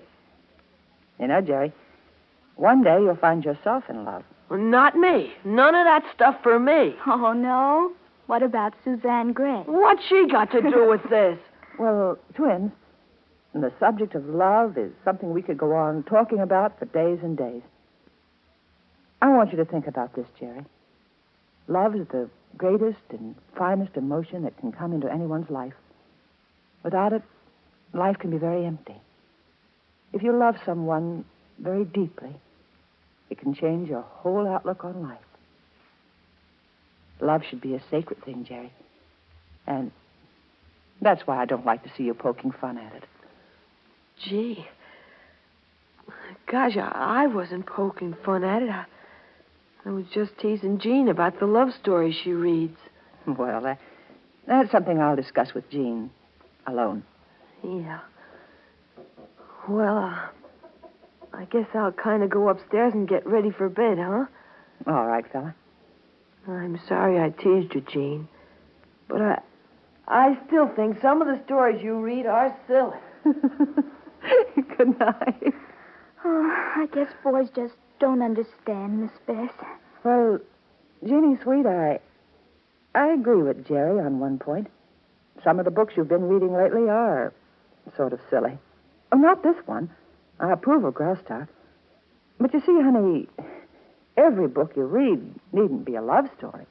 Well, I don't read them only because they're romantic. They're interesting. Well, there are other types of books which are very interesting. Now take biographies, for instance. You might try reading some of them. You'll find they have a lot of substance because, the people in them are real, alive. And you know their love stories really happened. Uh-huh. I'll be glad to help you select some of your books. All right, Miss Bess. It's a good idea to train your tastes in reading, Jeannie, so it'll help develop your character instead of just letting the books you read entertain you. I see what you mean. Darling, don't look so serious, honey. Certainly I want you to read some books for entertainment and relaxation. But I also want you to read some of the other kind, too. Sort of, mix them up. You know what I mean. Mm-hmm. Now, isn't it about time for you to go to bed? I guess so. I'm sorry Jerry and I disturbed you and Captain John. Oh, it's perfectly all right. I'll explain. Good night. Good night, dear. Still here, Beth. I'm sorry I had to be away so long, John. Oh, that's all right. Peace in the family again? Mm-hmm. Jerry was teasing Jean about reading love stories. Oh, well, if I recall rightly, I used to tease a pretty young aunt of mine about the same thing years and years ago. I don't believe you. What's that? I don't believe that it was years and years and years ago. Oh, Bess, while you were out, I just happened to remember. There's one thing in particular I want to speak about. What is it, darling? Gwen came to see me this afternoon. She wants to bring her son to Glendale to live with me. She has a son? Yes. Roy's about 11 years old. Oh. I don't know him at all. After my brother died, I left America, and I was away for a long time. But when I did return, I tried to see the boy. Gwen wouldn't permit it. She thought I'd try and get him away from her. Oh. Well, I'm naturally interested in the boy. After all, he is my nephew. But I've heard from his teachers that he's very pampered, spoiled, quite a snob. I'm disturbed about him, Beth. His mother spoiled him? Yes. She neglected Roy till he was 5. He never knew he had a mother till that time. Now the boy really is a problem. But does Mrs. Barry realize what she's done, what she's doing to her son? Oh, I doubt it. That's why her proposition startled me. Why in the world should she want Roy to come and live with me now? Well, perhaps in spite of what you think of her, John, she feels the boy's got out of hand. And it's quite natural for her to come to you for help. I'd like to believe that. For the boy's sake, I'd like to help him. I know he must have some stuff in him. It just has to be brought out. And I was thinking, too, Bess, you know a great deal about children. You'd be able to help, that is, if I agreed to take him. Oh, I don't see why you shouldn't try it. Roy would have company. Lenny's about his age. Well, it might be worth a try, but we're forgetting one thing. What's that, darling? What about us? When are we going to get married? That's for you to decide, John. I want us to be married soon, Beth. How about next month? Well, no, dear. That's a little too soon. Perhaps around Christmas. Fine. That's only 3 months away. Mm-hmm. And that'll give me plenty of time to make arrangements. But, Bess, how will this affect Roy? Well, it needn't affect him at all for the present, John. Maybe 3 months with you will be all you'll need to set him straight. Children of 11 are very impressionable. Well, as far as the boy himself is concerned, I'd be willing to do it. But his mother, I don't trust Gwen. I never will. Darling. Yeah? I don't know what you have against Gwen Barry, and I don't care to know. But I don't think you should let your opinion of her turn you against her son. That isn't being quite fair. Now, is it, John? You're right, Beth. I'll tell Gwen that Roy may come and live with me for the next 3 months. But I wonder if I'm not letting myself in for a lot of trouble.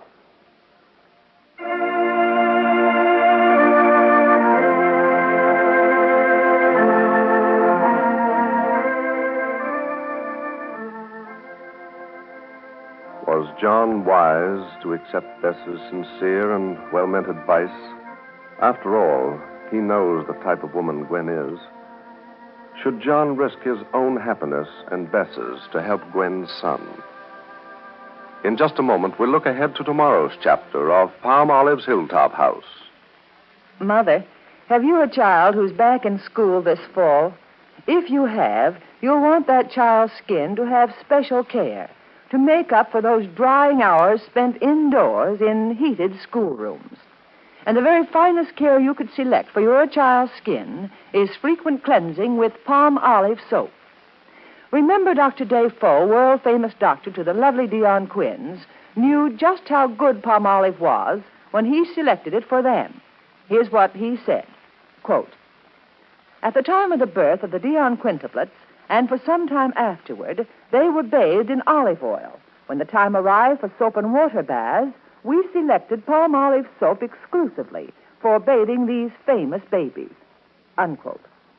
Now, of course, the reason why Dr. Defoe selected palm olive soap exclusively was because he decided that only palm olive, made with olive and palm oils, was gentle enough, kind enough, safe enough for the tender skin of the Dion Quinns.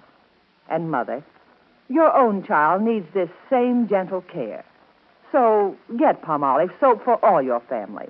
And don't you want to use palm olive for your own complexion, too? Let palm olive help keep your skin soft and fresh and lovely as your baby's.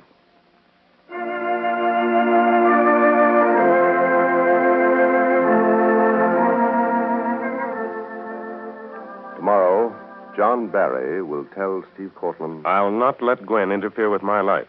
The moment I learn she's making trouble for either Bess or me, I'll put a stop to it. Be sure to listen to Palmolive's Hilltop House tomorrow and every day, Monday through Friday. Daylight saving time ends Sunday, September 24th. If your community has been on standard time right along, this program will reach you 1 hour later, starting next Monday. Otherwise, tune in next week as usual. And now, Palmolive wishes you a pleasant good day. Your announcer is Frank Gallup.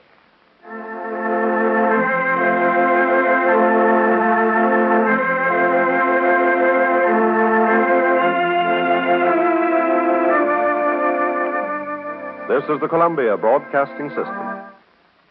Keep your dials tuned to this same station for another exciting drama, the story of Kay Fairchild, Stepmother. WJSV, Washington.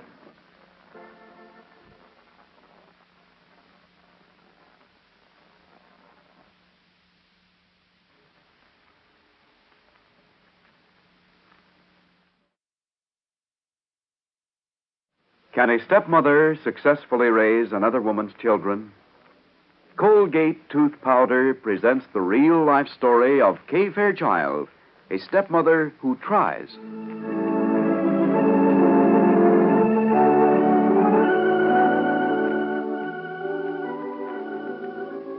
Have you ever wondered why we went to the trouble and expense of creating Colgate Tooth Powder, an all-purpose tooth powder that would do more than just clean teeth? Well, the reason is simple.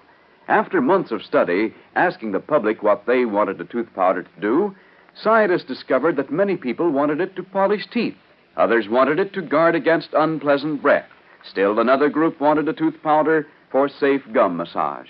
So it was decided to make one tooth powder that would do everything. And that's what you get today in Colgate Tooth Powder, a special all-purpose formula that works in all three necessary ways: to brighten teeth, to sweeten breath, and to act as a safe massage for your gums. So now, instead of buying different kinds of tooth powder or paste to do these things, you need only Colgate All-Purpose Tooth Powder. And even one brushing with this remarkable Colgate tooth powder will show you how brilliant and naturally sparkling it leaves your teeth, how sweet it leaves your breath, and how pleasant and safe it is for gum massage. You'll be especially pleased with the fast way Colgate tooth powder brightens your teeth.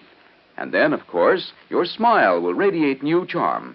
Most amazing, so you can try Colgate tooth powder and prove these claims for yourself, we offer it at bargain prices in a wonderful 1-cent sale. Now, just buy one giant size at regular 35-cent price. And then drug and department stores also give you a large-size Colgate tooth powder for only 1 cent extra. But now, Colgate tooth powder presents Kay Fairchild, Stepmother. Well, yesterday, after getting that sanitarium clue from Mrs. Jones, Kay and John wondered what Mrs. Clark could be up to. And they were more worried than ever for Anne up at Mrs. Clark's country lodge, believing she is not ill. They were certain, too, that Mrs. Clark is planning to revenge herself upon them. So they decided to make one last appeal to Peg to get her mother away from Mrs. Clark's influence. Well, meantime, Mrs. Clark made plans to visit the strange place where she intends to lure Anne for some diabolical purpose that will somehow ruin Kay and John. Well, our scene opens today, shortly after Peg has arrived at the Fairchild house for the talk with her father. Kay and Mother Fairchild are sitting there with John. Listen. Yes, Dad. Naturally, I'm wondering why you wanted to see me. Well, obviously, it concerns this whole matter. I'm sure you understand, Peg, about the danger your mother is in.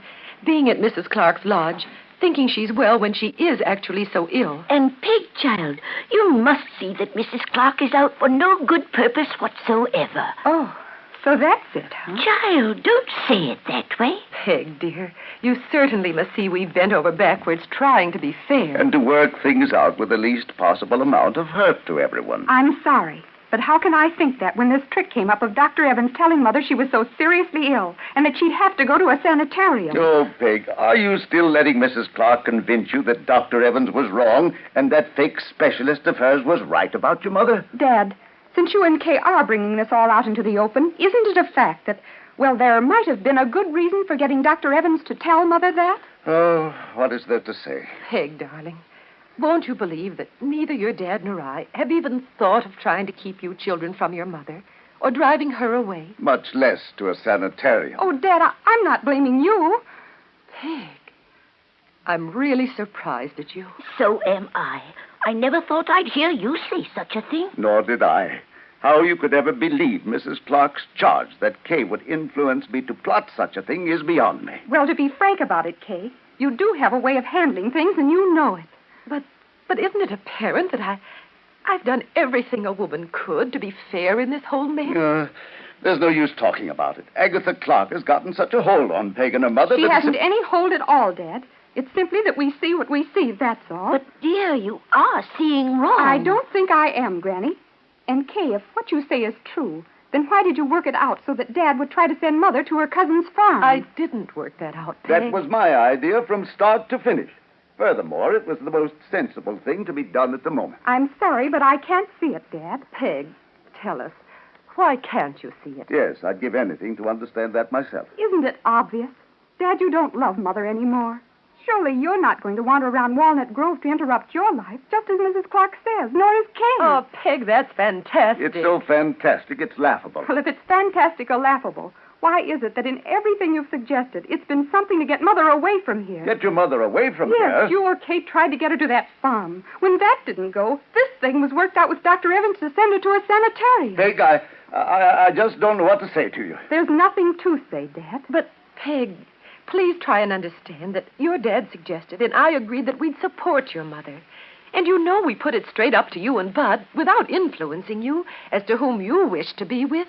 And Peg, my lands, youngster, didn't Kay in desperation finally go right into Mrs. Clark's house and tell your mother in front of Mrs. Clark that she wasn't trying to keep Bud or drive her away? And I made it clear, Peg, that we'd work something else out with Dr. Evans so she could stay around here. Of course. What more could we do? Now, Peg, use your head. Stop and ask yourself that. Oh, good grief, I don't know. But I'm sure, even if all that isn't true, that Mrs. Clark has tried to be a true friend to Mother. Peg, that Clark woman is no more a friend to your mother than... Peg, I see that this woman has worked on you so... Darling, you must at least get your mother away from that woman's country lodge. Take her to another doctor. Get his opinion. I'd be more than happy to have you do that, Peg. Oh, Peg, would you? I don't know as it would be necessary. Well, it's useless. I give up. Peg, why don't you listen to your father? Oh, you must, honey. Your mother's life is in danger. And goodness knows what sort of trouble Mrs. Clark is planning where we're concerned. Mrs. Clark has insisted she isn't out for any trouble. She is, and it's obvious as anything could be. Peg, you're making a bad mistake. There's something terrible behind all this. Now, that's silly, Kay. I don't know what's gotten into you, child. Grandma, what do you expect me to do or say? Do you want me to turn against my own mother for a stepmother? Peg, I think you've said enough. Well, Dad, I think enough's been said all around. If you don't mind, I'm going back to Mrs. Clark. Goodbye. Well, all right. I never thought I'd see Peg act like that. Neither did I. Well, the situation just gets worse and worse. And there's just one hope left now. Yes, Mrs. Jones. If Mrs. Jones can only get some information that will enable us to clear up this whole situation before Mrs. Clark does move. Or something happens with Anne.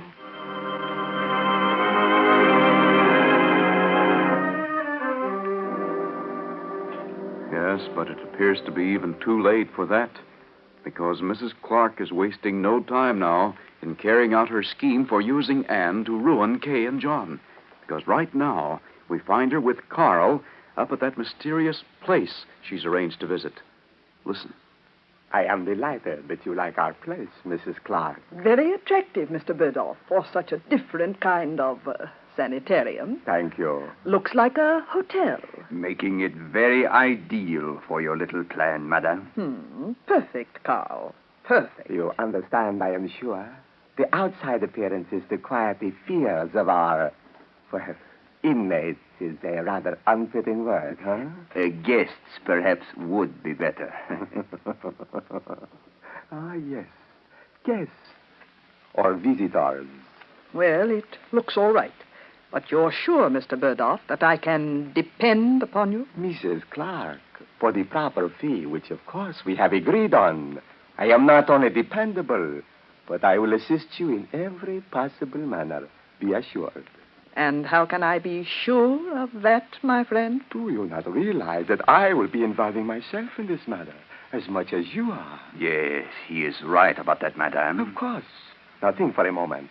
I will take this woman when she arrives, hold her, swear that this Mrs. Fairchild and her husband, the mayor, gave me instructions to keep her here when she arrives. That's true. You will be involved as much as I will. Which is precisely why my fees are rather exorbitant. I would say it is satisfactory, madame. Yes, I think it is. Excellent, excellent. Then what is your plan? This may all take a few days to carry out. Then you will phone this Anne Fairchild, who I understand is at your lodge not far from here? Exactly. Now, follow me closely.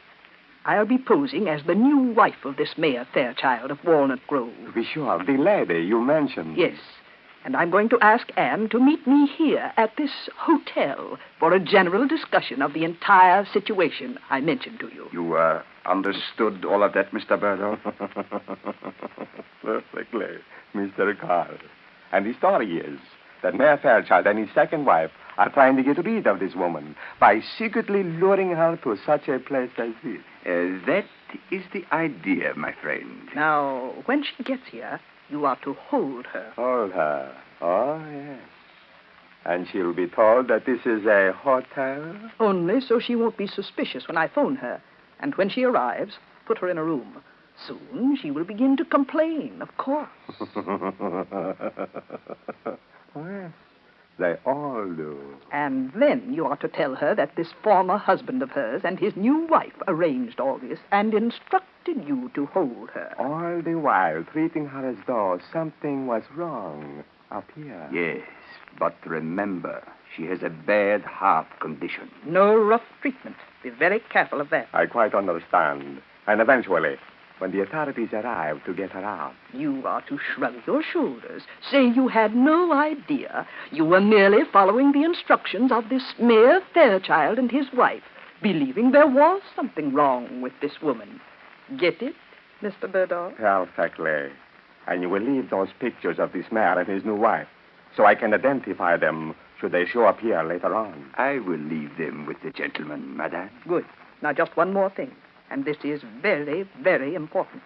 When this Anne Fairchild gets here, she'll plead with you to get in touch with me. You see? Should I, or should I not? Only when I phone you.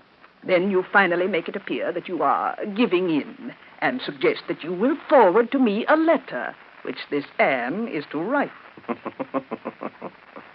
Clever. Very clever. And in that letter, she is to charge? That this ex-husband of hers and his new wife lured her here. Is that clear? Very clear.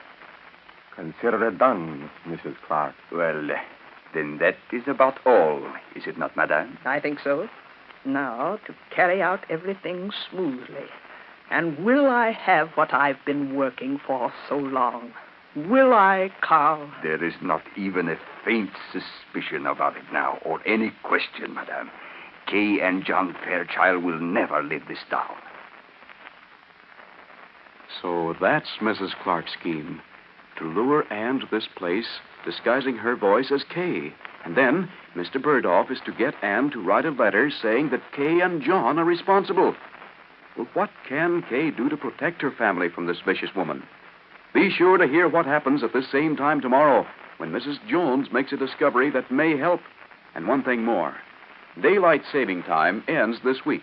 So beginning Monday, Stepmother will be heard at 10:45 a.m. Eastern Standard Time and 9:45 Central Standard Time.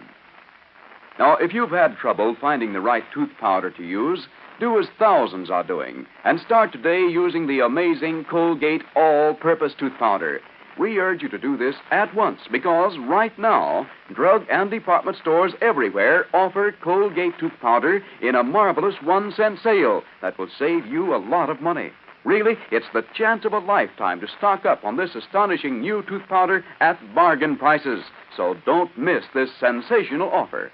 What's more, you'll be glad you tried Colgate All-Purpose Tooth Powder when you discover that it not only brightens your teeth but also sweetens your breath and is safe for gum massage. So don't miss our thrilling 1-cent sale on this remarkable Colgate tooth powder. Just go to drug or department stores, buy one giant-sized can at regular 35-cent price, then pay just 1 cent extra, and your dealer will also give you the large-sized Colgate tooth powder. Now get your Colgate tooth powder for only 1 cent today before limited supply is gone. Now, that's what thousands are doing to win naturally sparkling teeth and a more attractive smile. And remember, Colgate tooth powder will present Stepmother again tomorrow, same station, same time. This is the Columbia Broadcasting System.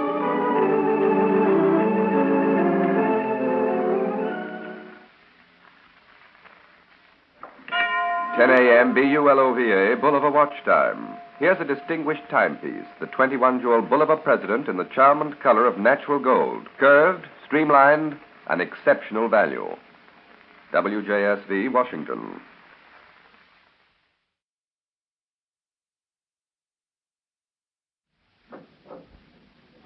At this time, we want to thank the Pet Milk Company for standing by while we bring you the latest news from Europe. The Mary Lee Taylor program will be heard over most of these stations immediately following the news.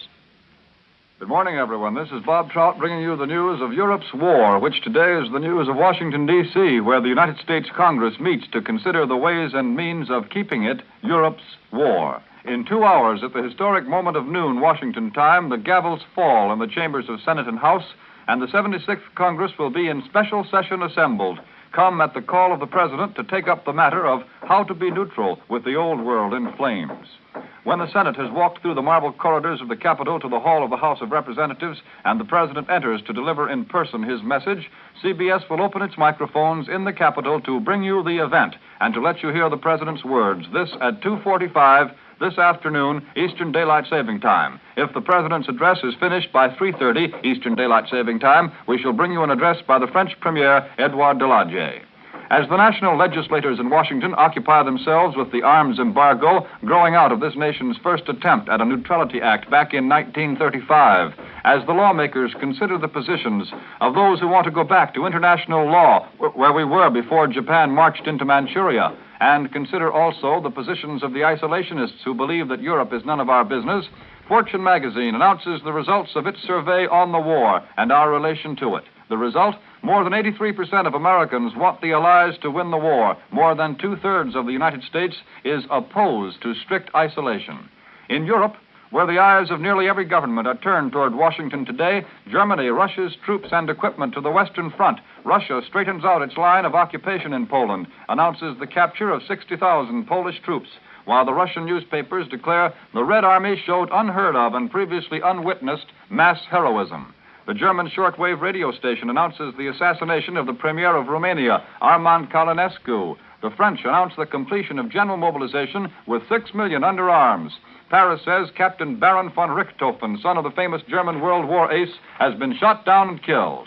Meantime, the capital city of what was Poland, Warsaw, modern metropolis of some 1 million inhabitants, still holds out on the 13th day of the siege, battered by bomb and shell, starved, its great buildings destroyed. One of the heroic last stands of all time. This is the Columbia Broadcasting System.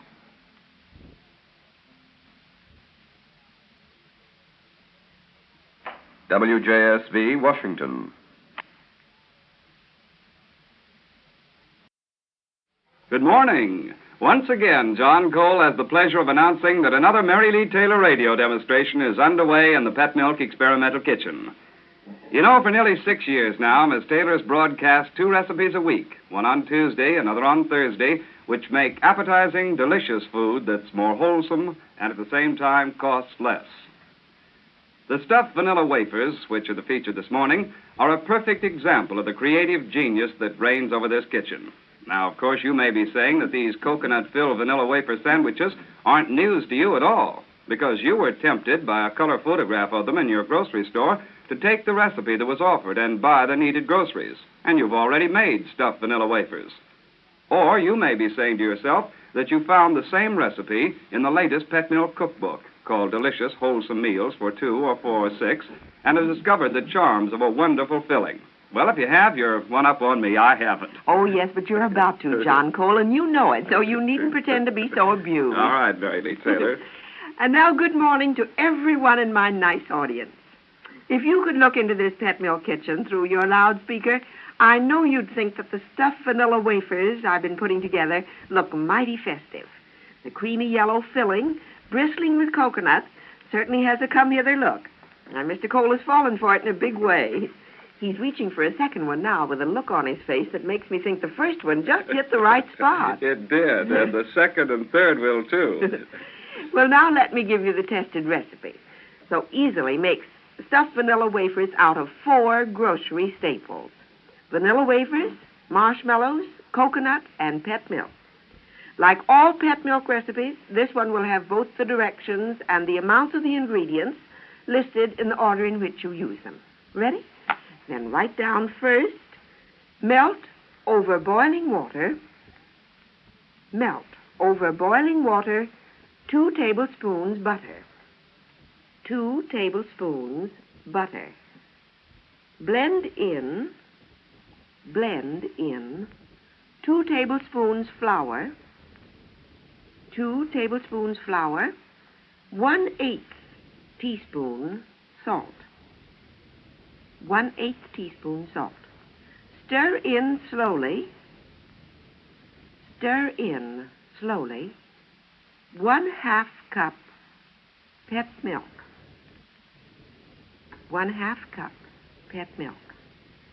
Cook until thick and smooth, stirring constantly. Cook until thick and smooth, stirring constantly. Then add 16 marshmallows. 16 marshmallows. Continue cooking while stirring until marshmallows are melted.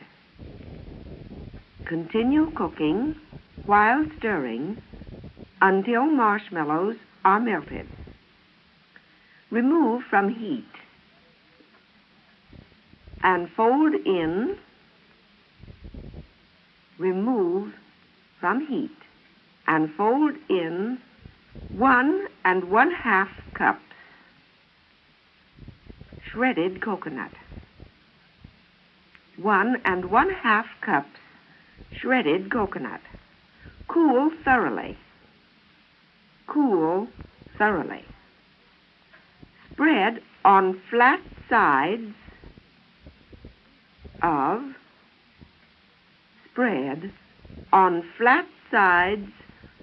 18 vanilla wafers.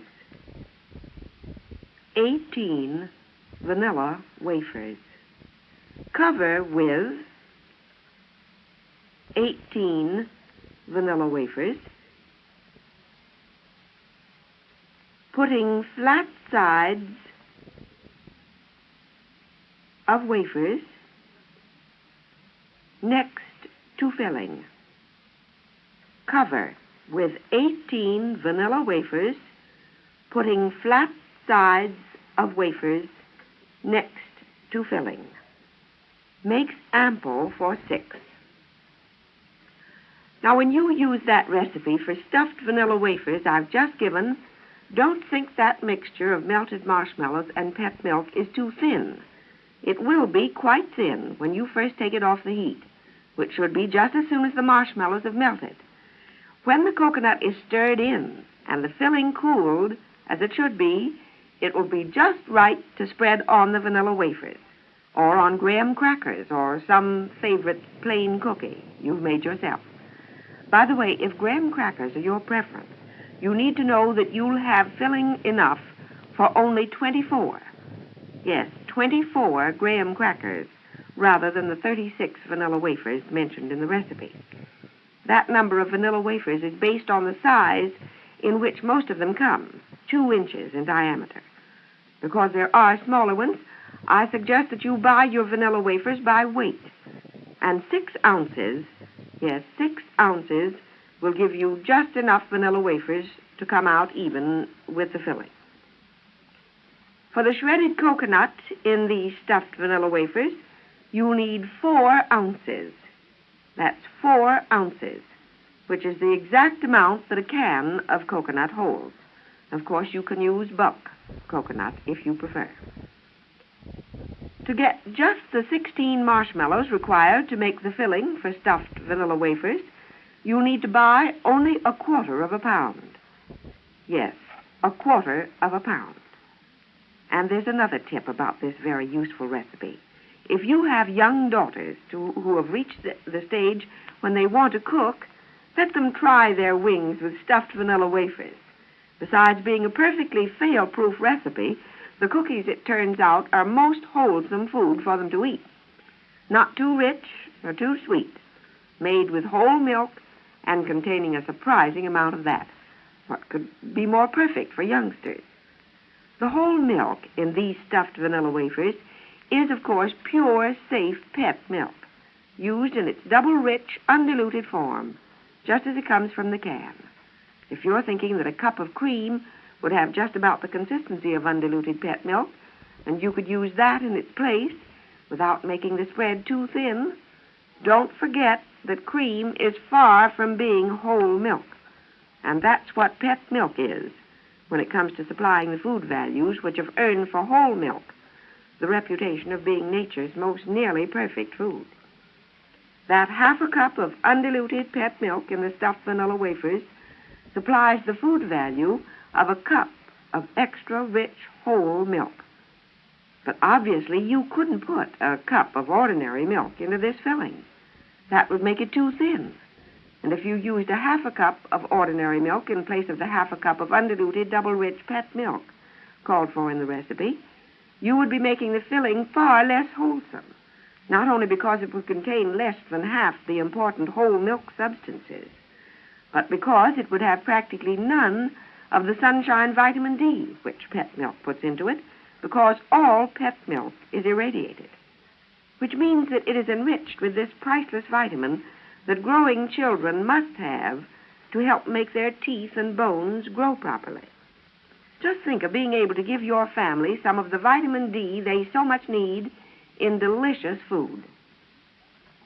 Well, with my very best wishes for your great success with my stuffed vanilla wafers, I must leave you until next Tuesday, when I'll be found on the station to which you're listening now, ready to demonstrate a brand new dish that's especially nice for parties. Daylight saving time will be over on next Sunday night, and the return to standard time may make a difference in the hour when you'll be hearing me next Tuesday. So check your newspaper, please, for the exact time of my next Tuesday demonstration. Until Tuesday, then, goodbye.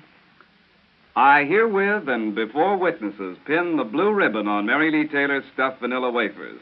Just bring that dish on the next guest you have, and your reputation as the best cook in your town will be undisputed from then on.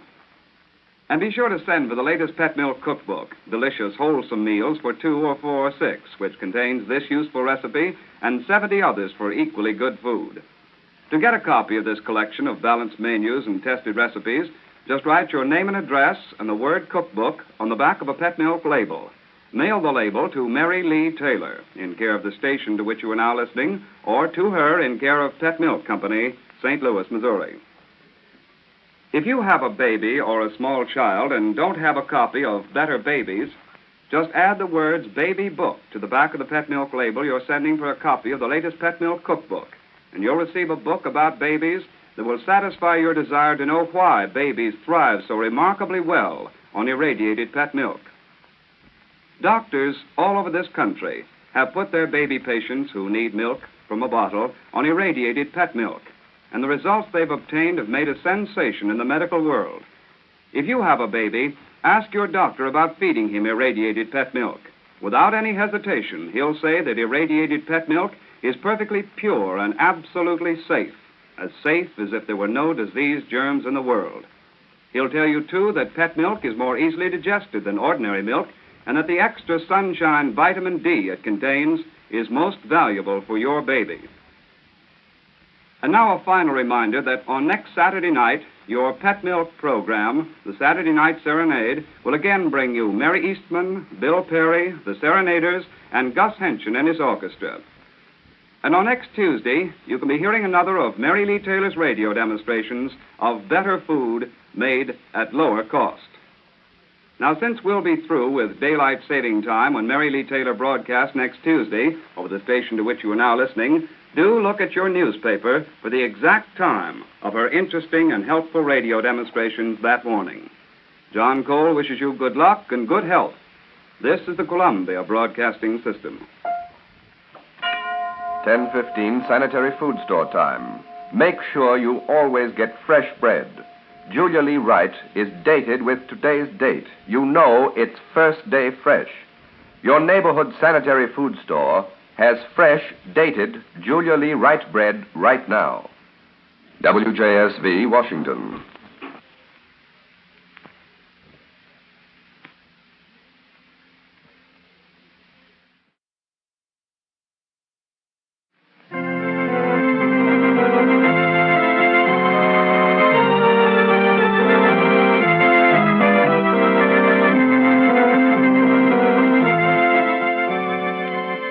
Campbell's Chicken Noodle Soup, the soup that's growing faster in popularity than any other soup in America, brings you another chapter in the thrilling life story of Brenda Curtis.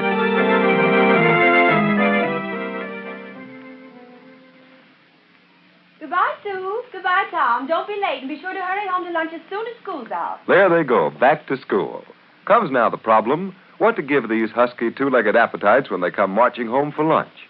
It must be nourishing, yet it mustn't be heavy, because young heads mustn't nod over lessons. So I'd like you to hear what one wise mother I know quite often gives her youngsters for lunch on school days. She says, I give them bread and butter and milk, perhaps a gelatin dessert, and for the main dish, a bowl of good soup. Lately, they've been calling for Campbell's chicken noodle soup pretty often.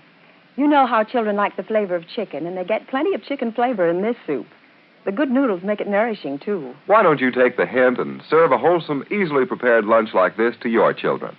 See if they, too, don't delight in this tempting Campbell's chicken noodle soup, with its chicken-rich broth, its egg noodles, and its morsels of tender chicken meat. And, sure thing, enjoy a bowlful yourself along with them.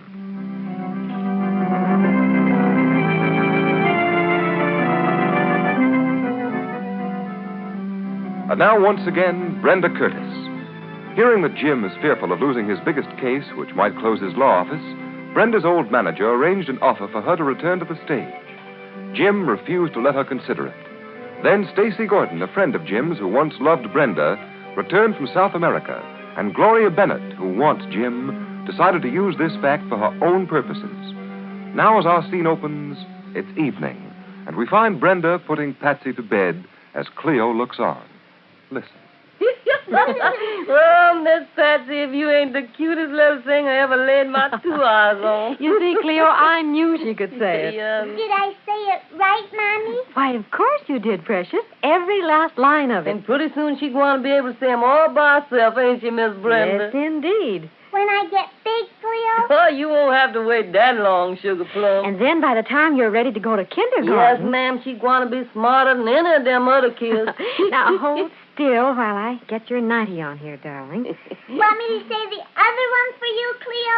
Sure I does, Lammy. There we are, all ready for bed. Now, which one do you want to say next? Humpty Dumpty? No, the one about the piggies, Mommy. Oh, that's a nice one. Now, this little piggy went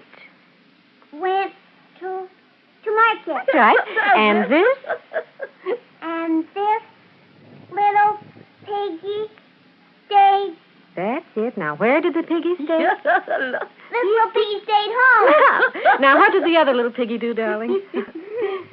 Me forgot, Mommy. Oh, I bet you ain't forgot. You just playing possum, that's all. No, I'm not, Cleo. Come on, honey. And this little piggy went all the way home. You see, you didn't forget it after all. Another one, Mommy. Oh, not tonight, precious. It's way past your bedtime. But I must go down and phone Daddy Jim and see what's keeping him. Mr. Jim sure is late this evening. Yes, he is, Cleo, but he's probably been working so hard on that big Hargraves patent case. Yes, and I expect he's been talking himself hoarse down in that courtroom. I'm going to wait up for Daddy Jim, Mommy. I don't think you'd better, Patsy. No, old man Sandman, he's waiting for you, honey. Come along now. Big hug. Oh, no. Now we'll tuck you in. Night, Mommy. Night, Cleo. Good night. God bless you and pleasant dreams, Good Lammy. night, precious. There we are.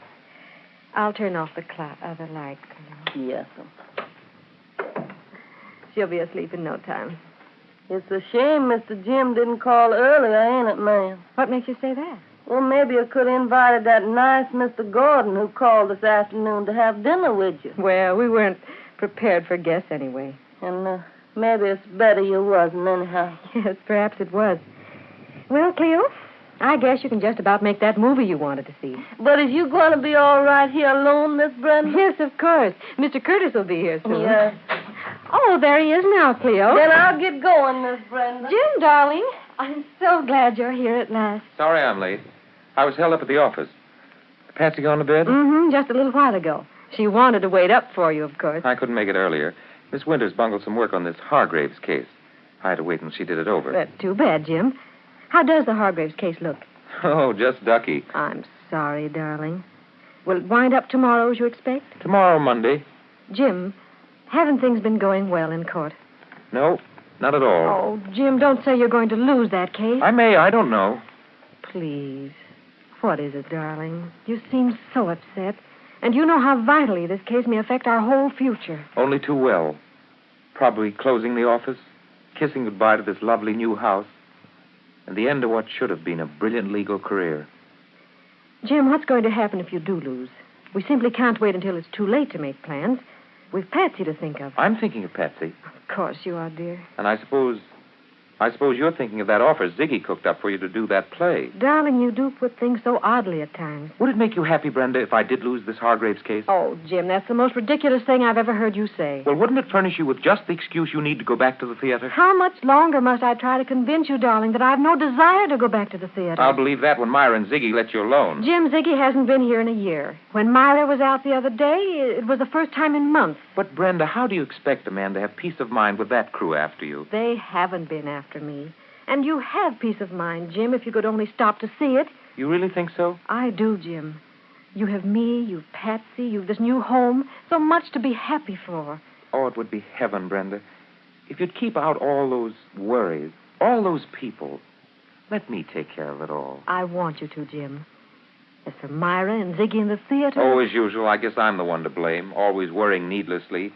Always getting upset. You do work yourself up, darling. Uh-huh, so much so that my business drops off, and now I may lose the Hargraves case. But worrying about those things, letting every little occurrence upset you, plunge you into a mood... It affects my work, doesn't it, Brenda? Can't you see that it does? Of course. Makes me responsible for whatever may happen. Jim, good heavens, you can be trying. You're not responsible for anything. We're responsible.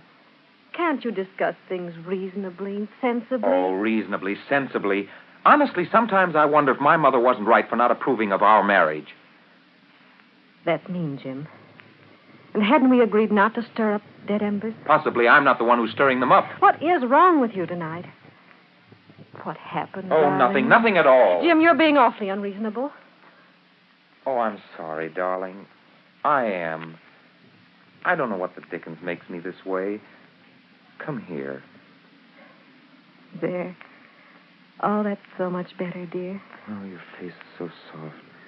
Oh, you precious darling. Jim, you squeeze me to death. Oh, my dearest, I love you so. I do. I know. And I love you, Jim. That's why I hate to see these things undermining you, upsetting you. Well, isn't worrying about this case enough to upset anyone? I suppose it is, if you haven't thought of what you'll do if you lose. I haven't. Then, Jim, listen. Something happened today. Something happened? Yes. Those horrible people you think have been trying to lure me away from you have been worried. For us, Jim. Oh. Now they've been worried for us. I can imagine. Jim, they have. Myra and Ziggy have been two of the sincerest friends a person could ever have. And what have they been up to now? Frankly, after I turned down that offer for the new Edwards play, they had a talk with Stacy Gordon. Stacy Gordon? Now, please don't leap, will you? What prompted them to take it upon themselves to discuss our affairs with Stacy Gordon, of all people? They've been worried for us. Well, go on. How did they map out our destiny?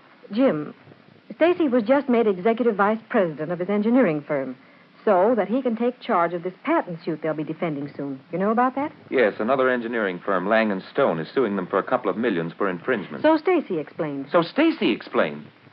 Brenda, was Stacy here to see you? Yes, this afternoon to tell me about this thing. What thing? For Pete's sake, what could he be out here to tell you? Now, calm down, or I'll stop right here and now. All right.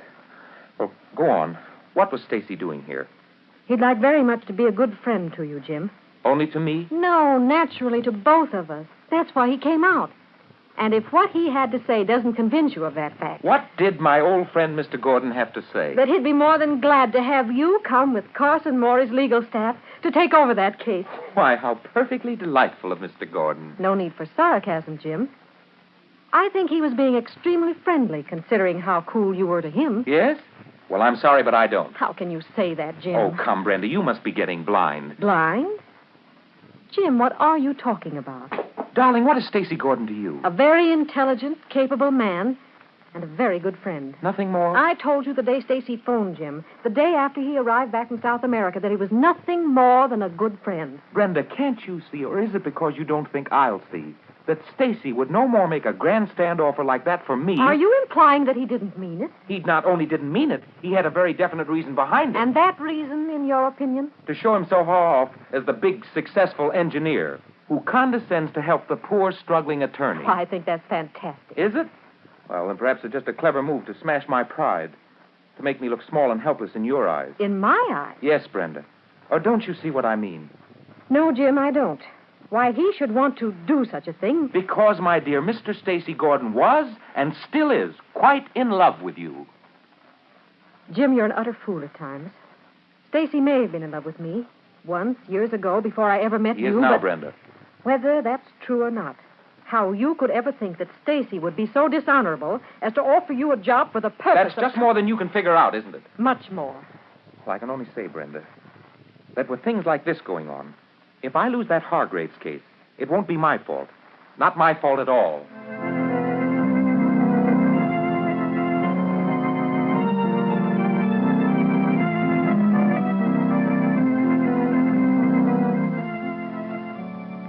Apparently, Gloria's clever move to let Jim know of Stacy Gordon's love for Brenda has produced the desired results. But before I tell you more about this, just give me a moment. A while ago, I suggested bowls of Campbell's chicken noodle soup as the main dish for the children's lunch. Now, when it comes to the food she serves her family, every mother wants to know two things particularly. First, how it's been prepared, and second, just how wholesome it is.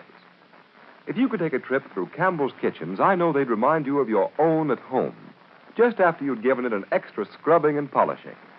And you'd see there the careful, painstaking way Campbell's go about making soup for you. Take Campbell's chicken noodle soup. You'd see how slowly the broth simmers as it gathers that deep, golden gleam that means chicken richness. You'd see the quantities of good egg noodles being ladled in and the added morsels of tender chicken meat for the final old-time touch. So remember, won't you, when you serve Campbell's chicken noodle soup to your family, you can be sure it's made the good old-time way and that it's good and wholesome, too. Get Campbell's chicken noodle soup today from your grocer. Treat the whole family at supper time.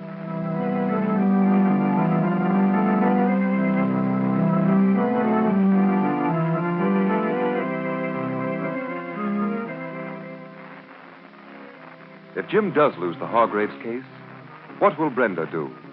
Face Jim's wrath by accepting Ziggy's offer? If not, how can Brenda extricate herself from this dangerous situation? Is it going to mean the end of everything for Brenda? Tomorrow, Gloria Bennett brings Jim into a situation which spells real trouble. Campbell's chicken noodle soup, the soup that's growing faster in popularity than any other soup in America, invite you to share again tomorrow and every day, Monday through Friday, same time, same station, in the true-to-life story of Brenda Curtis. Plan to be with us, won't you? Till then, this is Kenneth Roberts saying goodbye and good eating.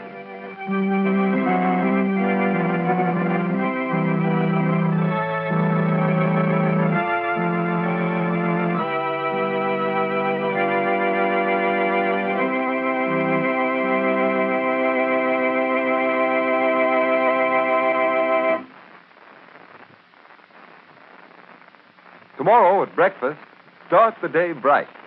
Tomorrow at dinner, end the day right. Serve Campbell's tomato juice. Fresh, cool, inviting. But do as millions do. Make sure it's Campbell's. Because Campbell's canning process retains the fresh tomato flavor, safeguards the fresh tomato vitamins.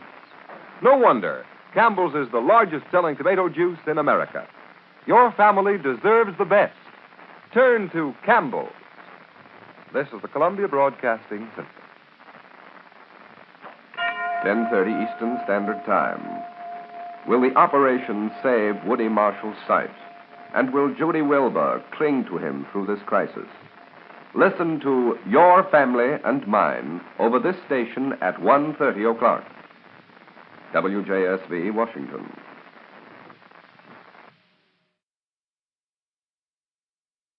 Rinso's Big Sister.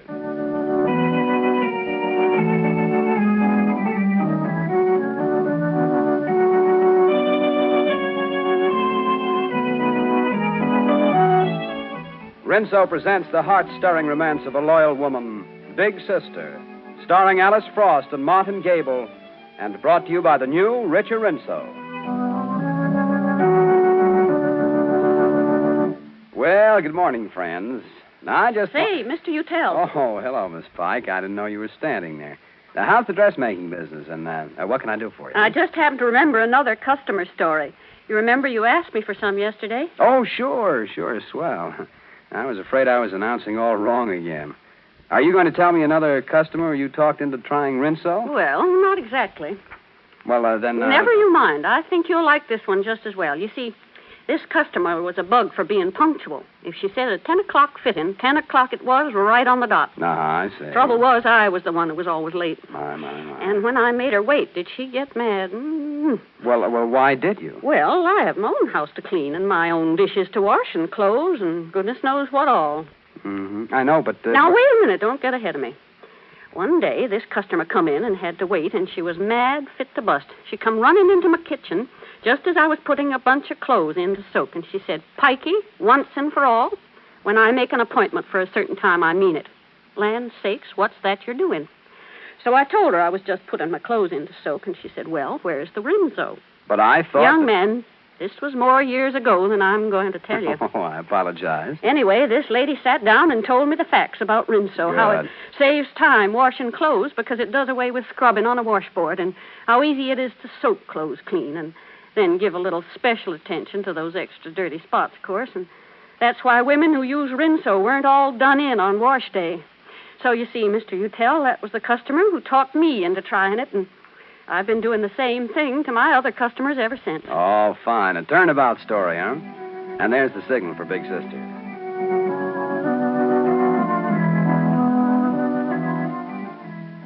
As Ruth Brewster and Dr. John Wayne, whom she is soon to marry, plan a happy day of freedom in the country, Nico Benelli, a charming young Italian boy, a friend of Ned Evans, collapses on the sidewalk while talking to them. They carry the boy to the shop of his grandfather, a lovable old goldsmith. Riccardo Benelli is frantic at Nico's illness, but Ruth soothes him. And then he shows her his choicest treasure, a locket shaped like a prayer book in Florentine design. Benelli had made it as a wedding present for Nico's mother, now dead. And to the boy, it is a holy symbol of the lovely mother he has lost. Suddenly, an abrupt and rather eccentric woman enters. Seeing Ruth and John helping the Benellis, she says brusquely that she sees the Benellis no longer need her. To Ruth's astonishment, the strange woman stalks out. Now, a moment later, Ruth and Riccardo Benelli are talking. Mr. Benelli, why was Miss Pike so upset about my being here? I don't know. I'm afraid that she must be what you call jealous. But why? Miss Pike, she's been a very good friend to me and little Nico. We're poor. She lives just upstairs, and sometimes when we not have so much to eat, Miss Pike, she feed Nicolino. Oh. I'm very full of thanks to her. Yes, of course.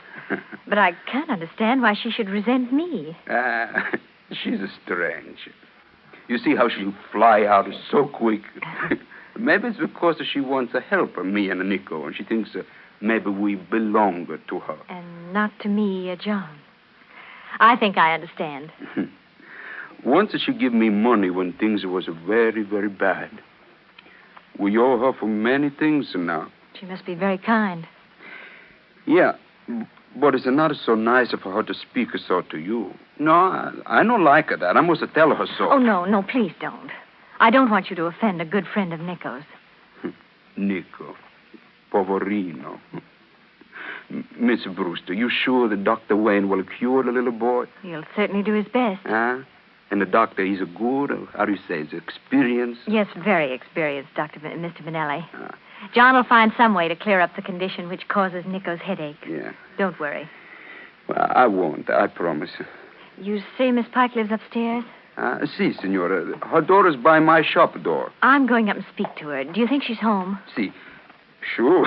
You know, hear the foot on the stairs a moment ago? A clump. Oh, Madonna, she's angry. Well, we can't let her stay that way. I'm going up and talk to her. Excuse, let me open the door, please, for you, huh? Thank you. Is it right up these stairs? Yes. Tell Dr. Wayne where I am. He can call me when he's ready to leave. Of course, Mr. Brewster. You take care on the steps, huh? They're very old and bad. They're very bad. All right, I will. Thank you. May I speak to you, please? It's Ruth Brewster. What do you want? To tell you about Nico. Nico? What is the matter with Nico? Is he calling for me? I really don't know what's the matter yet, but I thought you could help us with his case history. Well, I'll help all I can. Come in, Mrs. Brewster.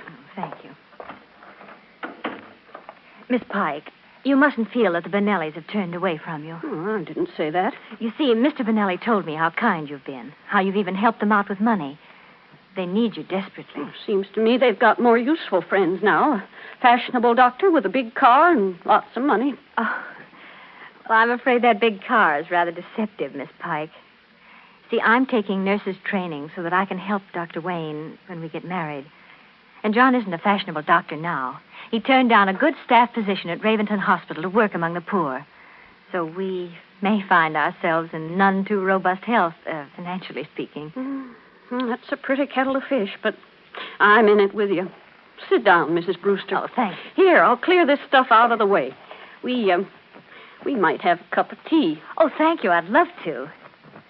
Oh, what a beautiful dress. Like it? Oh, it's lovely. Well, that's why I'm broke. Put all my spare cash into materials for that dress. That lace is old. Yes, I can see that. The gown fits that model marvelously. If it does, it's going to fit the owner. The model is just her size. The dress is wonderfully smart. It looks Parisian. Well, that's made for a woman who lives in New York. One of the Van Tynes, if you please. Really? Now, you're wondering how I come to be making clothes for people like that. Well, here, I'll put the kettle on while I tell you. Oh, I'd love to hear it. The Van Tyne who's going to wear that was taken ill here in Raventon. She was traveling through when it hit her. Oh, I see. She wanted a new negligee run up, and someone sent her to me. I made it. And I've been making clothes for her ever since. Not all of her clothes, to be sure, but some. A while back, she wrote me and said I was a genius. From the sample of your work, you really must be. I always known I could make women look better than most of those Frenchmen can, even if they call themselves couturiers. When I was young, I had my heart set on going to Paris, France. I saved up enough money to make the trip once, but before I could leave, Mother took ill. And she never did pick up again. And that ended my dream. Some mute and glorious Milton. What's that? Oh, nothing. Just a verse about people who might have been great but stayed in a small place. I know that poem. Learned it in school. Something about mad in crowd, wasn't it? Yes. Far from the madding crowd's ignoble strife, their sober wishes never learned to stray. Along the cool, sequestered vale of life, they kept the noiseless tenor of their way. Noiseless tenor's a pretty good description of my life in this one-room tenement flat. Oh, well. You're getting married soon, aren't you? Yes, next month. But I thought you'd never heard of me. Rubbish. Say, who's making your wedding dress? No one. I told you I haven't any money. And John, Dr. Wayne, says he doesn't care what I wear. Oh, no cream or sugar in the tea, It's please. an outrage. With your blonde coloring and figure, I could make you look like a queen. Oh, don't tempt me. I could find some material to set off your blue eyes. What size do you wear, 34? Yes. So, you see, I can slip into a ready-made dress if I can find a few dollars to spend. A ready-made wedding dress. That's a terrible idea. Oh, I won't mind. Of course, I'd love to have a beautiful dress to go to John. But it's out of the question. Sure. But what are we going to do about the Benellis? If we haven't any money and they haven't any food, that's more important. Don't worry. They won't starve tonight. I've got a stew that ought to be good for Nico. Nice and nourishing, easily digested. Oh, that's good. Oh, there's John. I must go. Will you be back? Of course. And you'll keep an eye on Nico and his grandfather, won't you? Yes, of course I will.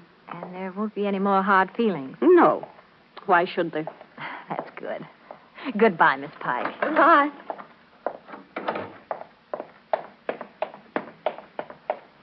Ruth. I'm coming, dear. Climb in, darling. Move your knee just a bit, will you, dear? Sorry. That's it.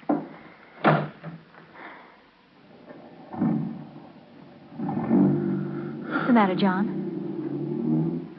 John? I beg your pardon. I was thinking. About what's wrong with Nico Benelli? Yes. What is it, dear? I don't know. But you must have some idea. I can't be sure, Ruth. Is it very serious? I hope not. There may be some trivial cause for his trouble. A source of infection we can easily get at and remove. Oh, with you in charge, darling, he's going to be all right. I know he is. Hope you're right. Of course I am. Oh, look, John, there's Ned, across the street. I'll stop. What's he up to, anyway? Heaven only knows. Hi, Nettie. Hiya, John.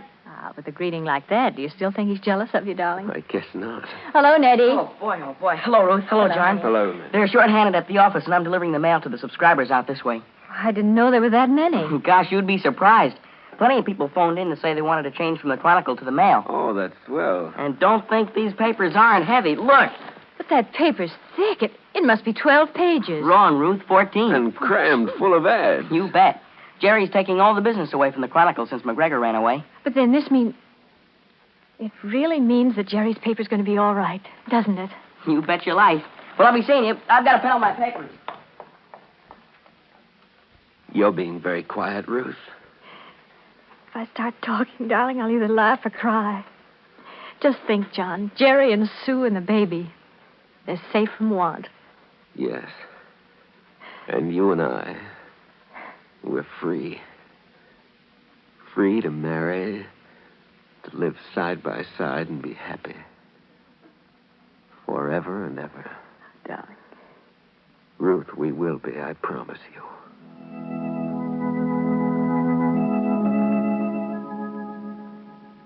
So at last the Millers can see hope ahead. And John and Ruth face life together with promises of happiness for Ruth on her devoted lover's lips. But Nickel Benelli, what is this illness which John Wayne hesitates to name? Ruth is confident John can save the boy. Is that confidence well-founded? Be sure to listen to Big Sister again tomorrow. Miss Pike. Yes, what is it? Well, I wouldn't like to make the same mistakes I made yesterday, so I thought maybe you'd like to help me out. Well, all right. Good gravy, whatever would you do without me? Gosh, I don't know, Miss Pike. Really, I don't. Now, I'd like your honest opinion of women who slave over their kitchen sinks, making real drudgery out of dishwashing. Young man, I have no patience with women like that. There they are, with every grain of common sense telling them that if millions of women say Rinso makes dishwashing real easy, there must be something in it. Maybe they just like to make work for themselves. Well, maybe it's not exactly Good that. land of Goshen. Stands to reason that when a soap has something special like that suds booster to make it give extra rich suds, it ought to be good, doesn't it? And most everybody knows Rinso has a suds booster. Well, now, maybe they don't. And it's high time they find out. And goodness knows, it certainly is economical enough. And not only wait a that... minute, my turn now. In fact, it costs less than $0.01 a day to wash dishes with Rinso. And you can make an extra saving now by getting it during the White Wash special sale which your grocer is featuring. Then what's the argument? You just stand there and tell every woman listening to get over to her grocer right now and get a big giant size package. All right, Miss Pike. And maybe they will now. Won't you, ladies?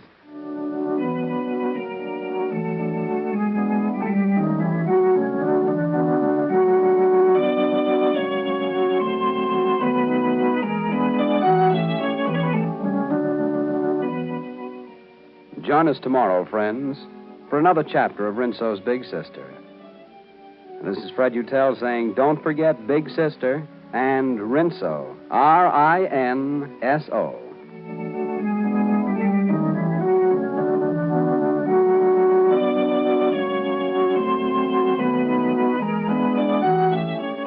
Stay tuned in for another of Aunt Jenny's real-life stories, which follows in just a moment.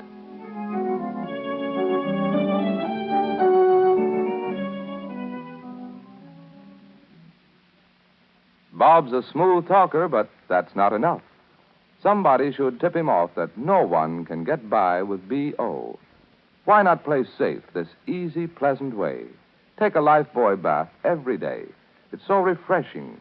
And remember, your daily Lifebuoy bath stops B.O.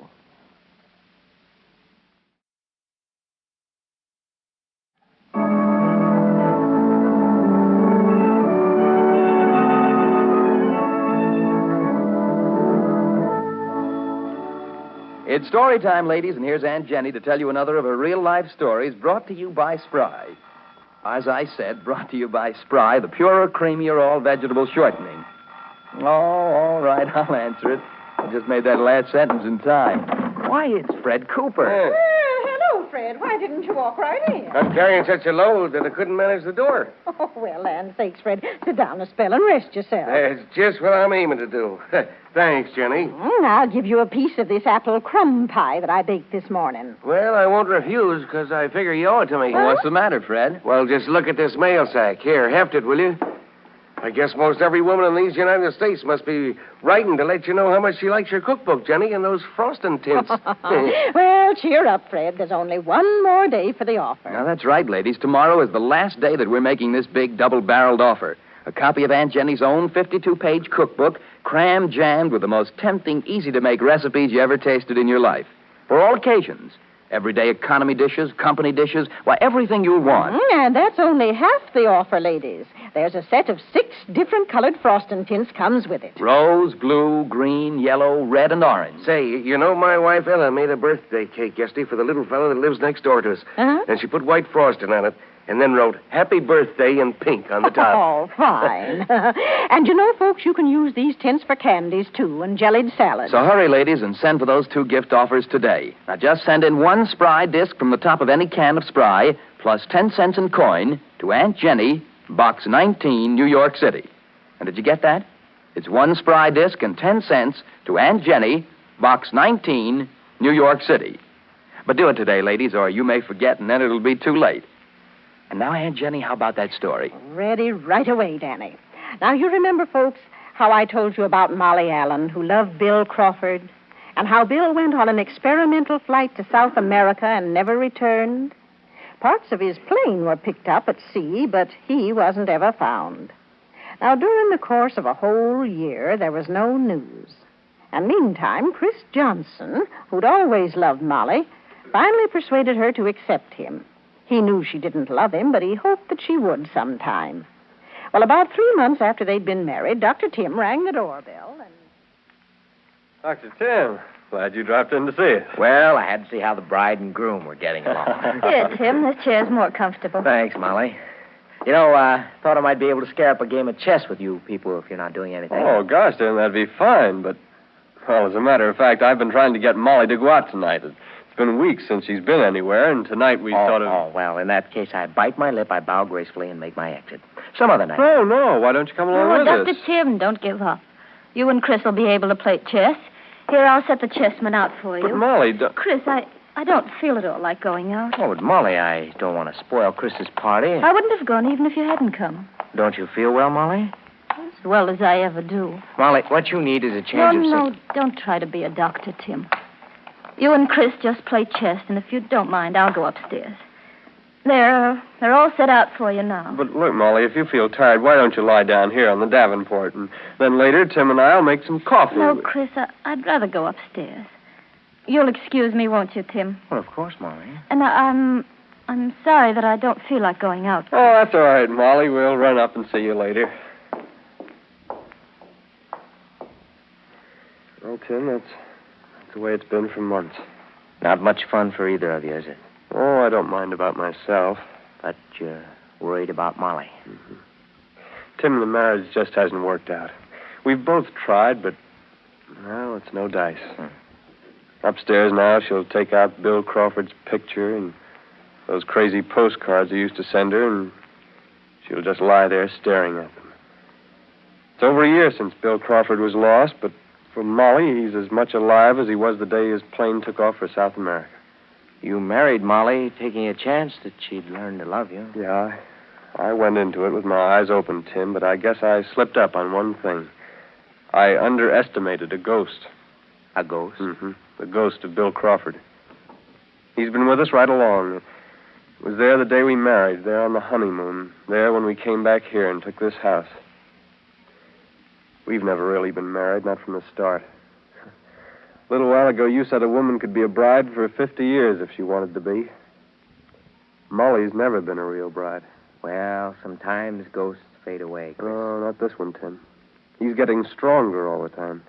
For Molly, he's more real now than I am. She's trying to hide it because she doesn't want to hurt me. But she's slipping back, Tim, back to the way she was just after the crash, and I can't do anything but watch and pray for a miracle. Chris, the other day you said you had an offer from a bank in South America to go into their legal department. Was it a good offer?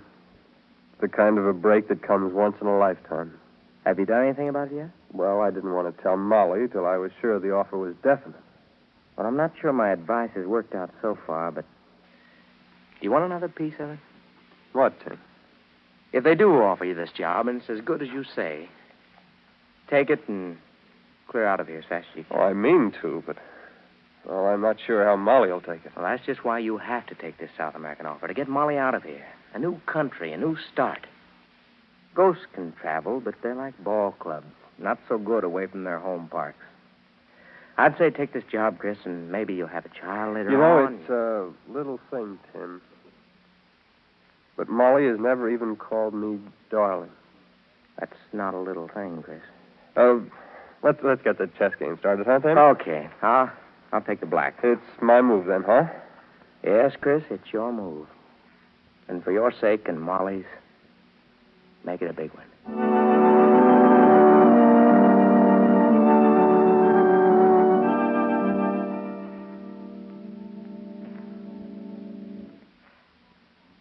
Molly.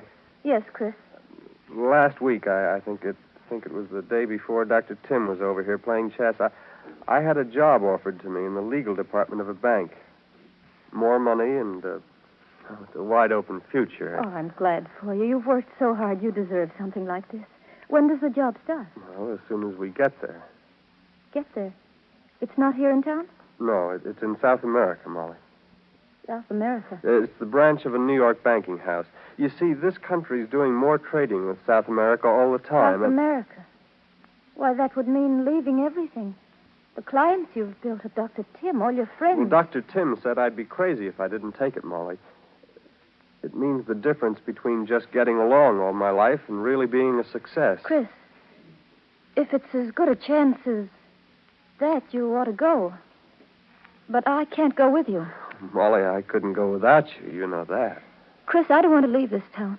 Ever. But why not? You haven't been happy here. There's a part of me here. And I'd feel as if I were deserting if I went away from it. I wish I could go with you, Chris. You deserve this chance. I want you so much to be happy. You're the one I want to see happy, Molly. That's why I want you to come. I wish you could leave this haunted town tomorrow, but if you can't... Why did you say that, Chris? This haunted town. Well, let's not fool ourselves, Molly. This town is haunted for you, and you know it. That's why you want to stay. Chris, I can tell you this from the bottom of my heart. For your sake, because you've been so kind and so decent, I wish it weren't haunted for me. But it is. And I guess that's all there is to it. I'm your wife, and I'll always be as long as you want me. But I can't help how I feel. Molly, let's forget about this now. I'll turn the job down. No, don't do that. Well, I'll just put it on the shelf and forget about it. If they want to get someone else, they can. Other chances come along, and meanwhile, you and I can try to do better right where we are. Chris, you've tried for months to get me to take a weekend up in the mountains. I'll go this week if you'd like. Will you, Molly? We'll start Friday. You can take your fishing tackle. Oh, that's... And I promise I'll try to cook anything you can. The doorbell is pretty late for anybody to be calling. I'll answer. No, I'll go. Oh, Dr. Tim. Chris, is Molly here? Well, sure. Come on in. Dr. Tim, what is it? You're as pale as a ghost. A ghost? You're nearer right than you think, Molly. Tim, what is it? I just had a cable from South America. South America? They found Bill Crawford. He's alive. Oh, Doctor. Tim, she's fainted. She'll be all right. Get me some water. Water, all right. Hurry up.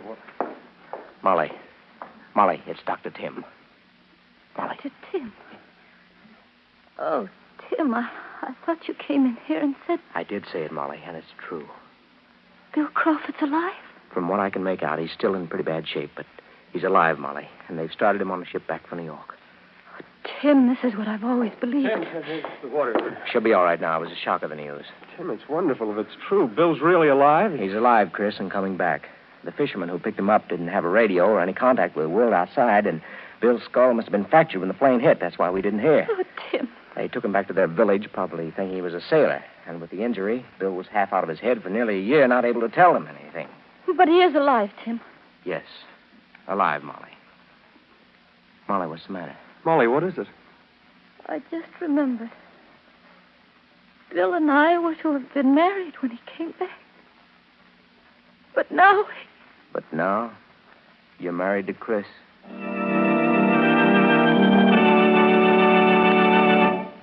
Well, now, Jenny, you know, it was hard to see how they'd get out of that mess. It was terrible. Poor Molly didn't know what to do. She didn't want to hurt Chris, but she still loved Bill devotedly. Yeah, I guess she did. Plumb crazy about him. I felt sorry for all three of them. I guess we all did, Fred. And my, oh me, the amount of talk that went flying around Littleton.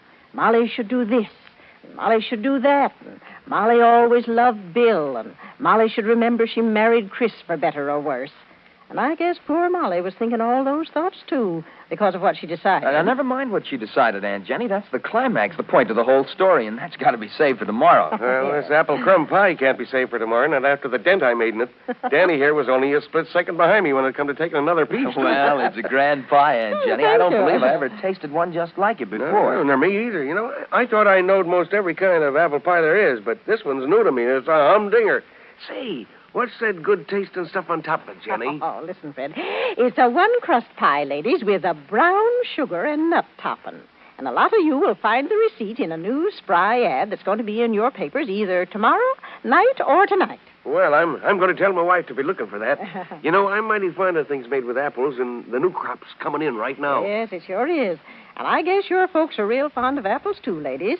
So I just want to tell you that in this cookbook of mine that we're suggesting you send for, you'll find all kinds of good apple receipts. Yes, there are 2-crust pies and 1-crust pies and deep dish pies and apple fritters and baked apple dumpling and Dutch apple cake, just to mention a few. Mm-hmm. And ladies, when you serve a tender, flaky apple pie, you want to get the full, fine flavor of your apple filling, don't you? You don't want to be conscious with every bite you take that your crust's a little off flavor. Then make purer crust with Spry. No off flavors in tender, flaky Spry crust. And the reason for that, folks, is because Spry stays fresh longer. That's one of the 3 extra advantages it brings you. Spry creams so easily, too. And that makes quick, easy work of cake mixing. And Spry is purer, and that means no unpleasant acrid odor when you fry. Now, remember, Spry's the only shortening that brings you all 3 of these advantages.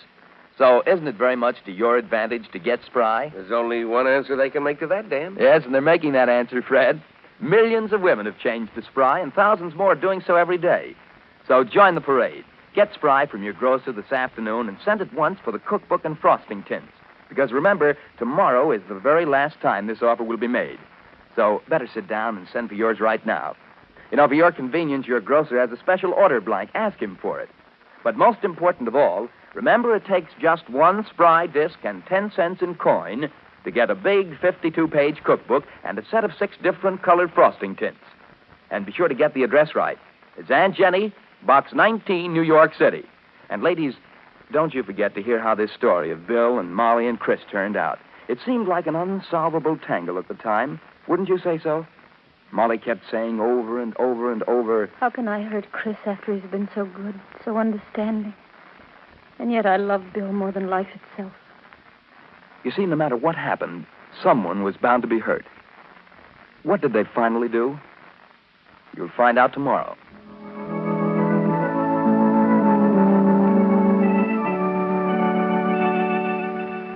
True names are never used in Spry's real-life stories.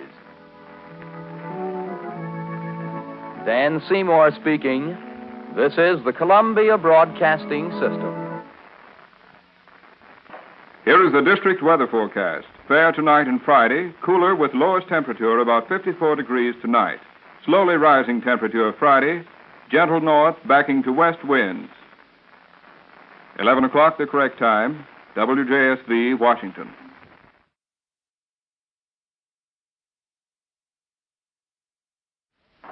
Good morning. This morning, Woman's Home Companion brings you Jean Abbey to highlight the shopping values at S. Can Sons.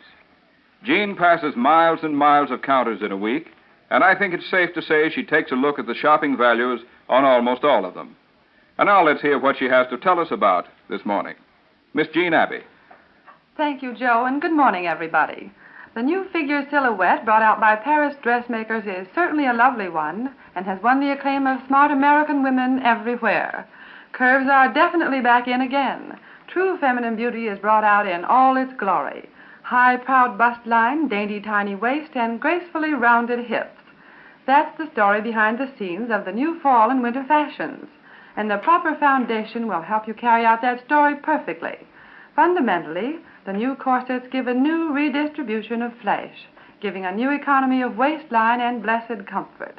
No longer is that famed hourglass look achieved through tortuous steel casings, lacings, and constant discomfort. Not if you're properly fitted by a competent corseteer. That's why I dropped in at S. Sons to shop foundations. They have a very efficient staff of 8 finished school graduate corseteers, each with a diploma, thus proving their knowledge. Each is an expert and can advise you best as to just what type of corset you should have, how to bring out the best points of your figure, and how to camouflage the defects. And now, if you'd like to achieve that new 1940 figure in the approved Schiaparelli manner of Paris, try a form-fit foundation. Here's a clever way of illustrating the new figure, that of the small waist, curved hips, etc. Take a pair of scissors and open them as if you were going to cut something. That's what the new silhouette is. Bust line high and separated, waistline sharply in, and hips smoothly curved outward. So if you want to show your new fall frocks off to the best advantage, go to S. Sons on the 2nd floor in the corset department and let one of their expert corseteers fit you to a form-fit pagan charm girdle or an all-in-one. They're moderately priced at $7 and $7.50, and you'll revel in the new comfort and delight, not to mention the beauty of a scissors silhouette. Of course, form-fit foundations have talon fasteners for more perfect fit. And now here's a tip on buying undies. When you buy rayon lingerie, you naturally want them to wash well, stay fresh and new-looking for a long time. You want them to be nicely styled and made to fit you, and you want them to be pretty and dainty at all times. Then here are the undies meant for you. They're called to-be's chardonized garments, which means that the fabric is a to-be's, and to-be's is spelled T-U-B-I-Z-E, rayon pre-tested for tailoring, washability, and wear. This means that the garment has been made under the rigid standards of the to-be's certified quality plan and ensures you satisfaction. I saw some lovely to-be's undies called New Weave in the main floor rayon underwear department at Cannes. The panties in 4 styles, the step-in, bloomer, banded leg, or briefs are very specially priced at 59 cents each. Matching shirts are the same price. While on the 2nd floor at Cannes, I visited the dress department. They certainly have a wonderful large selection of fall and winter creations. For instance, there's a lovely, lovely frock decorated with wise old owls, and the name of the frock is Wise Old Owl, too. This dress in green, vineyard, or black is accented with smart freak buttons, little owls on chains that snap on. The dress itself is collarless and has insets of draped shirring diagonally from shoulder to waistline, which is most flattering. It has a full skirt with bustle fullness at the back, and a self-material belt fastened with a handsome buckle. When worn, there will be no bulging gap at the placket because it, too, zips smoothly closed with a talon fastener. It's priced at $25 and looks much more expensive.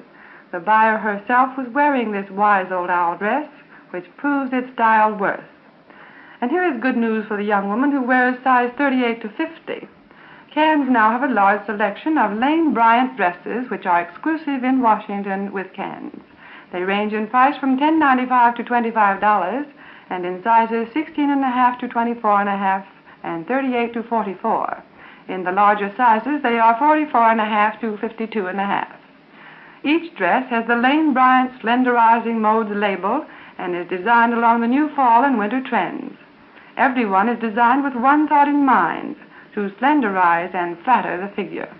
And of course, they have the talon fasteners. I saw one lovely dress suitable for all-round wear through the day. It is a jacket dress of classic black rib crepe combined with black satin.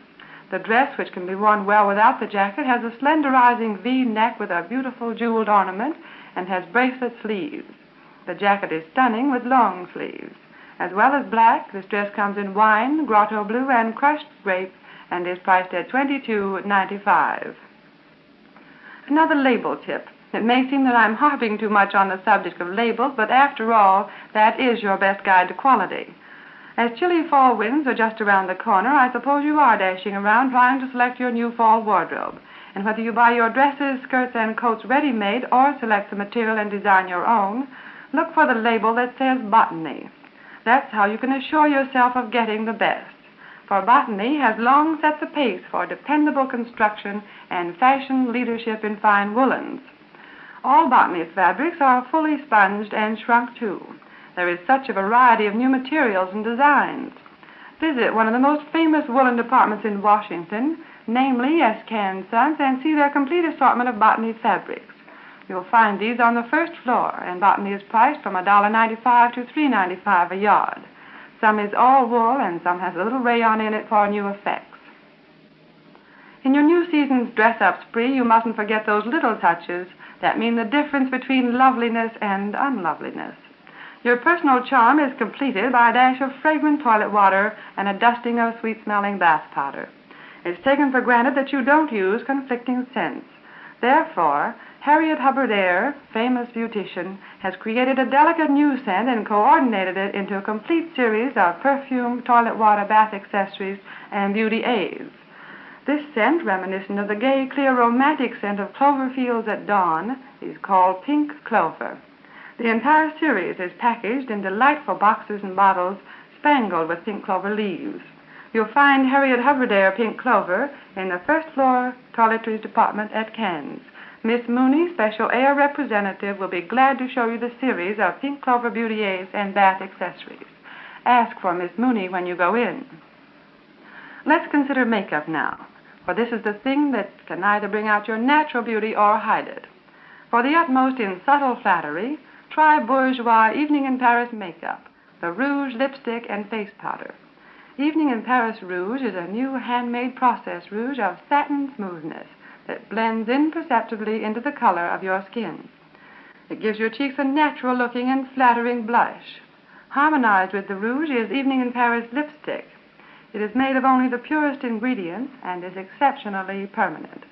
Both the rouge and lipstick come in 4 different harmonizing shades for every different complexion type. Bourjois Evening in Paris face powder in several tones is silky smooth of texture, imparts a subtle radiance to your complexion, and clings becomingly for many hours. All 3 items have that lovely, elusive Evening in Paris fragrance. Select your shades at Cannes in the first floor cosmetic department. Accent is on your youth. So says fashion, so says Lady Esther, creator of famous Lady Esther four-purpose face cream. As everyone knows, the complexion of youth as a whole is firm, clear, glowing with health and vitality. Age tends to break down the facial muscles, drawing them downward and dimming the clearness of the complexion. That's why youth and those who want to retain youth should use Lady Esther cream, because it is lighter in consistency. It doesn't pull the lines of your face down. Lady Esther four-purpose face cream, besides being delightfully light, will really clean your skin. Try it and see. It's in the first floor toiletries at Cannes and moderately priced at $25, $52, and 92 cents a jar. A last beauty hint about your hair. Bring out its natural glory with Admiration Oil Shampoo. Admiration is not a soapy shampoo. It contains no alkali or harsh chemicals. With a single application, the film that hides the beauty of your hair is washed away, leaving it soft, lustrous, and shining. This without the aid of lemon or vinegar after rinses, too. Amazing, isn't it? But very true, as you'll see once you've tried it. Also, you'll find your hair much more manageable, too, which is a boon to those with unruly hair. There are 2 kinds, Admiration Oil Shampoo, and for those who prefer a lather, there is Admiration Foamy Oil Shampoo, and they both give the same wonderful results. In Cannes' first floor toiletries, it is priced at 45 cents a bottle. After shampooing your hair, you must dry it. Sometimes this may seem an irksome task that has no end, but not when the drying of your locks is done with fluffy, absorbent Dundee towels. Dundee towels are firmly woven of high-quality cotton yarns and will stand a great deal of rough treatment. For this reason, Dundee towels are an old standby in homes with children, especially little boys who are likely to use a towel with much enthusiasm and action, but little consideration. Aside from all these good qualities, Dundee towels are beautiful in design. You can carry out the color scheme of your bathroom with them and know they will stay snowy white or clear in color. S.K. & Sons have a large selection of Dundees in their first floor linen department, and they're very inexpensive, too. I saw one in the 22 by 44 size, priced at 39 cents. Comes in white with a black or red border. You know it won't be long now before we'll have to sleep under blankets. At times we live in a harass-troubled world and need even more our nightly stint of sleep. If you'd like to really relax and sleep comfortably and healthfully this season, why not sleep under Kenwood blankets? Made of choice, long-fibered wool, the Kenwood blanket is fluffy, fleecy, soft, and warm. It will give you years of satisfying service and will come through countless tubbings looking as fresh and beautiful as the day you bought it. These luxurious blankets come in a variety of colors and have rich, silken bindings. They range in price from $8.95 up, and you'll find a large assortment in the blanket department at Cairns on the first floor. While you're in Cairns, stop in the housewares department on the third floor and see the marvelous new Sunbeam Mixmaster. It has 12 labor-saving attachments. An efficient juicer, has a big, individual, easy-to-clean full-mix beater, and easy portability. Once the mixing speed is set, the beaters do not vary their speed as the batter thickens. And here is the newest improvement on the Sunbeam Mixmaster. It now has the exclusive Mixmaster automatic mix finder. You simply dial to the correct mixing speed for the job that you want to do, and there it is. No bother, no guesswork, and accurate, pleasing results. The speed is all marked on the dial. Whipping potatoes, beating eggs, whipping cream, for any job you might have. It's truly wonderful, and I urge you to go to Cairns and see it. The Sunbeam Mixmaster, including 2 bowls, the juicer, and strainer, is $23.95. Another time and labor saver is the Magic Chef Gas Range. This shining white range saves time, fuel, and food. Accurate temperature control takes the guesswork out of baking. Roasts, cakes, pies, cookies, all done to just the right turn. The roomy, heavily insulated oven features the new exclusive swing-out broiler that makes baking so much easier. When you want to take out the roast, you don't have to scorch your hands going into the oven to pull the pan out. When you open the door, the racks swing out too. Magic Chef also has a lifetime burner guarantee, assuring you of long, satisfactory service. This handsome range can be purchased on convenient budget plan, as you will see when you look at it in Cairns in the third floor range department.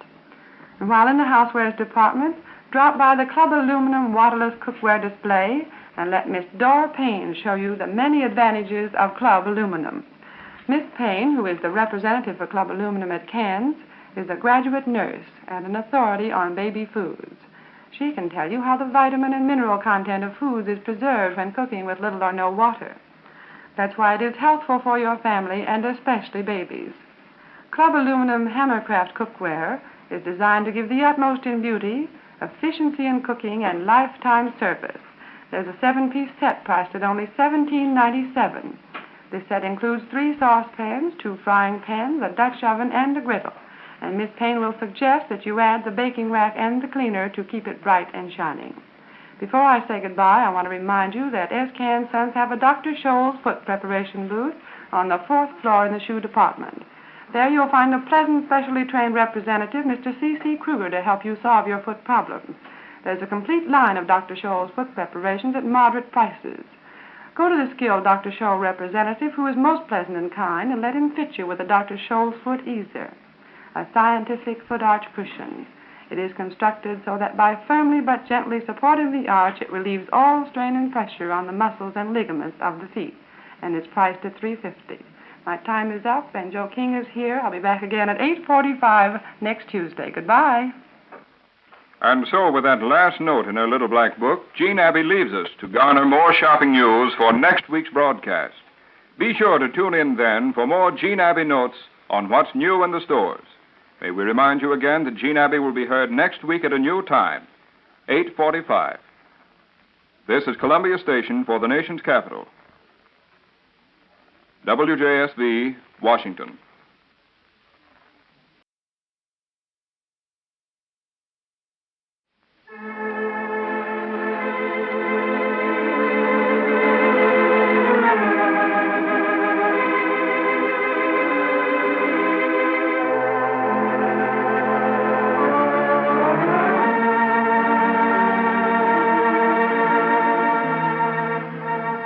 The Prudential Insurance Company of America presents When a Girl Marries, dedicated to all those who are in love and to those who can remember.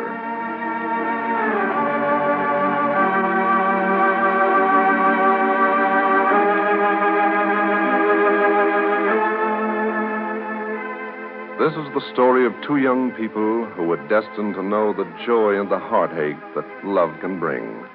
A story for all those who, like Joan and Harry, have come to know what it means to hope and plan for the future, and to dream of that wonderful day to come when a girl marries. Friends, one of the things that we do regularly on this program is to introduce prudential representatives from various parts of the country. These are the men who bring the services and the aims of the Prudential to neighborhoods all over the United States and Canada. Today, I'd like you to hear Mr. George E. Connors, who calls on Prudential families in Somerville, Massachusetts, near Boston. How do you do? Mr. Connors, how long have you been with the Prudential? For over 14 years. Now, just what are your duties as the Prudential man in your neighborhood? It would take a long time to tell the whole story, Mr. Gallup, but here is the general idea. I, of course, make regular calls on my policyholders, and when claims fall due, it is my job to pay them. And I feel that the most important job I have is the first purpose of life insurance is to place the cash in the hands of the families in time of urgent need. And what else do you do, Mr. Connors? Well, Mr. Gallup, the largest part of my time is spent in rendering service on existing policies. I try to do everything I can to make the Prudential life insurance fit the needs of the particular families. Changes in the family's needs and circumstances may arise a different arrangement of their life insurance. Perhaps a beneficiary should be changed, or the type of policy, or perhaps the method of payment of premiums. I can't give you the full story, but those are some of the things that the Prudential agent is glad to do as an important part of his job. Thank you very much, Mr. Connors. And now, friends, I'd like to say this. No matter how large or small your policy may be, the Prudential strives to give you the very best in life insurance service. Your Prudential man will be glad to help you in every way he can with any life insurance problems. And, of course, he never charges a fee.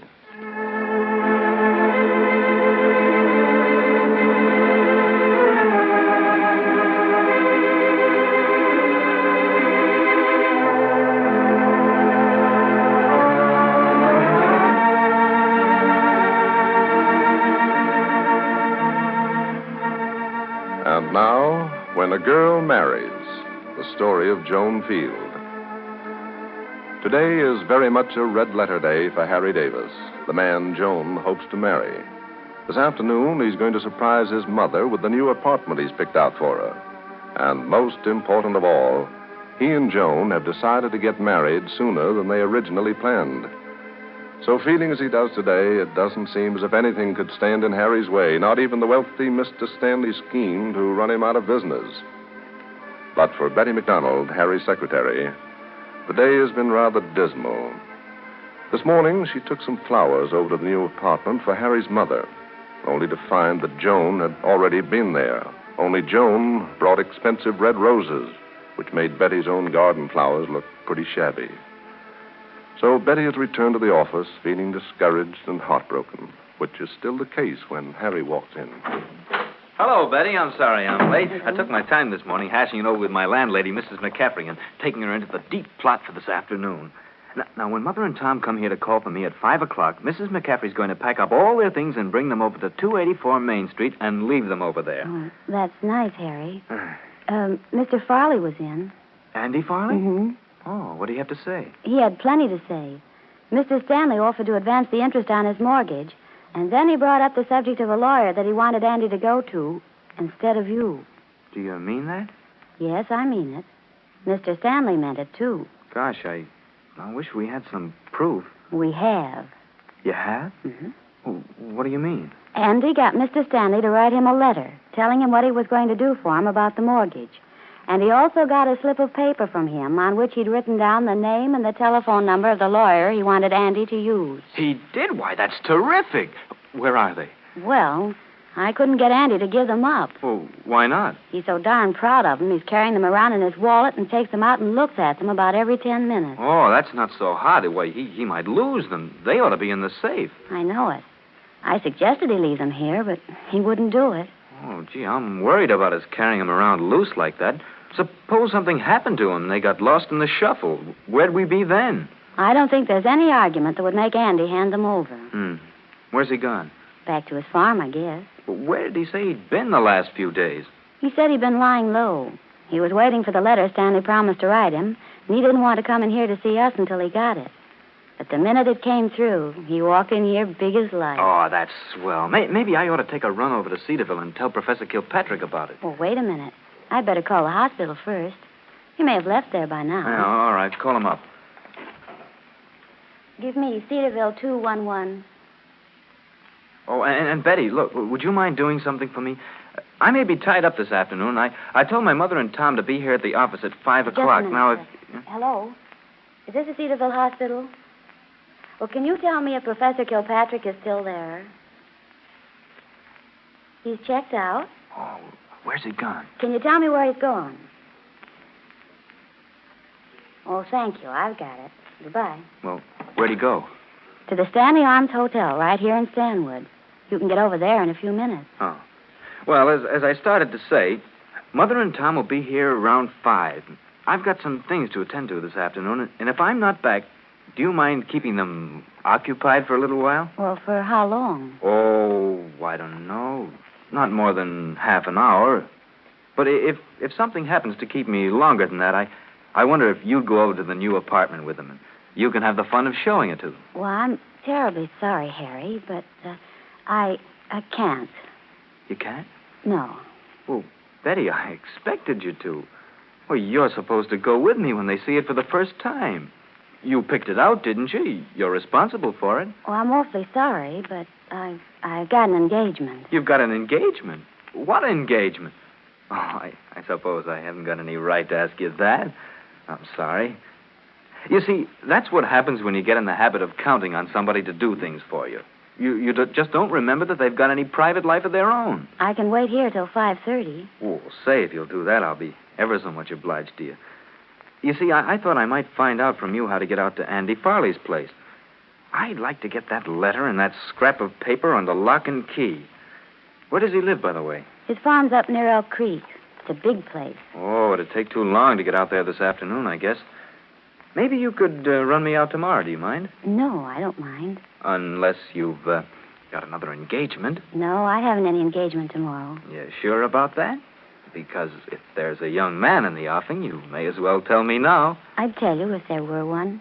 I'm disappointed that you're not going to the flat with us. I wanted to be able to give you the credit of finding it. Mother's going to be crazy about it. I'm glad you like it. Say, what's the matter with you, Betty? You don't sound a bit like yourself today. I don't? No, you sound as if you didn't give a darn about anything. I don't mean to sound that way. Is anything the matter? Oh, no. Not a thing in the world. Oh, that's good, because this is a very special day for me. I don't suppose I ought to say anything about it yet, but I've got to tell somebody. Listen, Betty, Joan and I are going to be married just as soon as Mother and Tom are all settled in the new place. Oh, I oughtn't to do it. I ought to wait. I ought to have more sense than to rush her into it. I'm not in any position to marry anybody, and I know it. But she wants to as much as I do. Isn't that wonderful? She's willing to take a chance at living on next to nothing with a guy like me. I'm sure you'll be very happy. Happy? I'll say we'll be happy.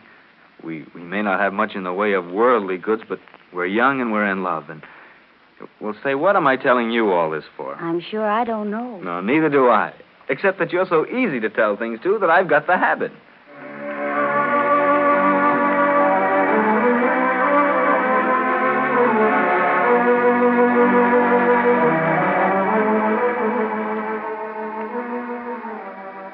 A few minutes later finds Harry at the Stanley Arms Hotel, where Professor Kilpatrick has taken rooms. As he walks in on the professor, he says, Well, Professor, it's good to see you someplace besides in a hospital. Yes, I'm a well man now, ready for a good scrap. And nothing would give me more pleasure than to go after Ralph Stanley in a big way. You can. We've got him. What do you mean? Andrew Farley's got a letter from Mr. Stanley. What's in it? An offer from Stanley to help Farley out in the matter of paying the interest on his mortgage. Fine. And that's not all.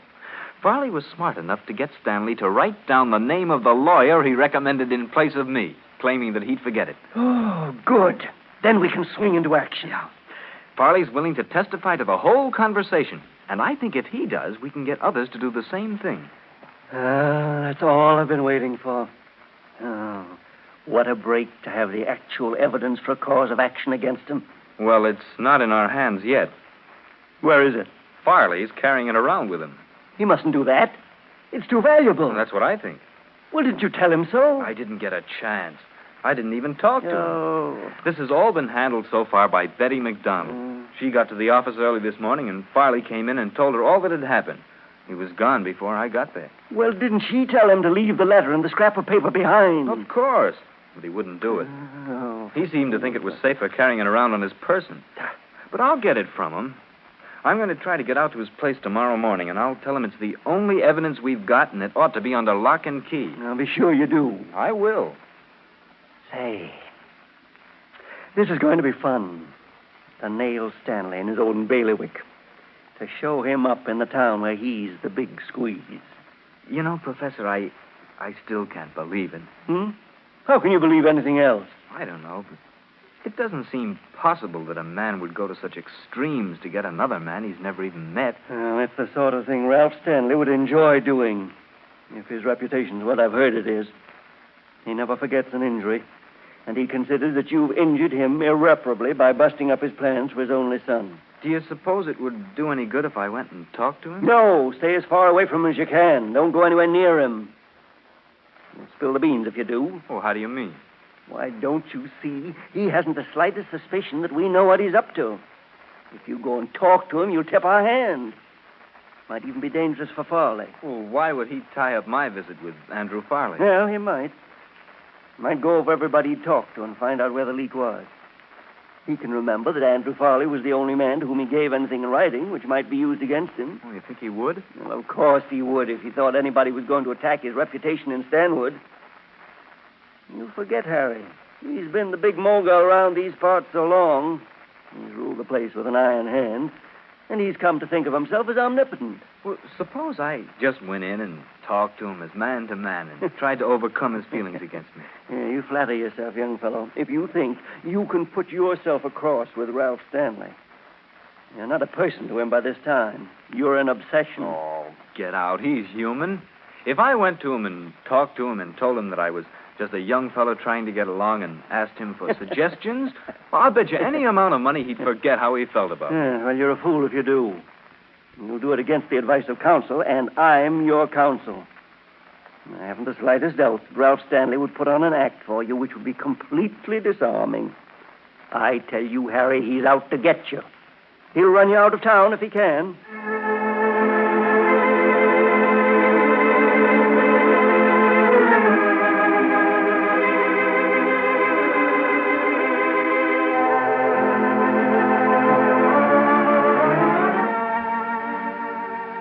Before we leave you now, I'd like to give you some interesting information about the Prudential Insurance Company.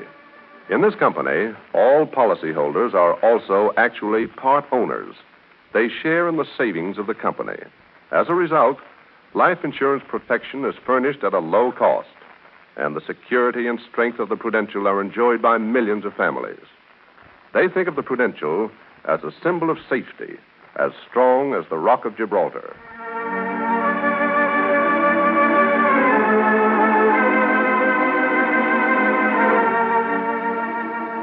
Be sure to hear When a Girl Marries, brought to you tomorrow and every day, Monday through Friday, by the Prudential Insurance Company of America, Newark, New Jersey.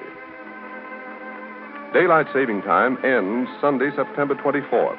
If your community has been on standard time right along, this program will reach you 1 hour later, starting next Monday. Otherwise, tune in next week as usual.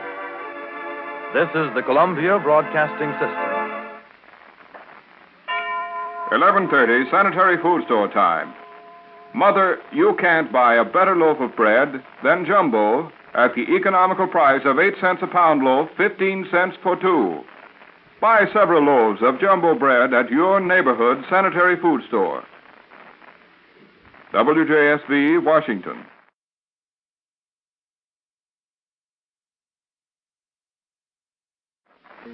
Just a little love, a little kiss, just a love that holds a world of bliss.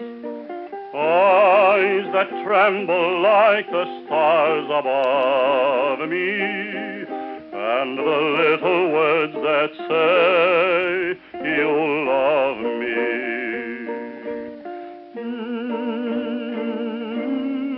Once again, we bring you the romance of Helen Trent, who sets out to prove for herself what so many women long to prove, that because a woman is 35 or more, romance in life need not be over. That romance can live in life at 35 and after.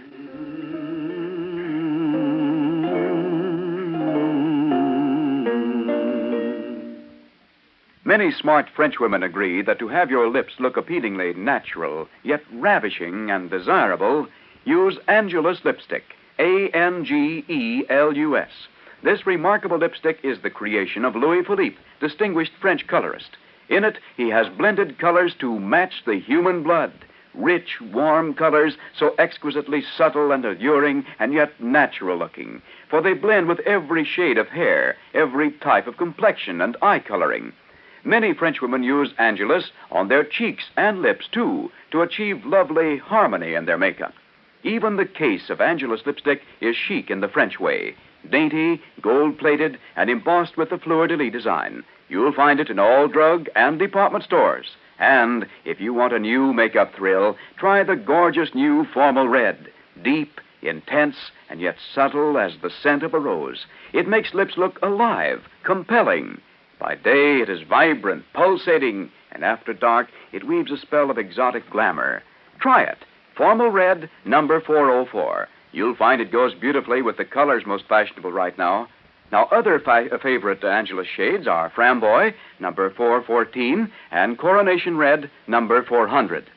So, to gain a captivating Parisian touch to your makeup, use Angelus lipstick. See if it doesn't give the allure, the appeal to your looks you've envied and admired in other women. I repeat the name, Angelus lipstick.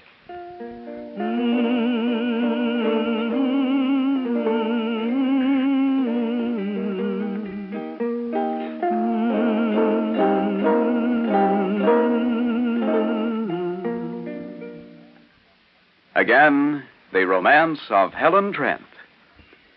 Helen has been working very hard of late, organizing an exclusive Hollywood dress shop in partnership with Chris Wilson. But recently, her plans were completely disrupted when Continental Studios informed her that if she divided her energies on an outside business, they would cancel her contract with them to costume motion pictures. Yesterday, however, Mr. Carl Harper, an executive at Continental, used his influence to have the studio retract its unreasonable dictate to Helen. And Helen, believing that Mr. Harper's was a simple kindness, does not know that the whole thing was planned by his spoiled stepdaughter, Doris. Well, today, we look in on the yet unopened shop in Beverly Hills. Helen and Chris are in the office at the back of the store, and at the moment, Chris is just about to mention Doris. Listen.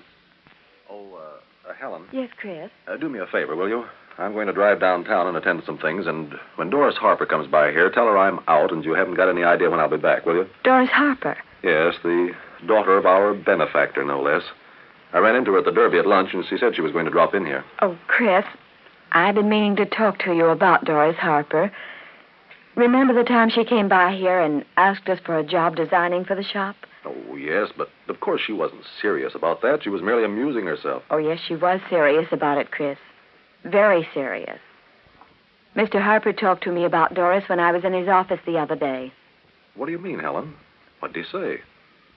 Well, I think we'll have to make a place for Doris on the staff of the shop here, Chris. Helen, you're kidding. What's the matter? Oh, good heavens, there would be a catch in Harper fixing things for you at the studio. You mean to tell me he asked you to take Doris on here? Did he do that? No, of course not. He didn't ask me to do a thing. Well, then what do you mean we've got to make a place for Doris? Well, here's the way it was. Mr. Harper was saying that he thought it was ridiculous of the studio to tell me I couldn't be in business and work for them, too, and that he was going to try to arrange things for me, and I mentioned about being in partnership with you, and he said he knew you, that you were a friend of his daughter's. Yes? So he said his daughter, incidentally, was very interested in designing clothes, that she'd taken a course last winter at a fashion school in New York and done very well. And then I realized that she was the same girl who'd come here and asked us for a job. And I told him about it and told him I'd met his daughter. He brought all that in about Doris incidentally, huh? Yes, really. It wasn't pointed at all, Chris. We were just talking. He said that he and his wife were very anxious to see Doris do something constructive and cultivate her talent for designing. Said he knew it was hard for young girls to break into different careers and so on. And then he dismissed it. It was all very casual. Well? Well, then yesterday, when I went to his office and he told me he'd fixed things so that I could go ahead and own the shop here with you, he wished me good luck and all that, and said that he was sure that his wife and Doris would be among our customers, that Doris likes the kind of clothes I design, and, he was awfully pleasant. And so you feel that we ought to take Doris on here because her papa's done us a big favor, is that it? Well, we don't have to, Chris, but I feel it would be the nice thing to do. If it hadn't been for Mr. Harper, think where you and I'd be now. He knows that we know his daughter would like to work here, and if we don't make a place for her, he'll think we're awfully unappreciative. I knew there was a catch in it. I knew it. What have you got against Doris, Chris? Oh, I don't like to say anything against any girl, but, well, I don't like her, Helen. I emphatically don't like her. She's spoiled and selfish and a rotten sport and, well, a few other things. Oh, she impressed me that day I talked to her as being very sweet. Well, she's not, I'm sorry to say. In my opinion, she's a pest. Have you known her a long time, Chris? Yes, she runs around with the crowd I used to see a lot of. As a matter of fact, I used to take Doris out a couple of years ago myself, the season she made her debut. But she's a spoiled brat, and to tell the truth, I've avoided her for quite a while now. And she sort of chases after you, is that it? Well, it would sound conceited if I said yes to that question, but it would be untrue if I said no. I see. Well, that does complicate things a little. But, of course, in time, Doris will catch on that she's wasting her time on you, and she'll give up. I hope so. Gosh, there's always a fly in the ointment. I've never seen it fail. I thought Doris was kidding coming in here and asking me for a job that day. I never dreamed she really meant it. She's serious about designing. Her father told me so. Doris Harper's not serious about anything but Doris Harper, Helen. There's no reason on earth why she should work. She lives the life of a social butterfly, and she's got enough money in her own name to buy and sell you and me a half dozen times.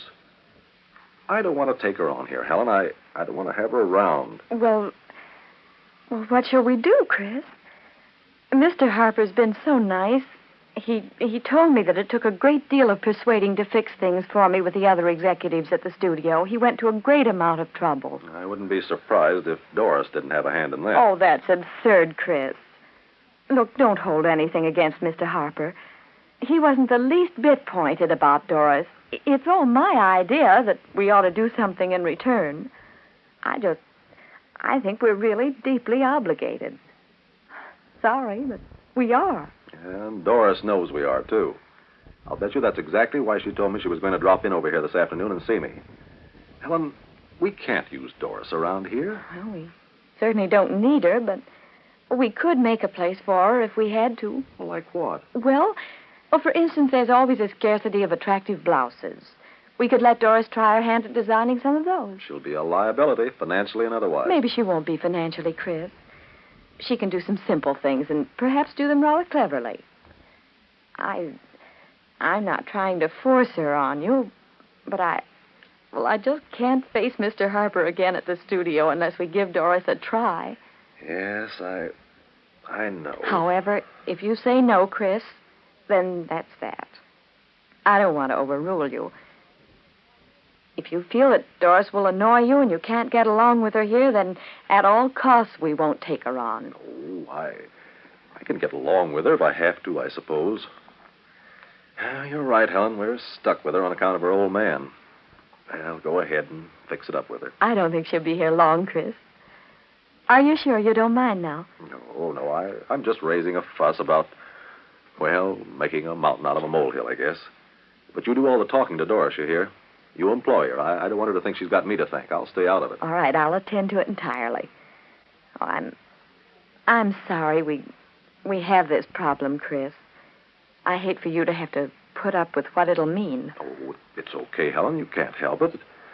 It's just that almost every favor somebody does you in this world, you have to eventually pay for. Seems to be a law of nature or something, I guess. I really feel quite bad about the position it'll put you in, Chris. Why, I've got nothing against Doris except that, well, I just don't like her kind. She won't bother me around here. I'll just let her catch on that I'm disinterested and busy, and I don't care to bother. Chris, there she is out in front, just coming in the store. Here, where's my hat? I'm going to beat it. I'll look out the side way here. You go ahead and fix it up without me, Helen. All right. I'll see you later. Okay. I hate to have to do this when Chris doesn't like the girl. But guess I better go talk to her if she comes. How do you do, Mrs. Trent? Remember me, Doris Harper? Yes, of course, Miss Harper. How do you do? Fine, thanks. Is Chris around? Why, he just went out. He had some things to attend to. Oh, poor Chris. He's always so busy. One of these days he's going to wake up and realize he's busied himself right out of all the fun in life. Oh, this is the loveliest dress on this form here. Did you design it? Yes, I did. It's superb. There's genius in this dress. Genius in every line and tuck. Oh, and the way the neck's cut. I think you're wonderful, Mrs. Trent. Thank you. Sit down, Miss Harper, won't you? Thanks. I met your father recently at the studio. Yes, he told me.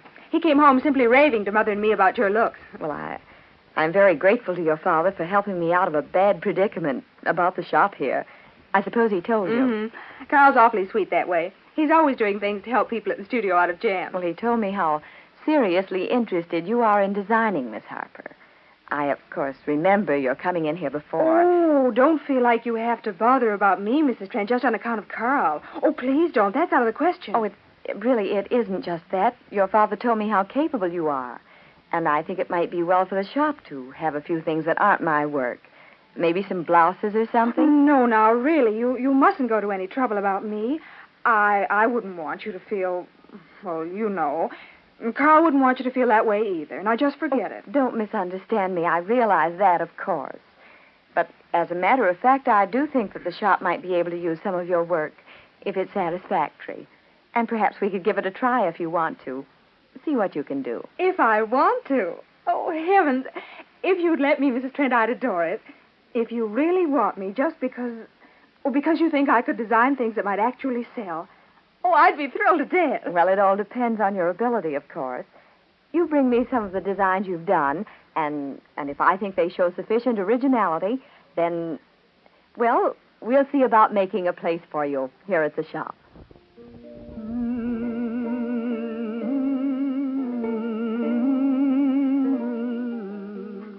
So Doris Harper's plan, into which she forced her stepfather, has worked out exactly as she wished it. And now it seems that Helen is bringing the first note of dissension into the shop. How will Doris and Chris get along? And how will this affect Helen? Well, listen for Helen Trent tomorrow. If you feel that life is growing dull and humdrum of late, it may be simply because you yourself are looking plain, unexciting, the fault of your makeup, your lipstick. Then try the lipstick that many noted French women use to gain the allure for which they're famous. Angelus lipstick, Angelus, the lipstick that has been blended to match the live, vibrant colors of the human blood, colors that strike an unusual note in makeup and give an allure beyond words. Many smart French women use it on their cheeks as well as their lips to achieve complexion harmony, and a single application will hold for hours. Get an Angelus lipstick today at any drug or department store at the same price as most lipsticks, and gain the irresistible allure many French women have.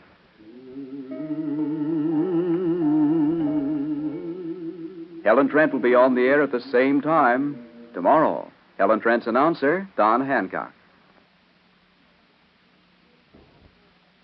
To keep household mechanical devices running smoothly, use triple-acting 3-in-1 oil. Get 3-in-1 at any hardware, grocery, or department store. Also in 10-cent stores and automobile accessory departments. Ask for 3-in-1 oil today.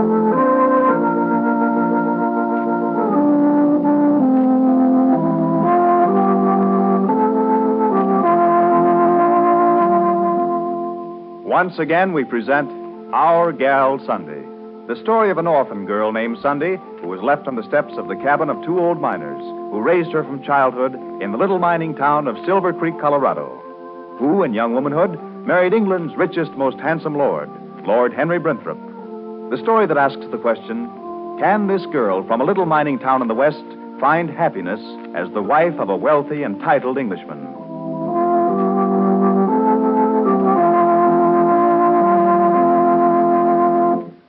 Let me tell you about a remedy that thousands of people now use to get quick relief from the pains caused by headache, neuralgia, and rheumatism. People use it because the results are truly astonishing. This remedy is called Anacin, and the reason so many people rely upon it is that it was first suggested to them by their physician or dentist. Perhaps you, too, at some time, have been handed an envelope containing Anacin tablets. If you haven't discovered Anacin through this channel, then, by all means, discover it for yourself. For your own sake, to get quick relief, Anacin is certainly worth a trial. Of course, there's a reason why Anacin is so amazingly effective. It is made up of a combination of different medically proved and tested ingredients, not just one. It is like a doctor's prescription that way, for a prescription nearly always calls for a combination of different ingredients. Try Anacin on this basis. If the first few tablets fail to give the quick relief you want, you may return the unused portion and your money will be refunded. So, be prepared next time you suffer from a headache or neuralgic and rheumatic pains. Get a supply of Anacin at any drugstore today and have it on hand. Spelled Anacin, it comes in tins of 12 and 30 or bottles of 50 and 100 tablets.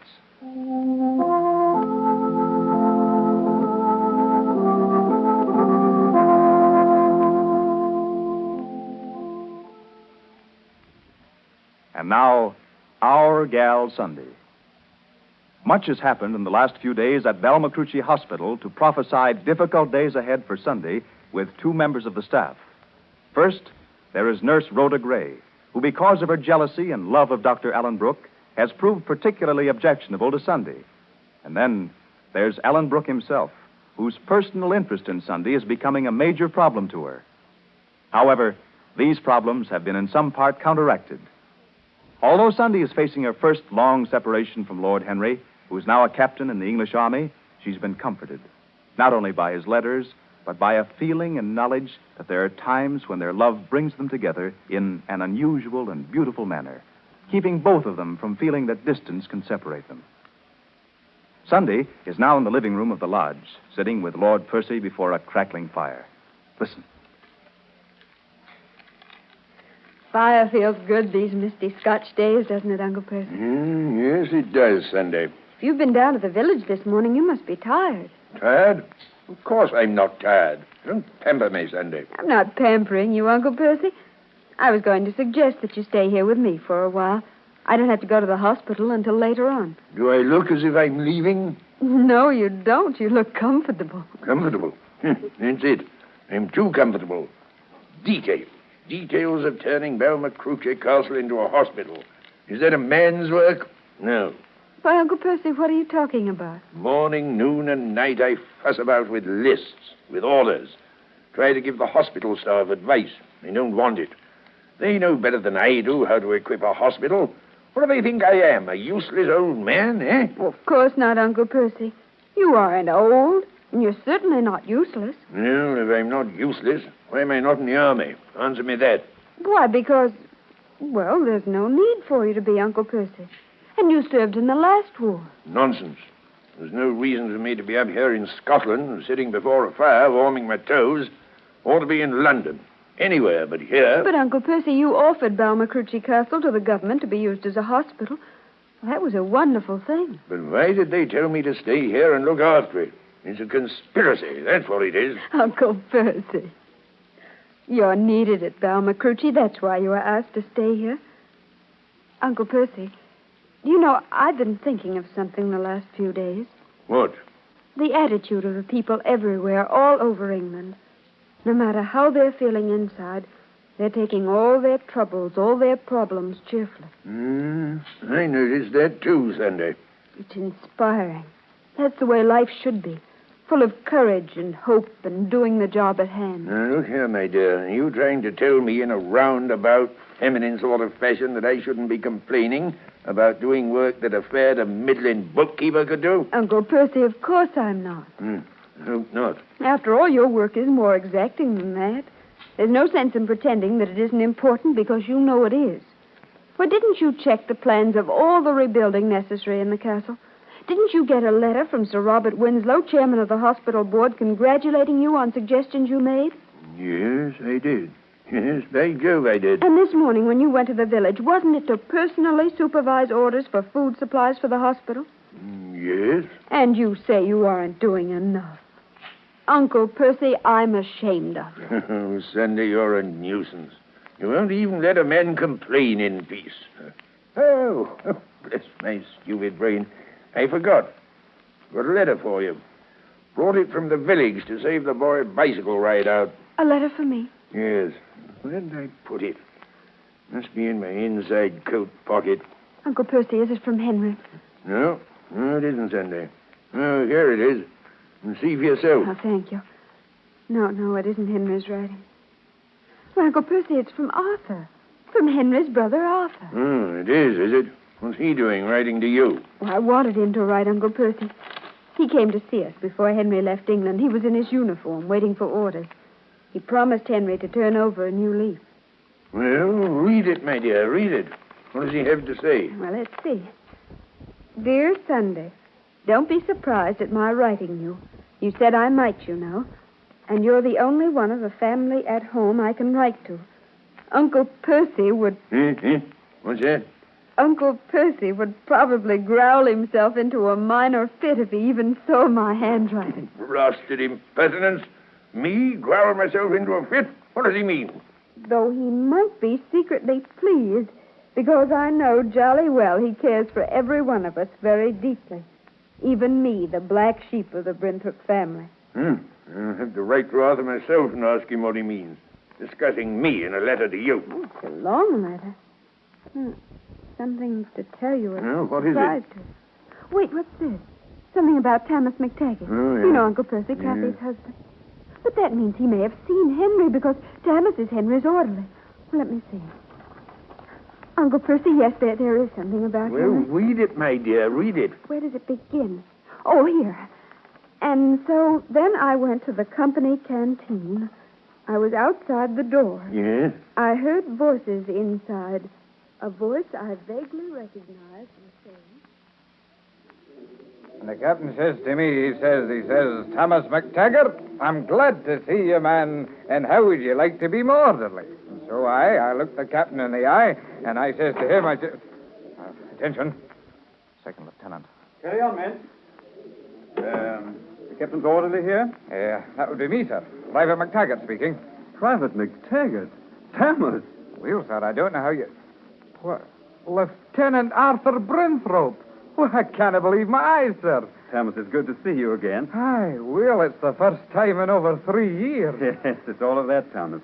Is your captain about? Oh, aye, sir, that he is. In his office at this very minute, working on his reports. If you'll come with me... Oh, wait a second, Thomas. There's something I want to ask you about. Let's stand in this hole, shall we? Aye, Lieutenant. Yes, sir. What did you want to say to me, sir? See here, Thomas. I heard in a roundabout way that your second lieutenant is being transferred. Know anything about it? Aye, that's the truth, sir. And I'm wishing this very instant that you were taking his place. Ah, 'tis a great company, sir, and it's a great captain we've got. Are you thinking of joining us? Well, yes, I am. Oh, that's good. And when captain... Not so fast. I have my own way of doing this, you know. Oh, I'm sorry, sir. I was only thinking that when captain... Yes, I know. Your captain will have to approve of me first. Oh, but he will, sir, he will. How can he help it when... Where's the captain's room, Thomas? Oh, well, I'll take you there. No, thanks. I'll find it. Down the hall on the left, isn't it? No, it's the third room on the right, Lieutenant. I'll find it. Cheerio, Thomas. Cheerio, sir.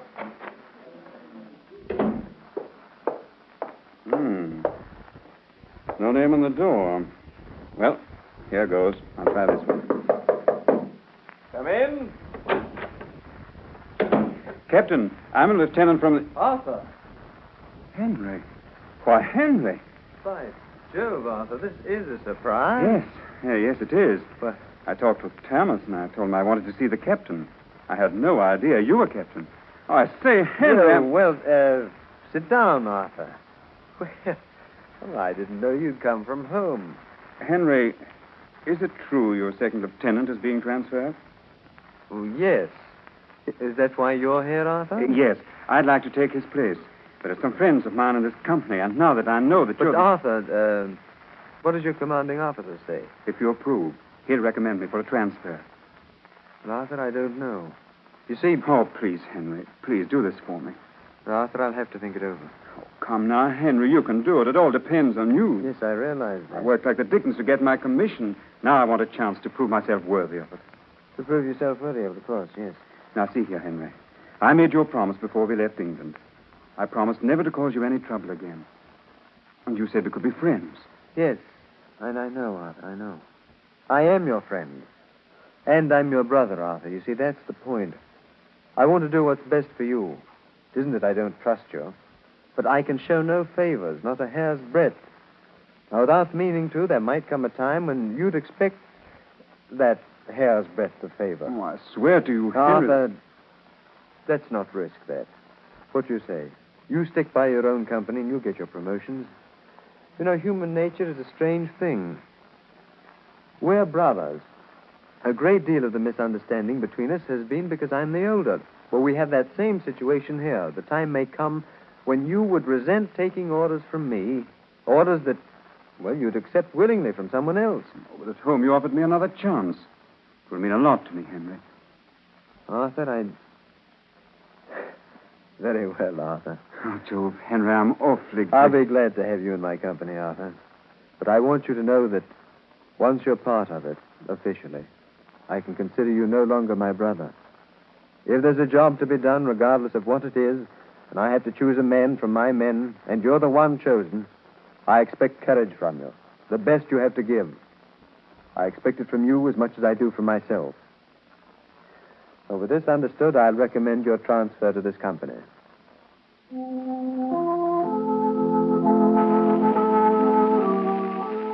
What will happen to these two brothers fighting side by side?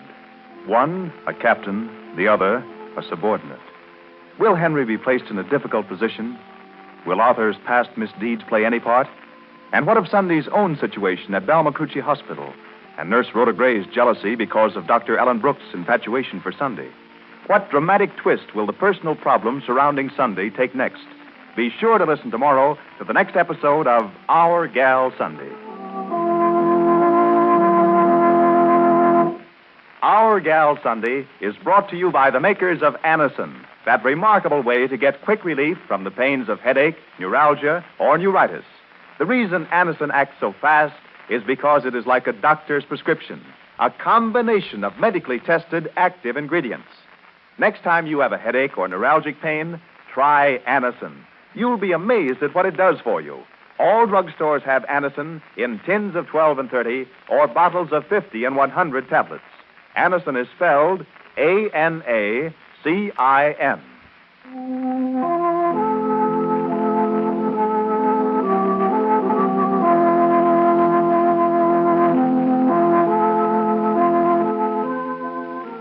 Our Gal Sunday will be on the air at this same time tomorrow, 12:45 p.m. Eastern Daylight Saving Time.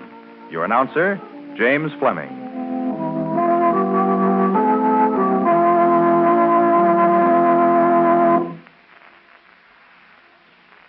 Why cook two sets of meals, one for baby, one for the family? Get Claps strained baby foods. Claps foods are already prepared, pressure cooked to safeguard vitamins and minerals, smoothly strained but never too liquid. Many doctors approve Claps strained baby foods. This is the Columbia Broadcasting System.